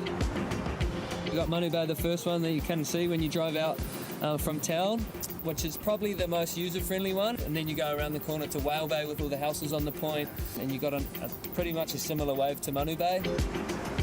Manu Bay's obviously shaped my surfing to where I am today. I love going left.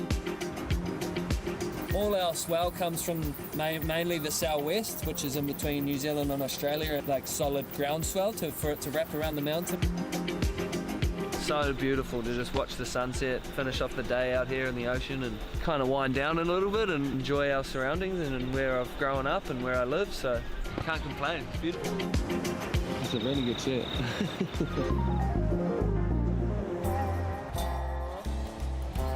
We've been loving the sunsets down here at the Corona Cero New Zealand Pro presented by Bonsoy. We're expecting a very big one this afternoon because there's a lot to celebrate. We're going to have an epic post-show to dive into the big stories. Back to live action though, the last quarterfinal heat on the men's side, and Miguel Pupo flaring up at the moment, chasing a 9.13 to get back in front. Started the heat well with a 7.5, but Italo put together brilliant back-to-back rides to get himself the lead here.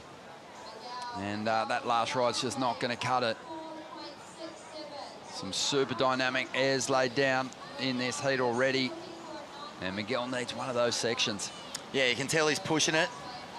He needs a combination of things to go his way here. He needs the best wave, and he needs to do surfing that is on another planet because this is a big heat total that he's got to chase down. But you can see he's really going at the lip. You know, the bottom turns have so much drive in him, and he's really just acutely coming out of that bottom turn with so much speed into attack mode. But he needs something to stand up and continue to run as well. Yeah, his board's looking amazing too. Obviously, that unfortunately for him, that wave didn't really go to anything down the line, but he's looking spicy, he's looking electric, he's looking energized. Obviously, he's chasing a pretty big score, so he's going to need to do, yeah, obviously a lot of things have to go his way, as we see him here again, looking under pryo. He's got that linker and flow between his moves, maybe a little more than Italo, so he can find the major moments. He's certainly a chance. He looks for one here, but have a look at that. That wind is wreaking havoc. You've got to get the launch right, Billy. You can speak to us about that, just the direction of your board into that wind and making sure that it hits the bottom of your equipment as opposed to catching the board and flipping it away from your feet. Yeah, as you can see of Italo's and Yago's, obviously it was like the first section of the whole wave, so I think that's the most important part of the wave in your score. So for those guys to launch at the start, obviously it's pretty critical. It's a pretty dangerous move to do at the start of a wave, and the judges are rewarding that. So yeah, unfortunately for Miggy, he's kind of like missed that first little launch pad there, and he's kind of coming to the shoulder here, and the wind didn't really grab under his board there, and he's kind of just saw a little crayfish down there and trying to get a feed. But yeah, it's pretty windy, it's pretty hard, you know. The tide's filled in a bit, and it looks like it's slowing down the pace of the wave. So I mean, these guys are still making it look amazing, and I'm still pretty excited to watch. Almost a half-decent Manu on that one, mate. Yeah, almost. A little bit more of a tuck, and it probably would have done a mean Manu. 10.5 minutes to go here. So priorities with Italo. He's in control here at the moment. He just can't help himself. He's just got to keep surfing, and he's picking one off here. You can see what he's thinking already, loading up, and he's going to take to the sky. He's pushed it hard on a couple of rides now. He's in that position where he can afford to, but he's got to be careful. We've seen clutch moments from competitors. He's kind of handed an opportunity back to Miguel there. Yeah, you nailed it. He can't not be him. He has to surf. Like, he's holding on to priority for, you know, even for 10 minutes, I think is a bigger challenge for Italo than just about anything else. You know, he just wants to surf waves, and he wants to go completely nuts on them. But yeah, there is an element of, you know, also controlling the heat that needs to be appreciated and respected. We know what Yago just did. It wasn't really because Cole disrespected anything. Yago had priority, but, you know, Italo with priority had the ability to sort of really congest and make Big L's whole situation a lot more claustrophobic. Just over 9 minutes to go. And we've been loving diving into just some of the data that's coming from the Apple Watches that the competitors wear so they can keep abreast of the situation out there in the lineup. And we had this one for Italo, the wave dynamics in the third round. This was on his way to an 8.57, reaching a top speed of 51 kilometres. Have a look at the distance travelled though, unbelievable. That takes into account all those redirections with each of those moves to almost 300 metres, taking it way down the line here. This wave, when it gets to its best, can provide a lot of scoring opportunity from the top of the ledge right through to that inside. And it'll be really interesting to have a look at what the Apple Watch tells us after today's action, because there has been a whole lot of speed on tap from the competitors. I think we've seen some of the swiftest air rotations that we've witnessed all year, especially from Iago and Italo. So, yeah, look forward to checking all that out. How long is the point? Probably about 300 metres. There you go. No, I actually didn't know. It's cool to see that, though. Obviously, these guys are going so fast down the line. I think from the jump rock maybe to the bow ramp might be about 500 metres, I'd say. But yeah, I definitely tried to get a couple waves and run around like normally when there's no one, crowd, no comp on. I'm kind of getting waves all the way to the boat ramp and trying to keep my fitness up and doing a few runarounds and running off the point. So I've got a bit of cardio, definitely doing a few runarounds. But yeah, I'd say it's probably around 400, 500 metres. That jump rock can be tricky too. It's caught a couple of people out. It's very slippery at the moment. Bit of moss, I think, on there. And yeah, obviously it changes so much with the tide as well. I think I saw Gabriel Medina slipped off. Rio and Micro actually had a win in their warm-up, and a few weeks beforehand, I think they got caught on jump rock. So yeah, you can get hurt. I've seen a few people get pretty hurt out there, but obviously I've run that thing about 5 million times, so I kind of know my rocks and know my route to take. Yeah, and yeah, I think a lot of the surfers have kind of figured it out. They've been putting in so much work on the down days when the conditions were even a little flatter, just always getting out here and just finding their lineups. Here at Manu Bay, and Italo swinging here on the inside under priority. He'll just continue to put on a show for the crowd. This one, though, gets away from him just a little too deep in this instance. Don't forget that Miguel is trying to hold his position at the top of the rankings here, and Italo is charging up the ladder and just skipping rungs with every round that he pounces through. Yeah, before the season starts, you look at who's going to be on tour for that year when all the qualifiers are all in, and you kind of earmark who you think is going to be the world champions. And I just felt, as I said earlier in this heat, that Italo is so primed to make a real run at it. He's been so close. Here he goes again. In the last few years, Ron, like he's been there on finals days. He's come within a heat. Yeah, well, it's interesting looking at these two and their careers as championship tour competitors. Miguel, he's got those two incredible wins, two events that everyone on the championship tour and aspiring young surfers want to take out. Tahiti, Bells Beach, they're two of the most respected titles you can hold on to. Italo, on the other hand, 10 CT wins, has spent the majority of his career in the top 5. Miguel's a battler. He spent a whole lot of years on the championship tour outside the top 20. He's had some of his more impressive finishes of late. He got to 13th last season. His best ever year was a 6th, 2022. But other than that, he's kind of hung around the bubble and just survived in keeping his place on this CT.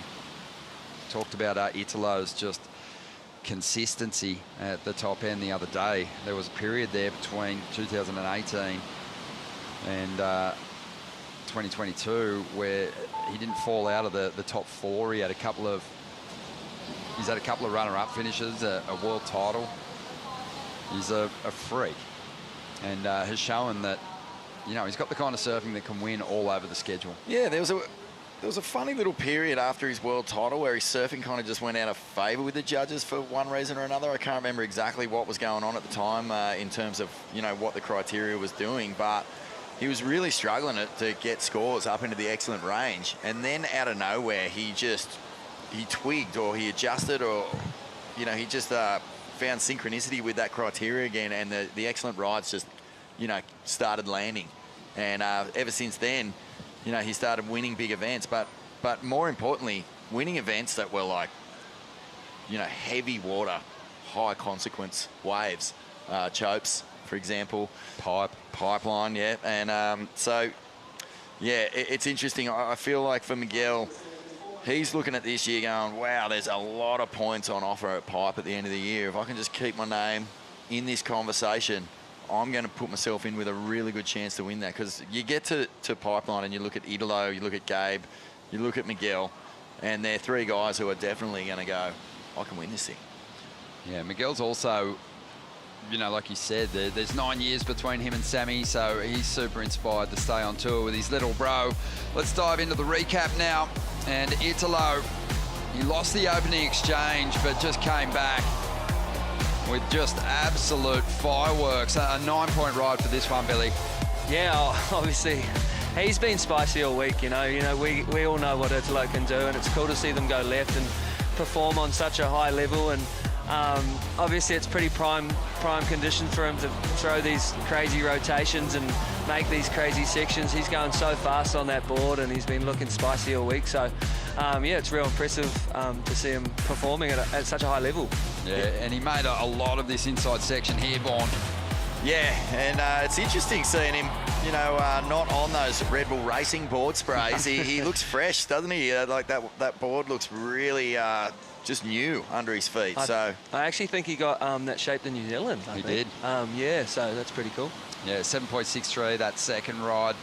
Big number required here for Miguel. Bit of a lull has sort of held him back, but he hasn't looked at any of these smaller waves that Italo's been chasing down on the inside. So he's looking for that big moment, a la Yago Dora, or like Morgan Cibilic earlier on.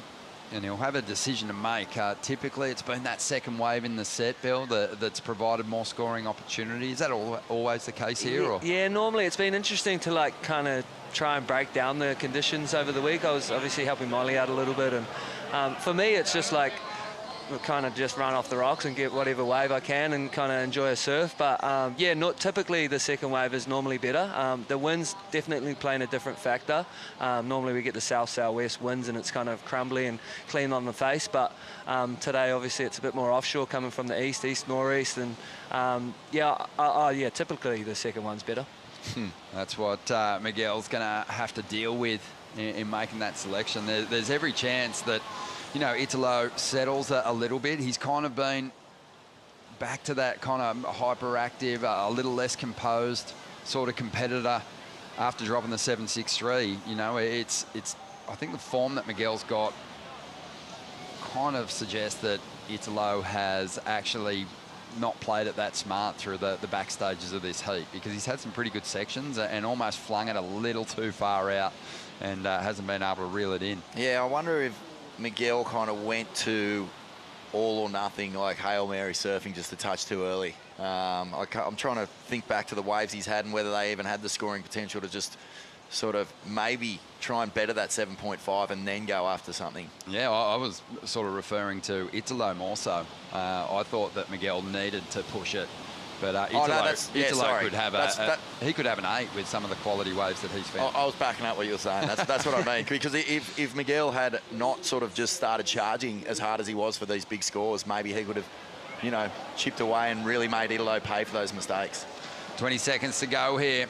And De Souza there with his board up in the air, signalling something. Could we have some waves on the way? It doesn't look like they are going to reach the lineup here in time.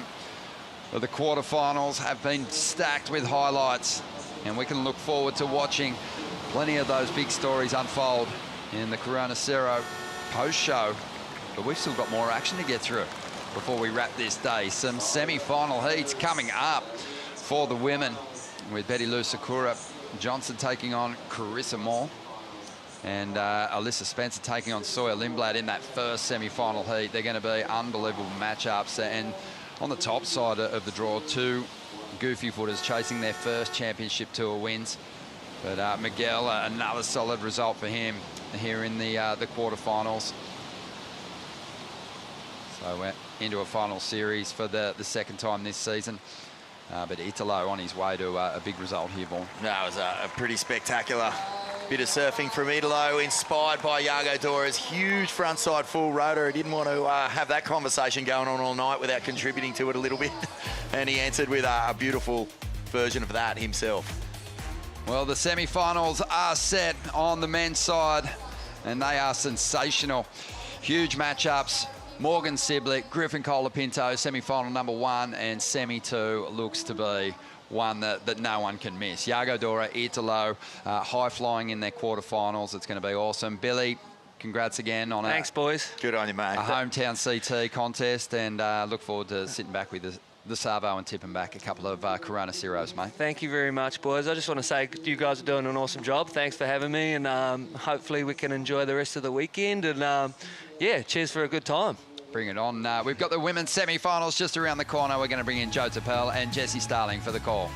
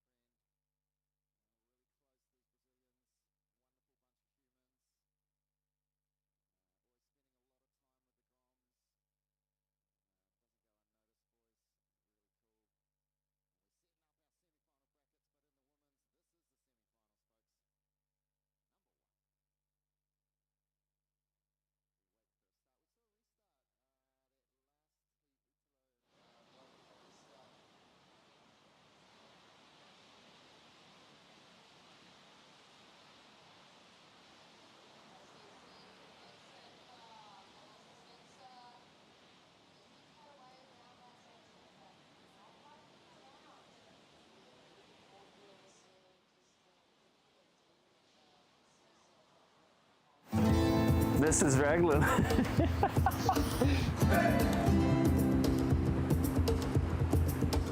Beautiful Mount Karioi. This is our local mountain.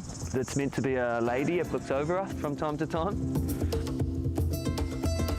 I've driven around the mountain and we're probably like 20 minutes from Manu Bay. We're on the south side of Raglan, driving to a beautiful spot, Rotovale Falls. Just walked through the beautiful little forest to the top of the waterfall.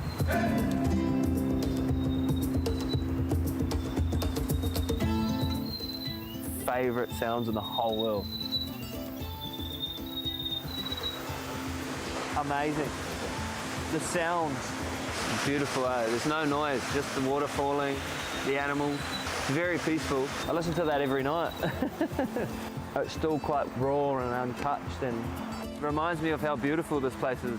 Kind of gives me a moment to just sit back and appreciate it all. Billy Sterman's such a great host, telling us where to go when we come visit his part of the world. I already checked out that waterfall. It's about 25 minutes from where we're sitting right here in Manu Bay. Beautiful hike down. It's about 261 stairs down to the bottom. Well, it tells you how many stairs you have ahead of you. It's great. You can get a great vision from the bottom. I know Jesse's already checked that out. Really fun times as we get closer to seeing who might be in our final, Jesse. Women hitting the water now, Alyssa Spencer and Sawyer Lindblad, two surfers you know very well, with a big opportunity because that top half of the draw, those are two surfers that are still looking for their first CT win of their career. It's always exciting when we have the chance to crown a brand new champion. And of course it would be fitting at a new location as well, but Alyssa and Sawyer, they're chasing down their maiden victory. Sawyer's made a couple of finals in the past, but hasn't quite clutched up and got that win. And then you look to the semi-final too, the other half of the draw, two women who have won before. So this is a really cool story, and I love that we have the potential to even crown new champions here at Raglan. Stage is set, two goofy footers on the top half of the draw, just like the men's side. The goofs were stacked together. The regulars were stacked together. Same situation for the women's event. Alyssa Spencer came out blazing at stop number 1. Dropped down multiple 8+ rides to a 3rd place finish. And now she's already at least equaled her personal best CT result here, but she wants more. Let's see what happened during the break. Alyssa Spencer trying to get things started quickly, had to jump off 0.5, and Sawyer Lindblad took advantage of it. Sawyer Lindblad, this was very well played. Alyssa loves the inside at the start. Sawyer kept her cool, got the second wave of the set, and wow, that was a massive turn from Sawyer. Holds that calves so strong and beautifully down through the power source there. Bit of a moment where she can decide if she wants to breathe or not, but she doesn't. She goes full power mode, full foot down on the throttle from start to finish on this wave, and the judges absolutely loving it too. Sawyer Lindblad, what an incredible start. We definitely saw the saw blade come out on that opening ride, and look at that start. I see an 8.83. 3 judges through 9s added. Alyssa has been really successful with controlling the start, but not this time. No, this is what I was talking about. Alyssa really loves having the inside at the start of a heat. Spent pretty much my whole Grom years competing on the QE and the Pro Juniors, and Alyssa would spend a lot of time in Australia, so got to know her competitive strategy really well. Did that at the start, but by holding that inside position, it forced her too far up the point. And it was an opportunity missed, because this next wave that Sawyer got, I mean, she went excellent on it, but the surfing was so crisp. Look at this second turn, straight vertical in the pocket there. The tail definitely drifting on the coping as well. Those fins out the back, but that carve there, just with the acceleration she got out of that second part of the carve, draws it all the way back to the power source. This is really, really good technical frontside surfing here. And you can see it feels like drawing a lot of inspiration from Yago as well. He's doing that similar carve where he's bringing it all the way back around, and it's keeping her nice and tight in the pocket. So again, it's just so many strong carves with that big, powerful maneuver out the back. The judges had to give it a good score. What a great start. 8.83. That actually equals the high mark on the women's side. Carissa Moore also had an 8.83. Sawyer Lindblad, 2-time runner-up in CT events. That happened a couple of years back in the same season on tour. She made the final at Margaret River, where she was runner-up to Gabriela Bryan. And she also made the final later on that same year in Brazil, where she was runner-up to her good friend Katie Simmers. Rolling in again, and with great positionings, Lindblad whips that top turnaround. A lot of speed, draws into the pocket again.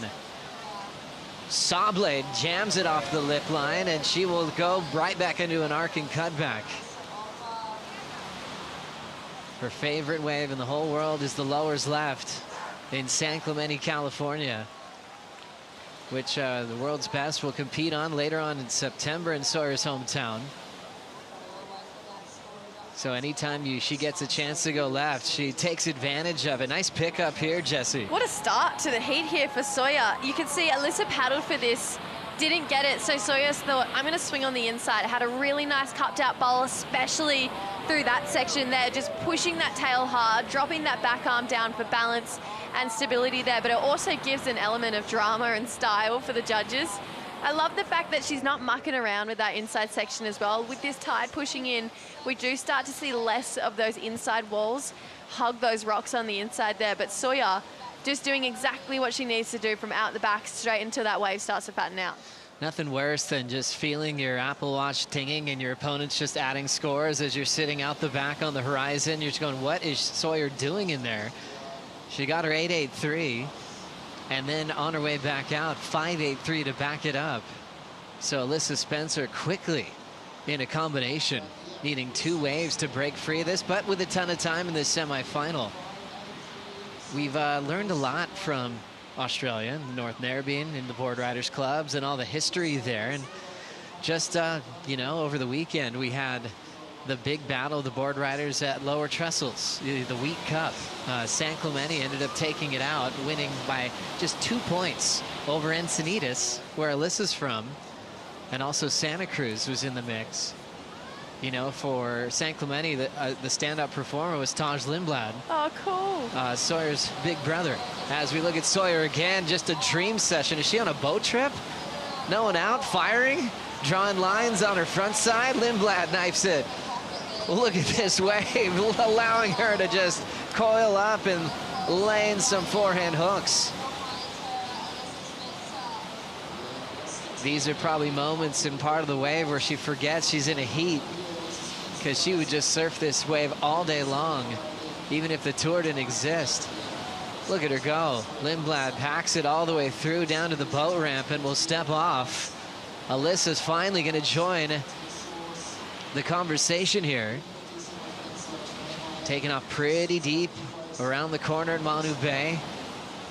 Nice gentle line setting up this wall. Throws some water off the lip. Extends the bottom turn, tags it. Another little punchy section for Spencer to work with. Arcs it there and ends up stepping off. So we've got some numbers to talk about while we wait for those scores. Let's chat with Italo with True. Thank you, Joe. Italo, what an incredible heat. A 9. Just, you backed up after that 10 of Yago Dora. I mean, that must have hyped you up for that last heat.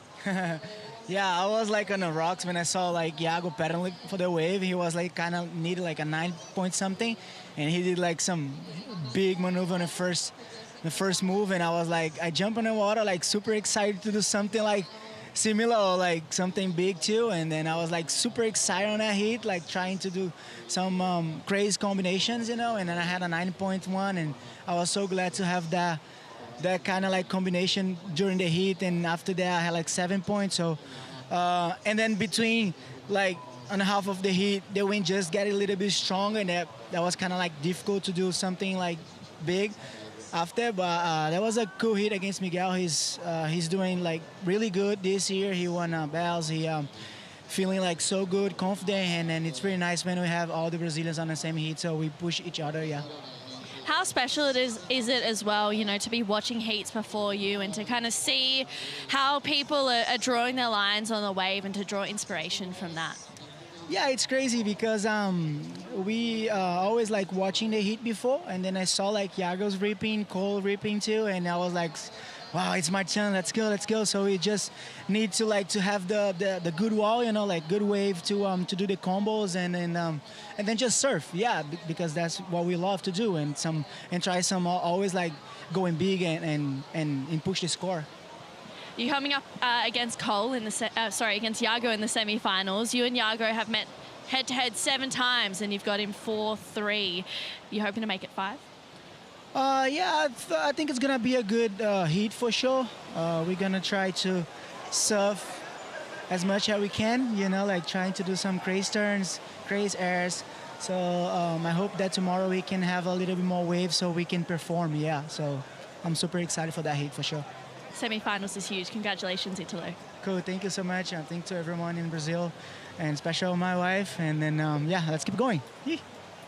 Let's go. Well done, Italo. Jumping in with the camp with Leandro Dora this year.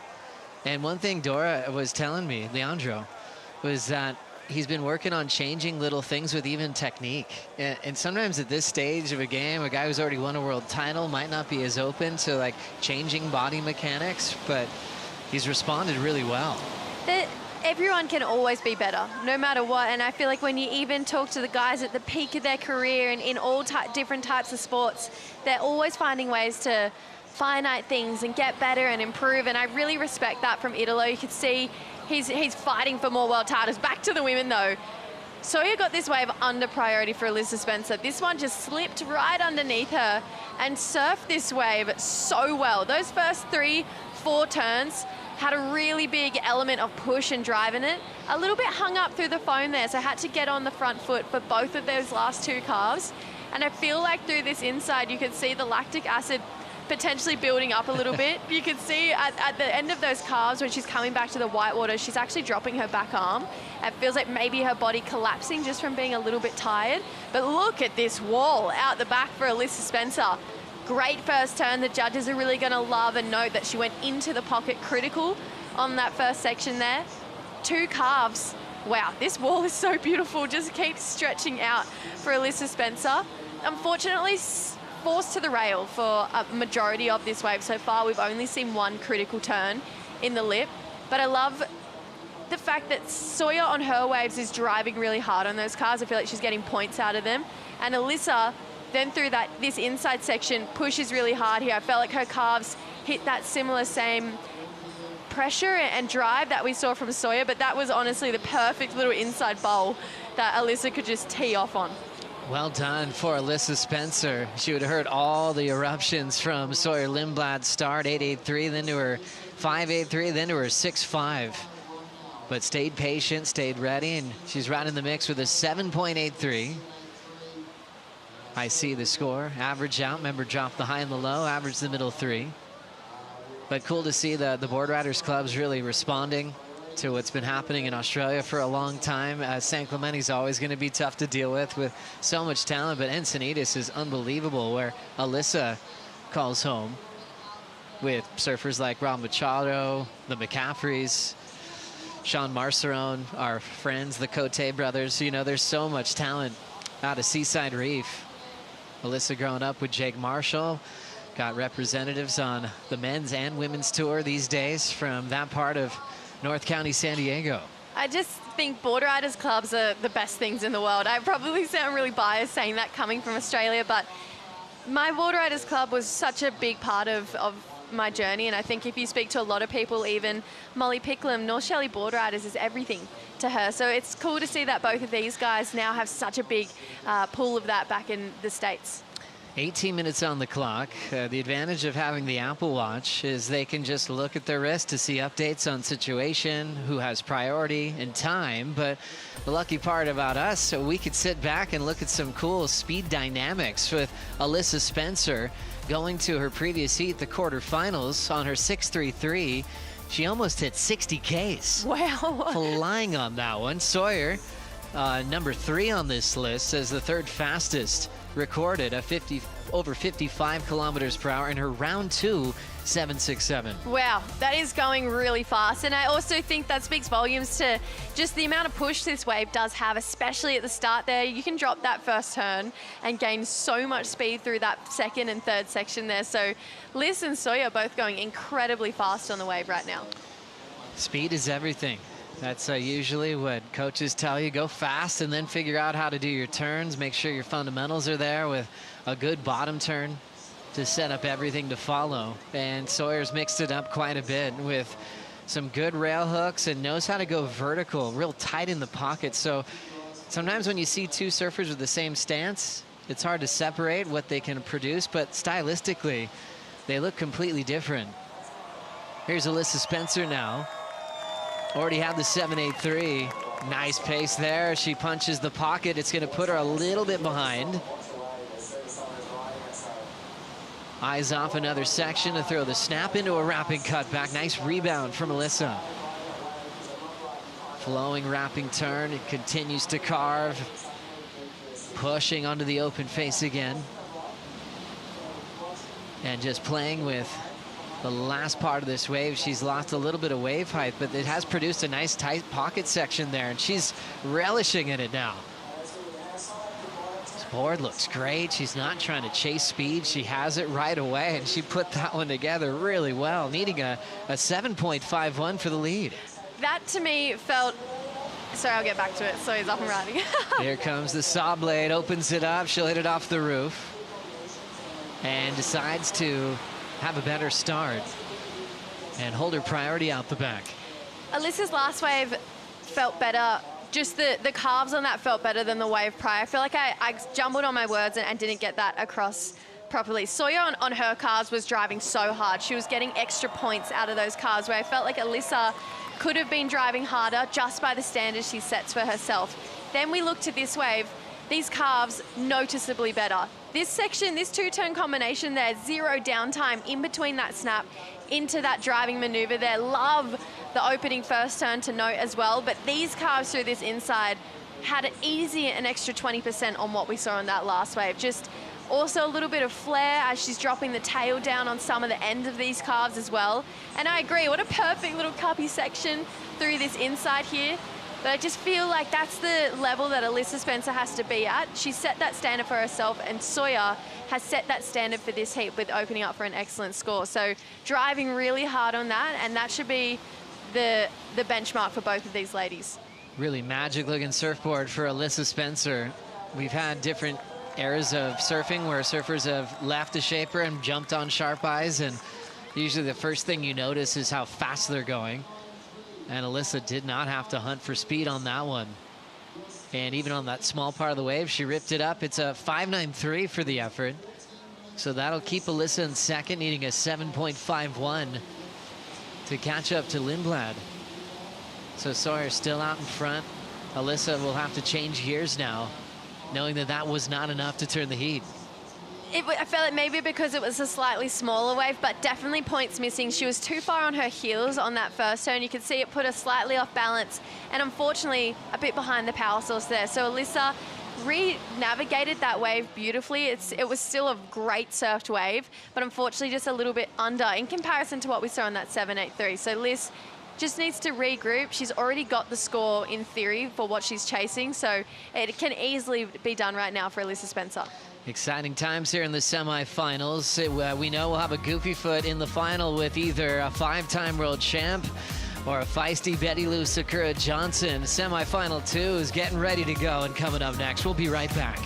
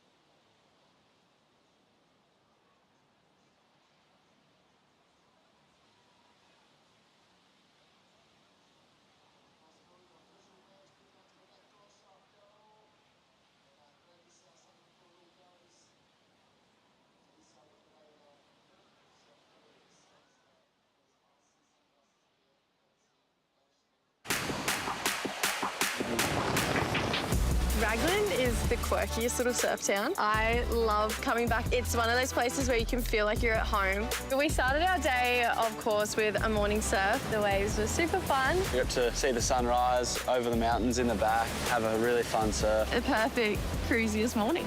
And then straight into a good coffee from Raglan Roast. Thank you. Exactly what you want in a local coffee shop. You can taste the love. Then we went into the Hamilton Gardens. One of our favourite ones was the Te Pata Pata, which is the Māori garden. And then we got to go and look at the Surrealist garden. I was such a Alice in Wonderland little girl. This is like my little childhood dream. And then it was time to elevate the heart rate. So we went to the Waikato River and we went jet boating. It was so much fun. I actually don't think I said a word.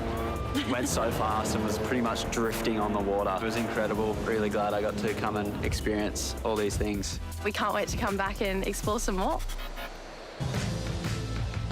What a fun trip that was for Joel Vaughn and Jesse Starling, and they're having another great trip once again as we come back into Manu Bay on the 100% Pure New Zealand flight cam. Jesse, is there anything you haven't checked off yet since you've been here? Actually, don't think so. I feel like I've done everything I've wanted to do. Got to go to Hobbiton, went and played at Tiki, played some golf, saw Bridal Veil Falls. I'd love to go to the Glowworm Caves, actually. That's on my list. I've got 32 more hours to try and dig that one off. Fit that in. Yeah, absolutely. Definitely. 10:25 on the clock. Semifinals still in the water here in Manu Bay as we've already filled up the water in the ocean. We just peaked at the high tide. And it's just cleaned up for us. The wind was, well, a bit atrocious this morning. So it was great to have some time to go on hold, have that tidal push, have the winds clean up. And we had some of the best waves we've had all season go down. this afternoon, including a 10-point ride from Yago Dora. Don't worry if you missed that. It's all over our socials at WSL. Well, you can watch every heat on worldsurfleague.com, on the Heat Analyzer, or you can watch the whole event in a replay and relive all the greatest moments and the first 10 of the season. Yago got himself another Yeti 110 Tundra. Watching this, big wall setting up. Alyssa Spencer needs a 7.51. She's up and out. So at the first, it looked like she'd surely commit to that one, but when it stays full, she's eyeing things down the line that goes off screen, and she's just looking for big scoring potential where she could let that rail sing. Sawyer Lindblad moving closer to Alyssa. And a lot of times on tour, these surfers move around a bit in different coaches' corners. Sawyer did learn a lot from Jake the Snake Patterson at the start of her career. Also had some moments with Shane Dorian figuring out things at Pipeline in her rookie season. And nowadays working with Glenn Micro Hall. And so you just start taking little bits and pieces from these great surfing minds. As we watch Sawyer decide to take this wave with priority. Can she turn it into a keeper? Sawyer loads up, just a speed turn to cover some ground here. Digs in off the top again. Nice pace on that Mayhem, and a big slingshot wrap into the pocket. Driving off that back foot into that top turn section. Keeps her speed up well. She's not worried about fading the inside there, and Alyssa Spencer throws a dagger in the pocket as well, jamming hard on that back foot. Nice little redirect down the stretch, putting in a lot of moves in a short space. What a great back and forth battle. Two goofies just scoring Manu Bay this evening. Patience here from Alyssa. She is opting for those end section points. She's found it here. Nice tag, there's the wrap. So connected to that sharp eye, looking great. And she'll hop out the other end. So good when you have a back and forth exchange with two goofy footers. Sawyer looked brilliant on hers. Alyssa did some damage out the back as well. That second wave of the set, it definitely has proven to be the better shaped wave. And Alyssa Spencer got that in this scenario. We saw it with Rio Waida and Morgan Cibilic, where Rio had priority, took the first wave. It's so hard to be able to keep priority in those situations, but Alyssa was able to get this one. Really nice click in this first pocket here, and drawn out bottom turn into a really spicy couple of hooks through this midsection on the wave. I love how hard she's pushing. I feel like every time she's up and riding on her feet, she's getting stronger and stronger, knowing that Sawyer's probably done something pretty special on the wave in front of her. And then coming through this inside track here, I love that she's taking these ones and really trying to bank as many points that she can get. This one starts to bowl up right around here, so she can stomp on the tail. Doesn't go super vertical through this inside section, but just adding a couple more points on the board here for Alyssa Spencer. But she knew she had to go hard, because Sawyer, when you think about a 6.5 in your lineup, it would be really easily replaced. Love that second turn there. Felt like she was annoyed that she didn't quite connect on that first section. And just her calves, she really does have that drive and acceleration through that second part of her calf, which I feel like not a lot of women, more so the goofy-footed women, do have. Caroline Marks absolutely has it. But she's just pushing that extra 10% to what we're seeing in comparison to Alyssa Spencer in those second stages of the carve there. So Sawyer adding points in those moments. Great job on the breakdown. Sawyer Lindblad, still just 20 years of age. And we've seen quite a bit of her over the last few years. Remember, last year was a transition year as the tour was growing to top 24 in the world. And if you finished at the midseason cut last year from 11 to 14, you had the rest of the year off. But you knew you'd be coming back to 2026. You know, for Sawyer, she was devastated. She wanted to surf the complete season. Her best result actually came at lowers. She had to get a wild card for it, you know, clearly being the best out of San Clemente. She got it and then turned it into a semifinal. But it was there's a little bit more fury in her surfing, going, wait, I'm supposed to be on this tour. You guys are coming to my town. And it was great to see her, you know, carry it for the locals at lower trestles. even did a Challenger Series during that time off and won over at Huntington. So she actually had a pretty successful off-season where some people, I believe, didn't even throw the Rashi on. So it must have been weird to have that much time off. But Sawyer, I love the fact that she kept fighting through those 12 months as well. Yeah, it's great to kind of manage your time outside of the jersey, but just keep the blade sharp. And she came out blazing this year, more specifically in the last 2 stops of the season, turning in some big points, already sitting in the top 5 on the live rankings. Alyssa Spencer chasing a 7.94, and Sawyer trying to just shut this down for what would be her 3rd CT final appearance. But a lot of fun things happening around the world in professional surfing. And it's good to get caught up with the Around the League WSL news. Coastal Edge Steel Pier Classic Longboard QS to run this weekend in Virginia Beach, USA. Also in the Hawaii Tahiti Nui region, it's running back-to-back events in Tapuna and Papua in Tahiti. Also Egmont Honey Pro Longboard QS to start May 30th. Here in New Zealand, in Taranaki. A lot of great things to check out on worldsurfleague.com and stay up to date. Taranaki, that was the place that hosted the women's tour for multiple seasons when Paige Hareb was representing the Kiwis on the top 17 at the time. Taranaki, it's mountain and beach all in one place. It just seems like such a beautiful corner of the world, and some of our greats who are still competing here today and in that next heat in particular have actually won in New Zealand already. So I love the fact that we're back here in New Zealand celebrating professional surfing, and the first 10 of the year is at a new stop on the championship tour. Pretty cool, if you ask me. Fantastic. Iago Dora needed a 9.5 against Houshmand and got a 10. That's world champ type stuff right there. Cole was gracious in defeat, and I mean, losing with pocket 8.5s, he knows that he's bringing it all to the championship tour's best result this season so far as he heads to Punta Roca. Last score finally coming in from Alyssa Spencer after judges took advantage of the lull to rewind the tape. Comes in at a 7.9, her best so far, just out of the lead. And as I see the score drop down, it was a split decision. Maybe that's why it came down to a few extra looks. We're seeing the 8.5, the 8.2. You know, those numbers are turning the heat for Alyssa. But then the other judges having it come just under. It's 15.76 to 15.73. It's always hard when you come so close. To put it in context, Alyssa Spencer needed a 7.94.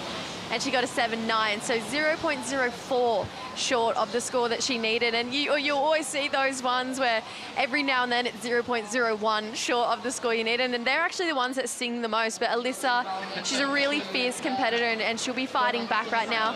Doesn't have priority, though. She's going to be hoping for another set to roll through and for Sawyer to go the first one and her to capitalize on the second one. Yeah, Chris Gallagher there in the corner of Alyssa Spencer just going, oh boy, you know, that one just falling short of what he was hoping for. And they could talk to 2 judges on the panel where they're like, we'd have you winning on paper. It's that close right now, separating these goofy footers. Gally, like Micro, spent time on the championship tour. Gally originally from Santa Cruz, California. The first to qualify for the CT from that region. And you have names like Adam Rapogel representing that turf. But Gally moved to Hawaii a long time ago. Lives right at Rocky Point. Always has a cool head on his shoulders. Fun to talk to. But right now he's just going, please, another chance. 55 seconds. He's hoping Alyssa can show off what she can do once again. Both looking for their first championship tour win. Alyssa looking for her first final appearance as well. I love that Alyssa as well. She's so well known for that backhand click that she gets. Her timing on her backhand is so impeccable, but really doing damage on her front side as well. She's proven the point that these goofs want more left-hand point breaks on tour. They love having Raglan, and Sawyer Lindblad, unfortunately, she's just had that little extra 10-15% on her calves than what we've seen for Alyssa. And Raglan's really proven that you need to be able to get points from your calves at this wave, especially during some of the down parts of the wave there. And Sawyer capitalizing on that so beautifully here in the semis. Closing this one out with priority is Sawyer Lindblad. as we're into the countdown. Sawyer will make her first final of the season, her third CT final of her career. Alyssa Spencer matches her personal best result on the championship tour, another semifinal in the same season. And she'll get another ride here in Manu Bay. Best way to rinse off a loss right here, Jessie. Yeah, I just think surfing is the only way to get through it. It really is. You got to get back in the water, but Liz, you got to be happy with a semi-final, especially at this part in the season. So to walk away from Oz and New Zealand with 2 third places, if you had told Liz that a couple of years ago when she was a rookie on tour, I'm sure she would have been absolutely stoked. So Alyssa, she's back to her backhand over at El Salvador next. And look at that, Taj lifting the Board Riders Club back home. They stayed up late watching Sawyer provide some brilliance on the canvas here in Manu Bay. She is in the final of the Corona Cero New Zealand Pro presented by Bonsoy. Up next, Betty Lou takes on a 5-time world champ, Carissa Moore.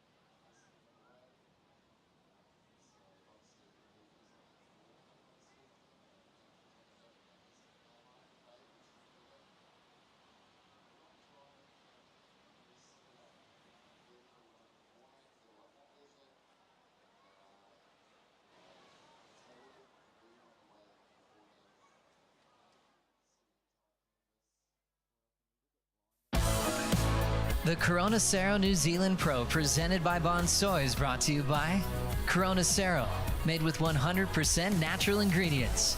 By Bonsoy, the official milk of the World Surf League. By IC Sunglasses, official eyewear of the Championship Tour. And by Tourism New Zealand, official strategic partner of the Corona Cero New Zealand Pro presented by Bonsoy.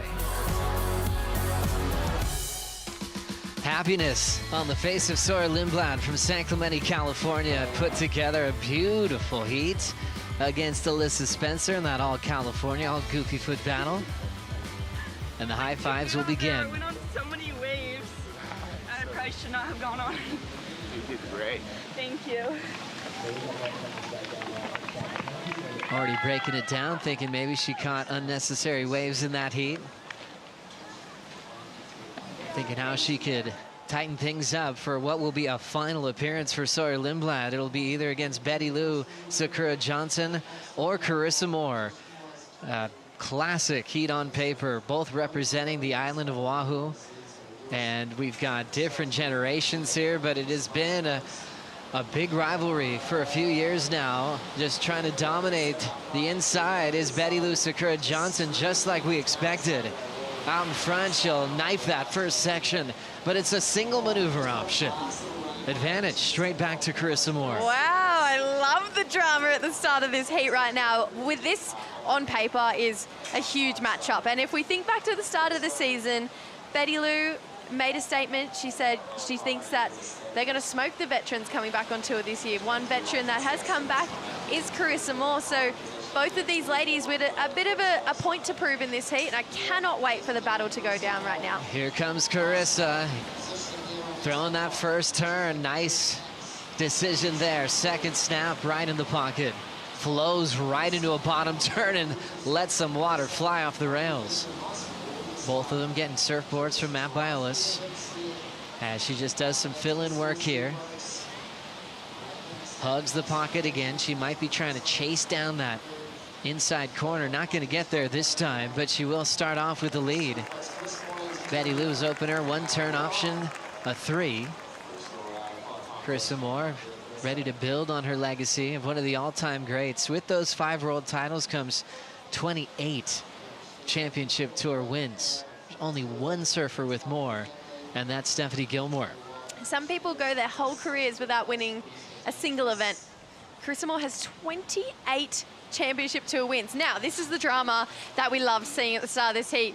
Carissa really wanted this wave. Well, by the looks of it, but Betty Lou had the inside, so she can go when there's neutral priority in this scenario, but she had to put the accelerator on. You could see really going hard, identified that it was only probably going to be one section. Great turn, by the way. A lot of water coming out the back of the board there for Betty Lou, but it almost a calculated sell here from Carissa Moore to then be out the back on the better looking wall. That second turn had a nice amount of drift as well, staying really tight in the pocket for the third. Went a little bit sleepy on that fourth carve. Honestly, I was a little bit surprised when I saw her go for that in her turn selection, just with how convincing those first 3 turns were. But this second one in particular, the drift of the tail around the corner. Matt Biolis was in here yesterday and he really did point out that Carissa starts her bottom turns from behind the foam, which really allows her to stay nice and vertical, tight in the pocket, but this water angle, just so beautiful. But you can see, yeah, just a mid-face carve there for Carissa. I feel like I don't think I've actually ever really seen her do one of those in competition. So yeah, I just thought it was a bit of a random maneuver choice at that part of the wave. She could have done a drawn out carve, but still with a big start to that wave for Carissa. Carissa Moore throwing down a 6.5 on her opener. So a few more points than Betty Lou's 3. Betty Lou sits out there with priority. We started really realizing that there was a rivalry here. We know when Betty Lou was coming up, she was getting all these comparisons like, you're going to be the next Carissa Moore. And we realized that Betty Lou is just trying to work hard to beat her and show that she can take out one of the best ever.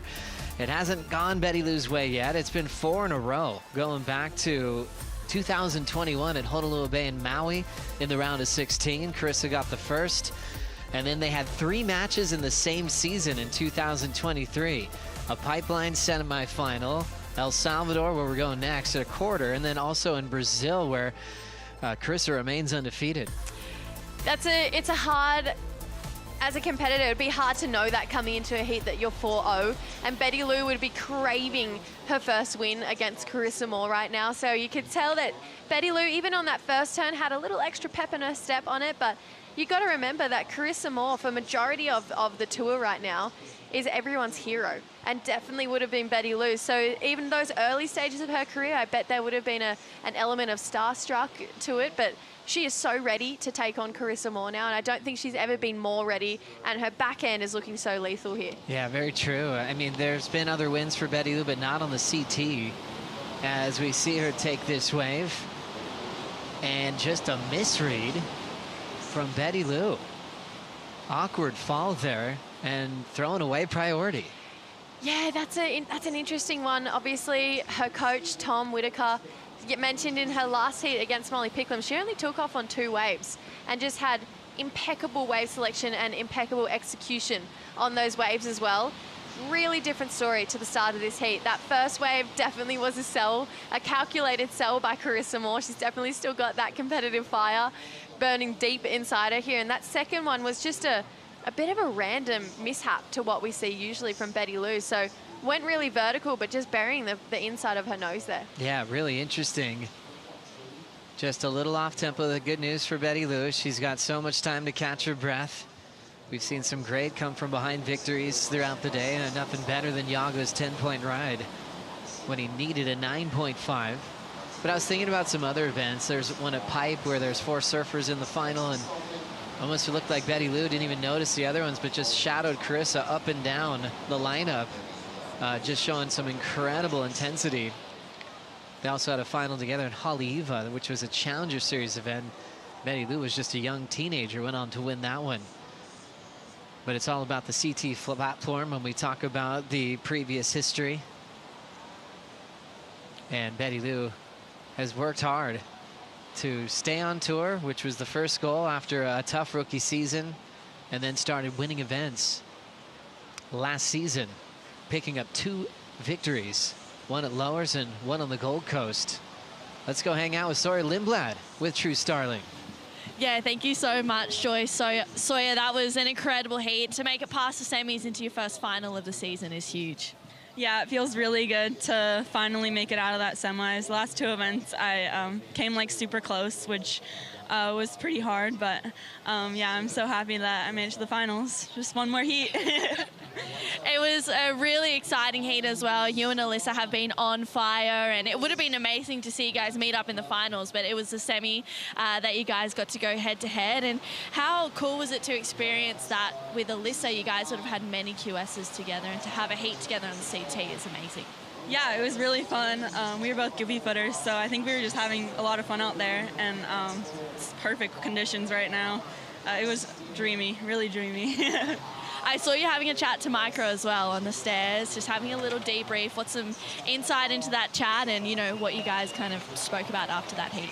Yeah, we just spoke about like how my smaller wave at the beginning of the heat was like my highest score, and yeah, we just kind of talked about how like you really just want the clean ones, because any wave with a little bump to it is just like so much harder to surf. So yeah, taking that into tomorrow. It feels like you've unlocked a new gear in your surfing this year. It's really leveled up, you know, and you're looking clean, it's smooth, everything just seems to be flowing. What's connected well for you for this event? I think I just worked really, really hard in this off season. Since I didn't make the cut last year, I had like an extra like 3 months to 3 months longer than everyone else to like practice, and I went on a lot of surf trips, and yeah, I just like really worked on my surfing, and I'm happy it's paying off. Carissa got an 8.83 yesterday. You matched that with your own. She's in this heat now. I bet you'll be having close eyes on it as well. Yeah, I mean, either Betty Lou or Carissa, it'll be a really fun heat. I'm looking forward to it. Thank you so much, Sawyer. Thanks, guys.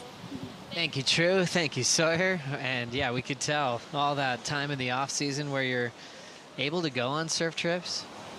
It's funny how, you know, you're the best surfers in the world, but you're so busy trying to win heats. Sometimes you're like, oh yeah, I need to go on a boat trip. And how really good that is for your surfing, how good you get in a week in the Mentawais, where you're surfing perfect waves or wherever you choose, even if it is a tour location without your peers, is really nice to have.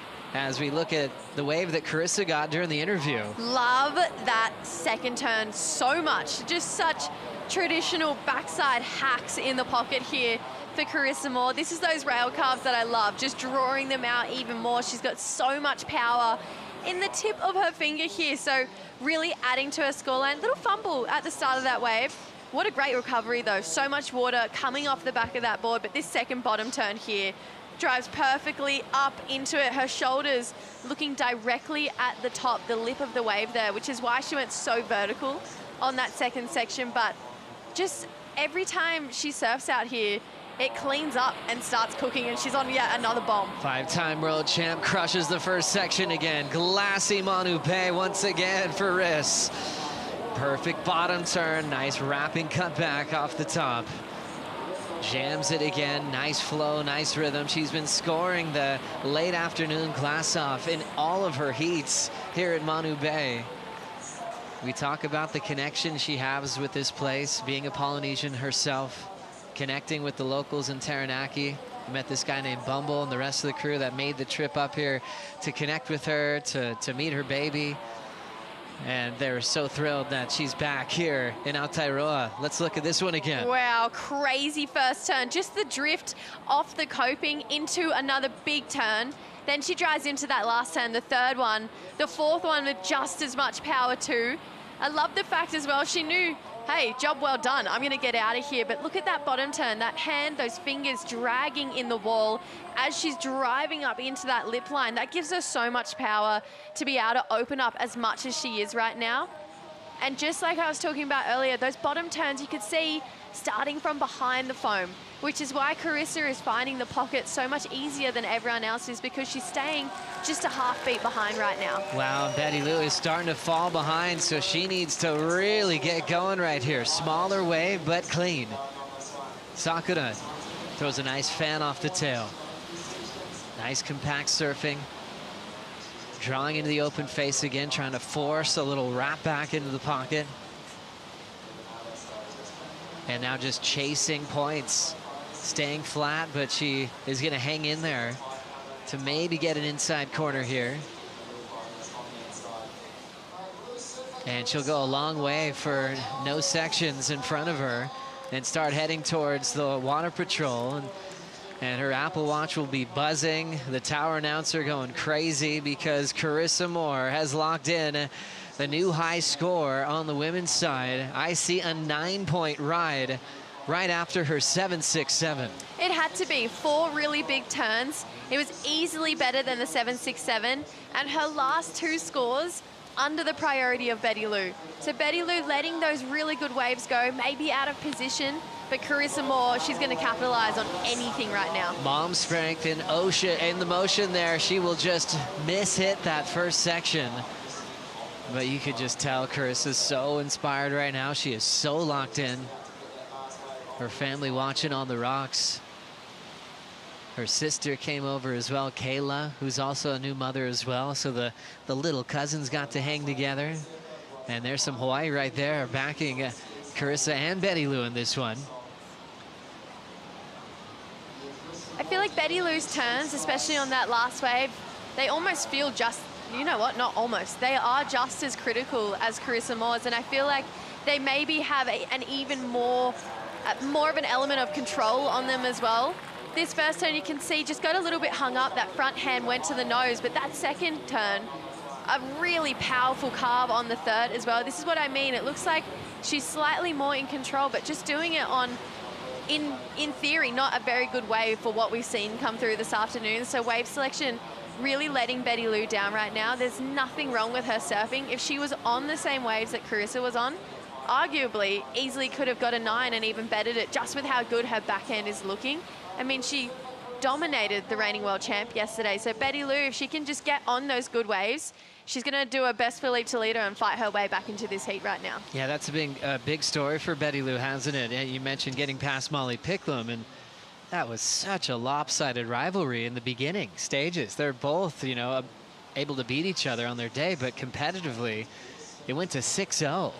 Molly's favor before Betty Lou started winning, and now that's completely flipped, and Betty Lou's gotten 3 in a row against Molly Picklum. And in the final as well, over at Trestles, I believe. So it's cool to see that Betty Lou is getting those wins in clutch moments. Whatever she did in those moments against Molly, she really needs to channel them right now and take it to Carissa, because there'd be a lot of people who are backing and believing in her right now. Well, and this makes it fun. When you have an outspoken athlete on tour like Betty Lou, and you get asked questions like, how do you guys are going to handle the veterans coming back and the old world champs? And she's willing to say, oh, yeah, we're going to smoke them. And then we get to see matchups. She lost to Steph Gilmore on the Gold Coast.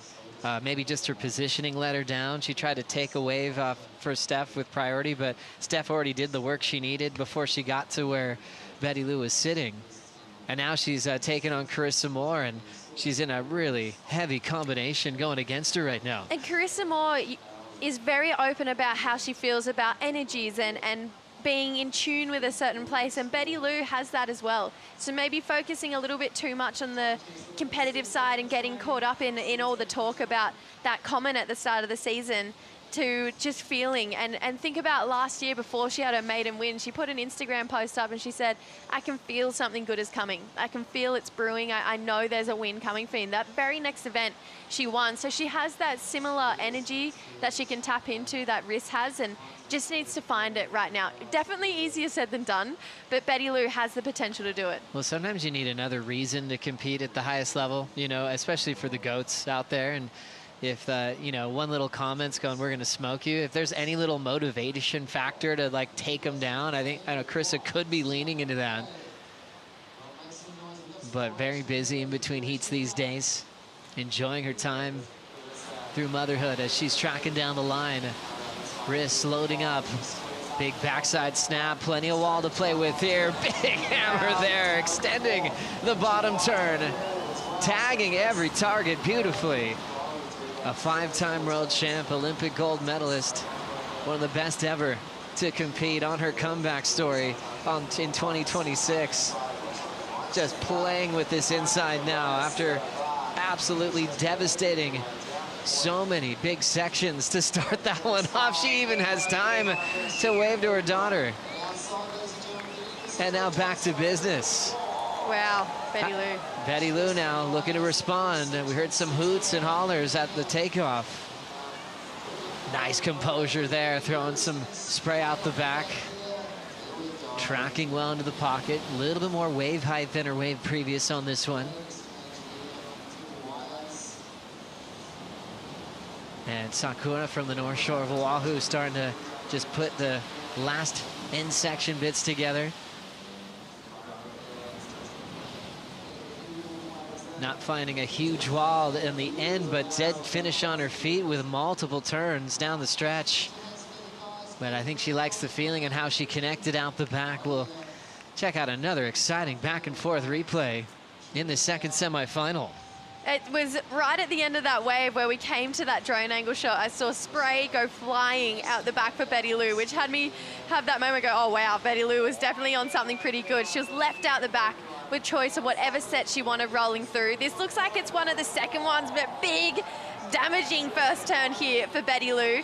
Patiently waits, drives hard through that second carve into yet another third really convincing snap there. So much water coming off her board as well. There's definitely more spray flying out the back for Betty Lou than what we're seeing for Carissa Moore here. The judges obviously don't judge on spray, but they would note that there's a lot of power coming off Betty Lou's board right now.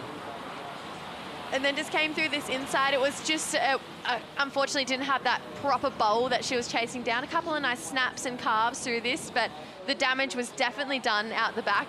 Similar story for Carissa Moore. This was just 3 big turns back to back here. So vertical and critical. Again, just sitting in the perfect spot to do her bottom turns and then to go upside down, get the amount of release she is getting as well. Carves it through. For those, this is kind of the exclamation, the full stop at the end of the ride here. I love that she waved to her daughter here as well. Similar to what we saw from Betty Lou, just a couple of snaps and carves through this inside, but a lot of damage done from both women out the back. That is just the best display of back and forth in pro surfing. Just 2 different generations representing Hawaii so well. And Carissa already has a 9. But the way she approached those combinations to start were just so powerful and vertical in the pocket. And then Betty Lou easily getting her best. Betty Lou's got a great support crew as well, along with her coach, Tommy Whitaker, her mom, Shinobu, always by her side. She brought one of her best friends, you know, through the last couple of events of the season. Olivia's here giving her support as well. Enjoying her time, so being just a good buddy on the road and seeing the world together. She's loving life. Come back, Shinobu. Come back. Just the most beautiful family as well. And I know that Betty really leans into that. Her boyfriend, Brody, is here as well. So there's a lot of family on the road right now for Betty Lou. Yeah, what a great crew. Brody's awesome. We've been hanging out with him a lot. Unbelievable surfer, but also incredible golfer as well. He's been really soaking it up. His dad's actually from New Zealand as well. So he's got family here that Betty Lou's gotten to meet and hang out with. Wow, a lot of rumblings downstairs because some numbers are locking in. Carissa Moore had the 9.2 waves ago. She just outdid it, a 9.2. I see the score lock in. The 8.8 gets tossed, and one of the 9.2s. Welcome back to the tour, Riss. My goodness, 2 9s in this heat. Thinking back to her first ever win here in 2010 over at Taranaki. In the final, she had over 19 points to win over Sally Fitzgibbons. So she went excellent with 2 9s in that heat. Still channeling that, 16 years later in a new location in New Zealand. However, I still feel like Betty Lou's last wave should go excellent as well. Obviously the 9s, Riss was getting really vertical, but Betty Lou felt like she did really hit that benchmark as well. Yeah, you were right on the money there, Jesse. A few judges seeing those excellent numbers there, but a couple went under. Draws that average out to a 7.93 on the IC drop down. The wild thing about a 7.93 in this heat, it's not going to matter or do anything. It's still a severe combination with Carissa's low at a 9. I mean, Betty Lou, when she takes off, she's got to give everything she's got. She's basically got to vision 10-point rides if she wants a shot at the final. And if you think about the 9 and the 9-2, really, they were 4 turns. That's where a bulk of the points were coming from. The inside section, Riss took it all the way through, but those first 4 moments on both of that 9 and the 9-2 had this element of vertical and exclamation marks and just the drift of the tail as well. There's a couple more really good looking waves rolling through here. So let's see if Riss can eclipse the 9-2. This is the highest combined heat total of the contest, 18.2. Carissa Moore in her happy place. The fans absolutely adoring her, screaming through every turn section. The locals that met her at Taranaki all those years ago in her rookie season have been watching every single matchup, giving her all the love and support that she needs to put together a highlight reel of a performance. It's one thing to take time off and return when the tour maybe looks like it's moved on in some ways without you. Carissa watched a lot of heats and got more inspired to show that she still belongs at the top. Miss hit there from Betty Lou. She goes straight down. She knows she's surfing for giant numbers now, so she's going all out, trying to stay as critical as she can. And the year's been fun. Jesse, wow, starting off with Gabby Bryan winning at Bells, Lakey Peterson stepping up for the old school, Steph Gilmore matching her there, and now Carissa Moore might be handing the torch to take it from here for the legends that have returned to the championship tour. We are going to take a break. 9 minutes to go in semifinal number 2. Betty Lou, can she break out of the combination that she needs? Carissa Moore putting on a show. We'll take a Bonsoy brew break. We'll be right back.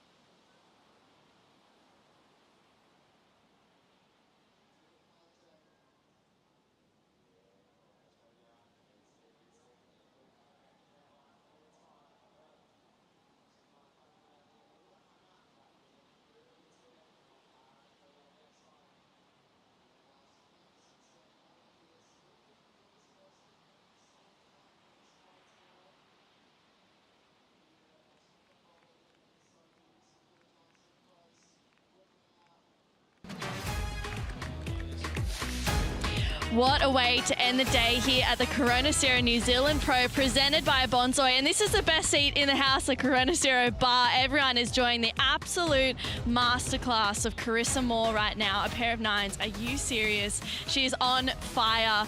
I mean, Joe and Jesse, you're watching it, and she's just absolutely ripping and taking it to Betty Lou right now. Oh, it's unbelievable right now, True. A 9 and a 9.2. The welcome back here for Carissa Moore, putting together an 8.2 total, the highest combined total of this event. And Jesse, the highest combined total of the season, as we are officially going on yellow alert for finals day. That means in the next 24 hours, we will have our champions of the event. Tomorrow, it is on, the final day of the waiting period. But let's just enjoy this. Carissa Moore putting together an unbelievable performance at Manu Bay. What? Crushing sections. Can do no wrong, and being pushed so hard by the next generation. Everyone's just on their feet.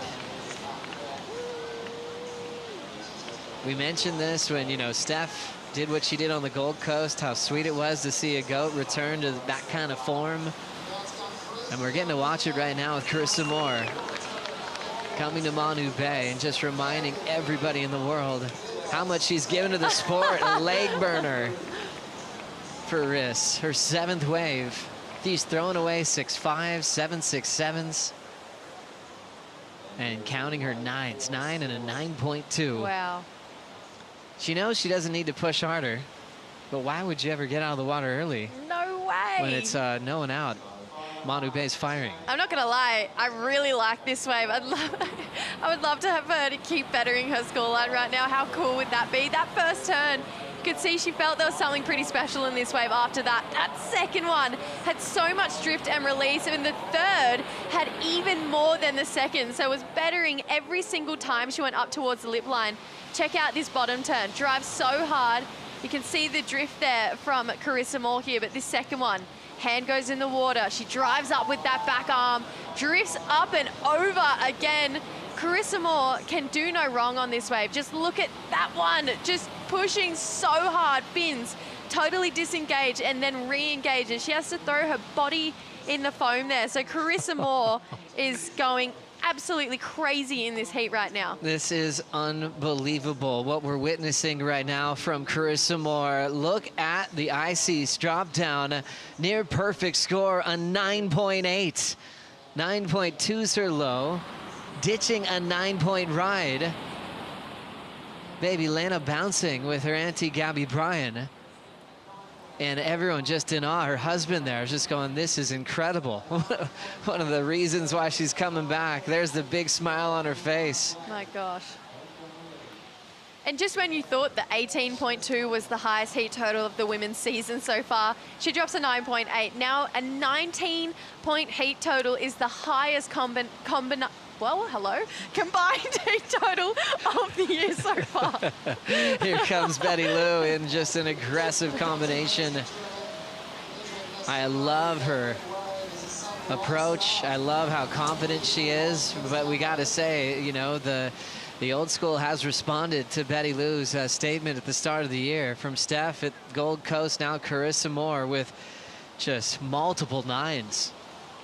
Here at Manu Bay. I mean, and she's just, like we said, scoring these evening heats where everything glasses off, and she's been very connected. I mean, we've seen so much of Carissa's forehand through the years. You know, we mentioned those early events that were in Taranaki, where she was going left. A lot of beach breaks for sure where it was featured, but it's still a welcome sign just to see how lethal her backhand attack is, because through a lot of those world title years, we're focused on Honolulu Bay, you know, Bell, Snapper, all the famous rights that we've had for several seasons. I grew up watching Nike leave a message, and all of those women went to the mentor wires and surfed perfect left-handers, and they were the clips that you rewind and watch, and you want to surf like that. You draw off their technique, the lines that they are drawing on each wave, and Carissa Moore is surfing exactly at the exact same level that we saw her surf in that movie. That movie still to this day is my favorite surf movie. And I just think what these women are doing, with that being Carissa and Steph, is honestly groundbreaking for the sport right now. The next highest heat total on the women's side of the draw this season goes to Stephanie Gilmore, with being 17.33 in the final over at the Goldie. So those ladies are currently 1 and 2 for combined heat totals this year. And I think that really speaks volumes for who they are and what they've done for our sport. And they definitely are still the surfing world's idols right now. Let's go. Carissa Moore, can she better a 9.8? As she's up again.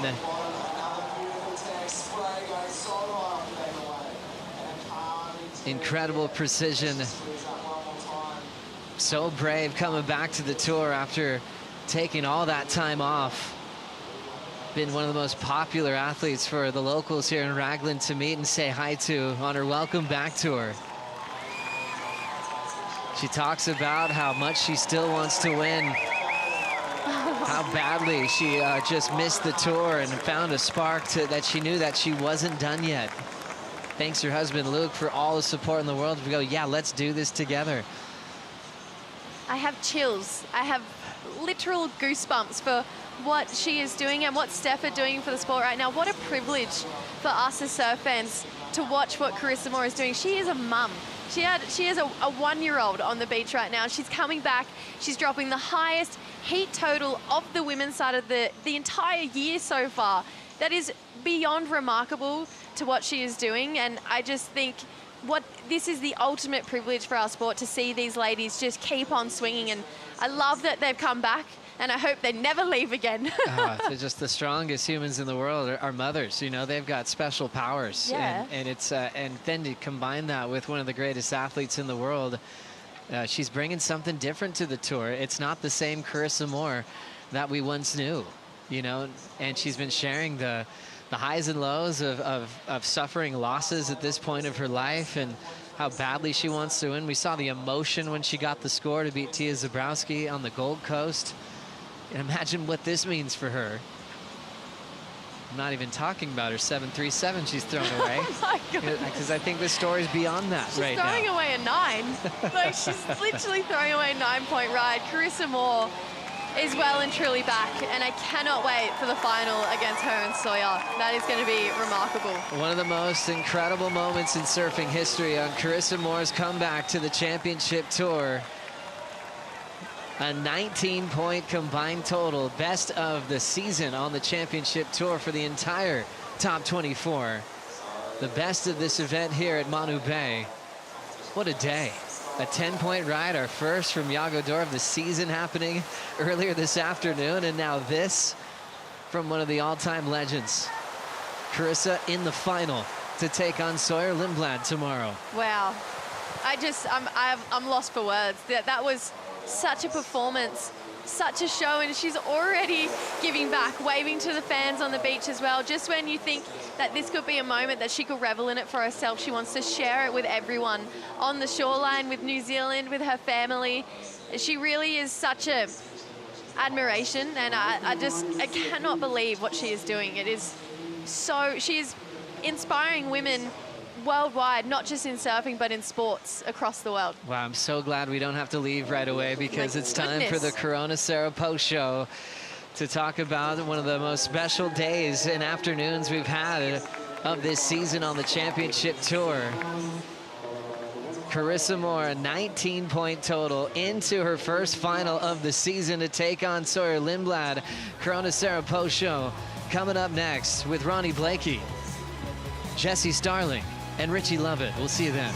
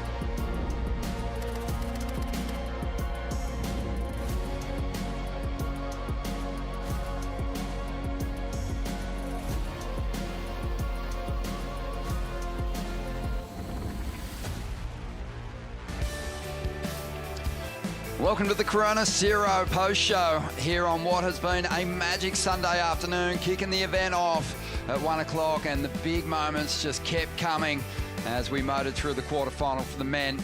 We saw excellence from Yago Dora, a mind-blowing performance from him. We're going to be having a close look at that ride, but also Carissa Moore bookending the afternoon with absolute brilliance, a number of excellent rides for her, and the kind of form that's seen her take out so many Championship Tour events and 5 world titles in the past. Ronnie Blakey, Jesse Starling, Richie Lovett. This is what we've been waiting for. Manu Bay really delivered today. Oh my goodness, didn't what? We had our first 10-point ride of the season. Felt really special to have it here at Raglan as well. The first time we've come here ever in Championship Tour history to Manu Bay, that is. And then to see what Carissa did this afternoon, I was just messaging my dad. I was like, what a privilege. Like, it is just so cool to see someone come back and step into the form that she has been. I'm so inspired by what she's doing. Yeah, it's remarkable, and an inspiration to women around the world and athletes in particular.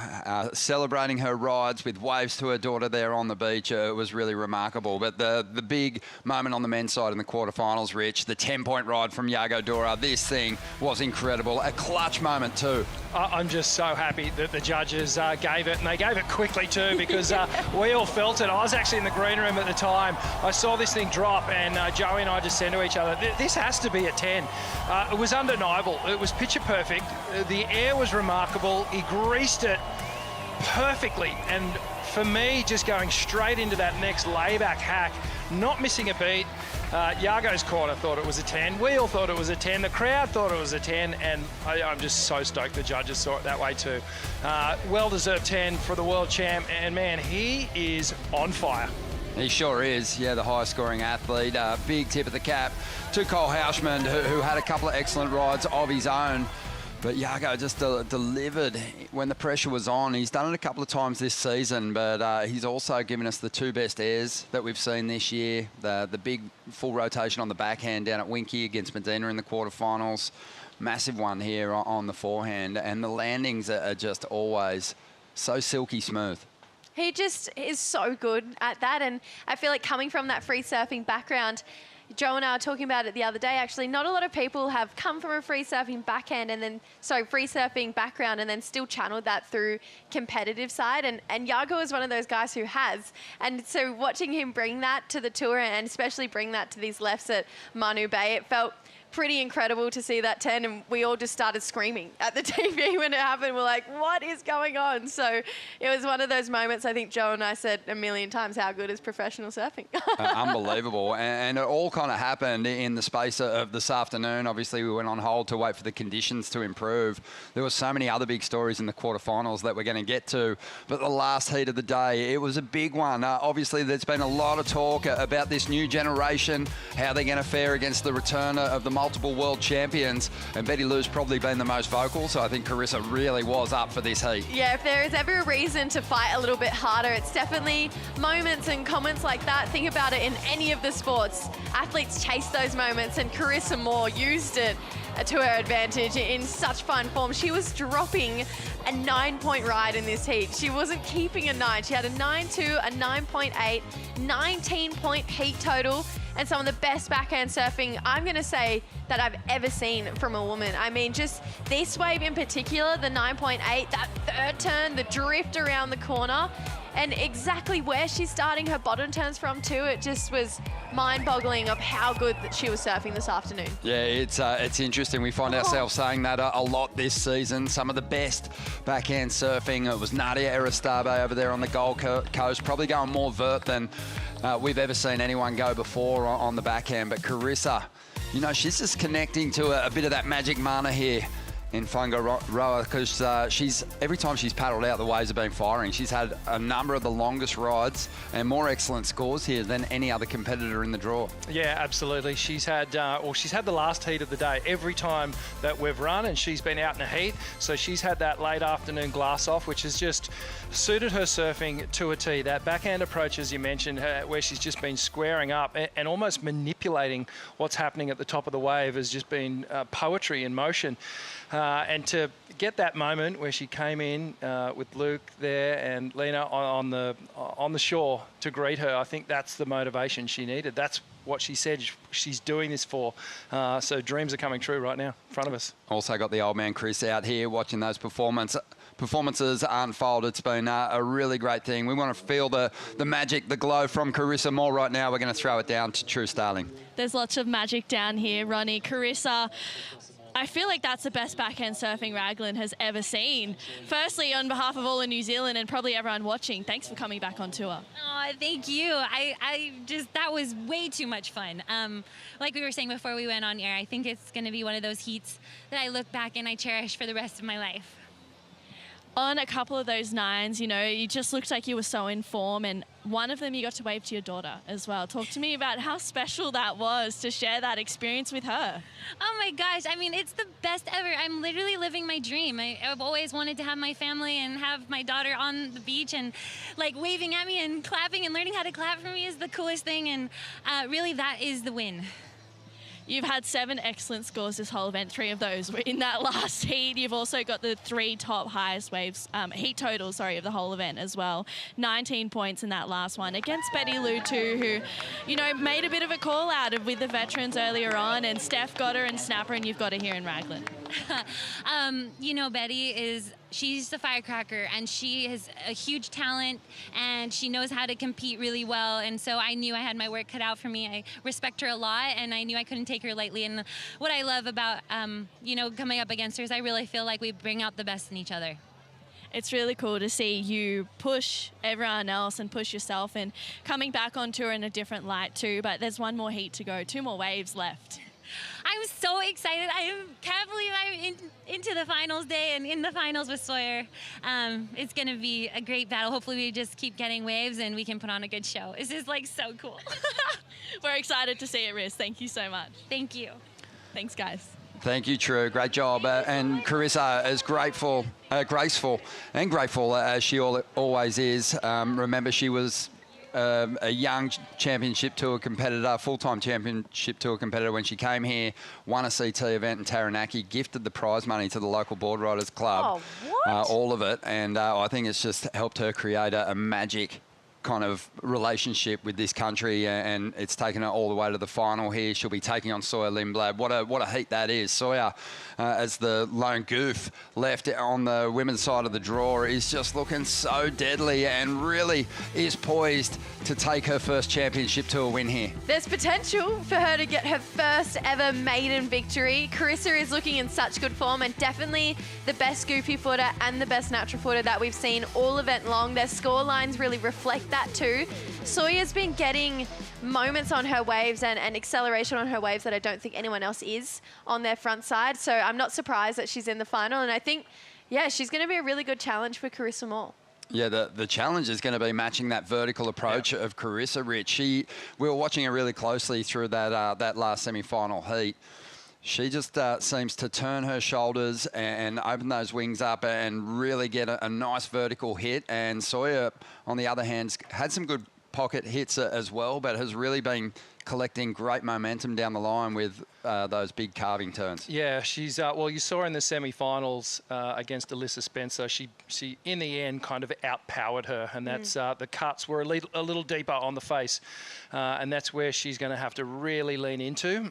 She's also going to have to somehow square up on that forehand, maybe try something a little different, maybe go to that big forehand layback hack and really mix things up, because that squared up approach on the backhand of Carissa Moore is going to be hard to beat, especially if conditions are like they are. But you wonder whether, you know, Carissa's used all her coins for the jukebox and there's any left. You know, she's going to have to, it's going to be a different time of the day when she's competing in the morning. Potentially, versus these perfect afternoon heats that she's gotten so far. It's also just the psychology of getting to this point of the heat, and Carissa has been in this position so many times, closed out more CT events than everyone on tour other than Steph Gilmore. So Sawyer, looking for a first win, has to deal with that kind of emotion as well. But like we said, she's been surfing brilliant, so it's going to be a fun heat. On the men's side, Iago Dora, much like Carissa Moore, has the highest heat score totals. He's had the biggest moments, and he is the man to beat as we head into finals day.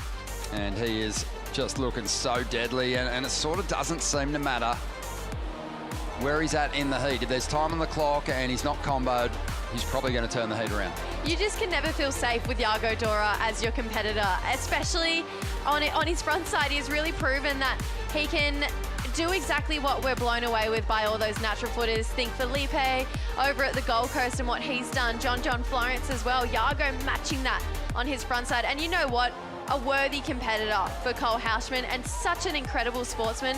He put up an incredible fight, and I think if Cole didn't push as hard as he did in this heat and put the pressure on Yago quite like he did, we may not have even seen that 10-point ride. So bringing out the best of Yago here. The amazing thing about the Brazilian world champions, Rich, is the gears that they have. Yago on his first ride surfed really well and still got a pretty decent score, but it was kind of a little sleepier, his rhythm. He was almost sort of pacing himself, waiting to see what Cole Houshmand would throw at him. I don't think he expected Cole to drop 8.5s and outpower him in those opening stages of the heat. I totally agree with you. I mean, Yago's whole approach to this event has been fairly measured. His whole approach to 2026 has been somewhat measured. But as you referenced earlier on, he's brought out these big moments, these standout kind of movie moments. One at Bells and now one here at Raglan. And the surfing is just, it's indicative of a world champion. It's world championship performance, and he's laying it down here. And this is what they do. They find it, they rise to that occasion under pressure. And they deliver. I mean, this is the final minute of this heat, and he just got it done. It was incredible. Yeah, and he didn't let up. I mean, I felt like after this turn, it was a 10-point ride, but he still just kept those rails sharp, cut them deep into the face of the wall here at Manu Bay to make it a done deal and earn his place in the semis. Yeah, great to see Cole come to life and really put some good numbers on the board as well. Coming off a trip 17th into this year's been kind of punishing for him, but there was really nothing he could do here. He just got out-surfed, but a huge heat total himself at 17 points. Yeah, I thought it was a great performance from Cole. I think he's turned a corner here, and he proved last year that even though the Aussie leg can be difficult for him sometimes, it's given him some of the moments of his career, obviously a win at Bells, but last year the same thing, 3/17 through those 3 events. So he's back on track, quarterfinal finish here, and heading over to El Salvador where his big backhand will come into play, no doubt. Another big clash that we were looking forward to in the quarterfinals, Griffin Colapinto, Felipe Toledo, and we kind of had the feeling it was going to be an interesting one for Felipe to see if he went to that unique equipment choice. And I really feel like, Richard, it kind of made the difference in this heat. Yeah, it was a pretty wild one. There was a lot of wind still. And this was the opening quarterfinal for the day. And Griff just looked so connected. And I referenced his performance at Cloudbreak in Fiji last year. And the last couple of years, his backhand has just looked so on point. And to me, one of the best hand, if not the best backhand surfer on the men's side of the tour at the moment. His ability, again, to manipulate and just drift the board, but be in total control in the lip is something to really admire. Best backhand amongst the regular footers. Yeah, that's what. Yes, good point. Well, I think he's got to reach another level to match it with some of those other big dogs. But he's definitely got the smoothest flow on his backhand. And here at Manu Bay on the backhand, no one set their fins higher above the lip than Griffin Colapinto in these tricky, windy conditions. This was always going to be a great matchup as well, but it felt like that Felipe at the start had a couple equipment issues. We weren't sure if he made the right choice. Came through at the end and really did fight for it. He had a couple excellent scores himself, but Griff just navigated, like you were talking about, Ronnie, these bumps so perfectly. That's that drift, exactly what you were talking about. Fins free out the back, and now he's taken yet another heat win off Felipe Toledo. So he's got the edge by 2 heats in head-to-head matchups. And going into it, honestly, I personally gave Felipe the nod. I was thinking, there's no way anyone's going to come near Felipe, but Griffin, so convincing in that, and he's a worthy semi-final contestant. Well, Felipe was coming back because he had a kind of shocker opening start to that quarter, but then he came back strong and basically just ran out of time, really. I actually applaud him for making his equipment choice the way he did through this event. I think he's maybe got a few people going back to the drawing board and just thinking about, hang on a minute, at waves like this, what's possible? And maybe it's a board in between a shorty and what he rode. That might be the sweet spot. Yeah, well, still an impressive heat score total and always fighting to the final stages. But Griffin Colapinto getting it done and getting himself into the semi-finals. I think when we see the Corona Cero New Zealand Pro Finals bracket here, you know, there's some clear favourites in both semi-finals just based on the performances we saw here today in the quarters. Oh, absolutely. If you look to semi-final number 2, I think a lot of people want to see Iago get into that final just with that 10-point ride, but Italo channeled that and dropped a 9-point ride in his quarterfinal against Miguel Pupo. So I hope that we get a full air show between those two tomorrow and we get plenty more full rotations on these fun left-handers. That's one of the best quarterfinal brackets I've ever seen go down on the men's side in an event. Just every heat pumped for waves and both competitors were on fire. It was so entertaining. Well, let's have a look at the Surfline forecast and when we can start making some predictions on what we think is going to unfold in the men's semis and the women's final. And yeah, it really came on this afternoon. A really smart choice to wait for that swell to arrive. We knew it was coming. We've been watching the charts and Surfline has been telling us it's on the way. These kind of red, orange, purple blobs that are tracking across the bottom of Australia, moving up between Australia and New Zealand. And they've finally reached us here at Raglan on the west coast of the North Island. And you saw it. There was more energy in it this afternoon. That high tide was pulling it in and there was just a bit more space between the sets. And when they came, they had more power. So tomorrow's looking great. In the morning, it's going to peak overnight and tomorrow morning, and then it'll start tapering off in the afternoon. So it'll really be all about the wind. And I think we're going to come down nice and early and check things out. It's shaping up well. And looks like the wind, even from this morning to what I had a look at this afternoon, it looks like it's been downgraded a little bit. So fingers crossed we don't have that devil wind when we rock up in the morning. Yeah, it's looking good out there at the moment, and the locals pounced on it to get their opportunity because it's been a pretty wave-starved couple of weeks, but some beautiful rides coming through, and we're really hoping that it sticks around for tomorrow morning because we've got amazing semi-finals on the men's side, incredible women's final already set up. It's going to be awesome to see, but let's dive into some highlights because there is plenty of them. Let's start with the top 5 coming in 5th position. Griffin Colapinto taking on Felipe Toledo, and Griff, he's been searching for a big finish in the opening stages of the season. Felipe was on fire on the Gold Coast. He carried that form here, and he had some seriously good turns in this heat as well. Felipe, once he found his rhythm, was looking pretty dominant. He actually had the highest wave score in this heat, and it came down to the final wave. But Griffin put on so much pressure that he still needed excellence even after getting that. Griffin just with a lot of variety, which I feel like is hard to get on your backhand, especially when it was so windy and you have to navigate, chop up the face. So the fact that he was drifting his tail around so much, giving us calves or just punching it nice and vertical in the pocket, Griffin's looking so ready to take on Morgan Cibilic in the semi-final.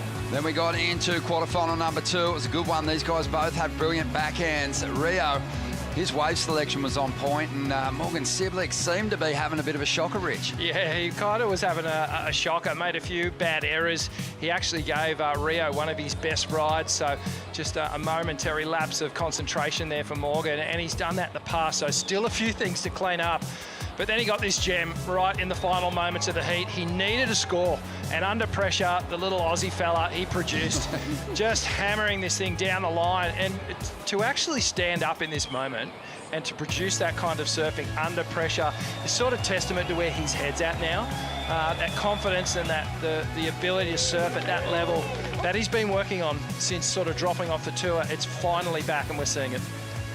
Still sort of searching for that freedom, though, in the jersey. Let's see if he can find it against Griffin Colapinto. Number 3, Italo takes flight. We knew it was going to happen after he watched his good mate drop a 10-point ride. My goodness, so inspired by Iago, Dora. Just such a clean, full rotation, and then also went crazy afterwards. So really inspired by Iago. But I just love the fact that he's also giving us variety on this, dropping that backhand back, pushing that back foot around, laying into these turns, and you can see he's been putting a lot of time into his rail work in the off-season as well. So Italo, he's looking pretty great. Sharpening up, coming in at number 2. Just by far the highest scoring surfer on the women's side. She owns the top 5 wave scores. She's got a number of the top heat scores, and she had just a magic time out here. The sets just kept coming to her. She's been a magnet through this event. Just been unbelievable watching Riss in the final heats of this event. She keeps lucking into perfect conditions, but she's been producing And we keep saying it's inspirational performances that she's laying down here in front of her husband and a little baby, which is awesome. And, you know, she's, again, the form, this is vintage Carissa Moore, like when she was winning world titles. So, you know, to me, she's in that conversation now. Although the results have been a little slow to come in 2026, you can see she's elated to make this final. Matt Biolis, 2 women in the final. Looking good. And got Yago Dora on the men's side, powering as well. And he comes in at number 1 today for this. A 10-point ride. The landing was absolutely dreamy, and he just went straight into that next big hit. Just like butter. It was just so clean, not a foot out of place, and then to combo it up with that layback as well. Just even the quick finite feet shuffle to get himself up into the lip and then continue on down the line here. The beach really did go crazy. And you know what? Hats off to the Brazilian fans. They show up in flocks everywhere we go, every stop on the tour, and they were crazy on the rocks today. So Leandro da Silva, he loved it as well, and I'm so stoked that we finally have a 10-point ride this season. I'm ecstatic. Okay, we're heading for the last day of the event window, so it was an easy call. Finals day tomorrow. Yellow alert is on the Corona Cero New Zealand Pro, presented by Bonsoy. Champions will be crowned, and the lineups are incredible. Sawyer Lindblad chasing that first victory against Carissa Moore, who's looking to get her world title campaign back on track. Looking at the forecast, Jessie, what are your thoughts on what's going to go down there? It's going to be really interesting. There's going to be wind. We know that already. It's going to be similar to what we saw in the replays of Griffin, maybe a little bit more wind. That's going to be factored in for majority of the day tomorrow. If I was in that heat, I feel like Sawyer probably has the advantage to navigate that on her front side, and she's got that little extra pizzazz out of her calves right now, but my heart really wants Carissa Moore to win, so I feel like she's going to put up an incredible performance. And Sawyer, being the underdog in that, she's really going to have to block out the noise and just focus on the job at hand, which is winning her first ever CT. We touched on it before, Rick. The numbers from Carissa have been so strong in every heat that she's surfed so far, but she's also enjoyed the best conditions each day that we've run the competition. Probably had better waves than any of the competitors in the field. Yeah, totally. So again, you know, it's possibly going to be a different time when she hits the water tomorrow, which is going to be a bit of a challenge for her. But I think she's that good. She's in that good a form. I kind of echo your sentiments here. I think she's going to be really, really tough to beat. I think she'll get the win and come right into that world title conversation. On the men's side, I kind of feel like the Brazilian showmen at the bottom of the table are going to really produce something special on the forehand. Yeah, it's interesting. They're really great matchups. Morgan Cibilic, he dropped an 8-point ride at the end of his heat to save his place in those semi-finals. But Griffin has kind of looked a little freer in his approach out there. Oh, for sure. Griffin also looks really creative. I think he's pushing himself to be more creative as well, so that's adding to his performances. And I mentioned it in that heat with Felipe and Griffin, they're such entertainers. So Griffin, you could see, he's really pushing to entertain more, where Morgs is still figuring out what his recipe is being back on the championship tour. But the Aussie and me can't help but want to see Morgs lift the trophy above his head. So come on, Morgs. I think Morgan's looked like in his head at different stages throughout all the championship tour events. Kind of found that mongrel that got him some big finishes on the CT in his rookie year. But even in that heat, it wasn't until the heat was almost lost and he had to go at it that he gave us his best surfing and showed us how strong that backhand is. So if he can just get out of his head and give us those kind of moves, those big backhand hits, he could be a handful for Griff. Yeah, he really could. It's almost up to Hogg to kind of put that pressure on him from the start of the heat and just get him all fired up and ready to go. But again, we haven't seen a lot of backhand surfers go to the air out here yet. Because it has been challenging, and I just feel like the Brazilian boys on the front side, they're showing this air game that is really hard to compete with. So I think on that top side of the draw, the boys are going to have to square up, do what they do really well on the backhand, but they're also going to have to find a way to get in the air. Yeah, the heat with Yago and Italo, 2 world champions, meeting in the semi-final, both chasing their first victory for the season, and both at different stages of this year have looked like they're world title contenders, but they're kind of trying to get to that #1 position. Yago's got a good opportunity now with Miggy out of the event too, so bring it on. Let's do it. All right, well, we'll be making the call bright and early, 7:15 for a possible 7:35 a.m. start. You've got so many highlights here to enjoy from a short afternoon of surfing. Thank you so much for tuning in to the Corona Cero New Zealand Pro presented by Bonsoy. It's finals day tomorrow. We'll see you then. You fell asleep, spiraled even deeper, woke up in a living nightmare. Stepped into a new dimension, no direction, never said a fight fair. I got the fire!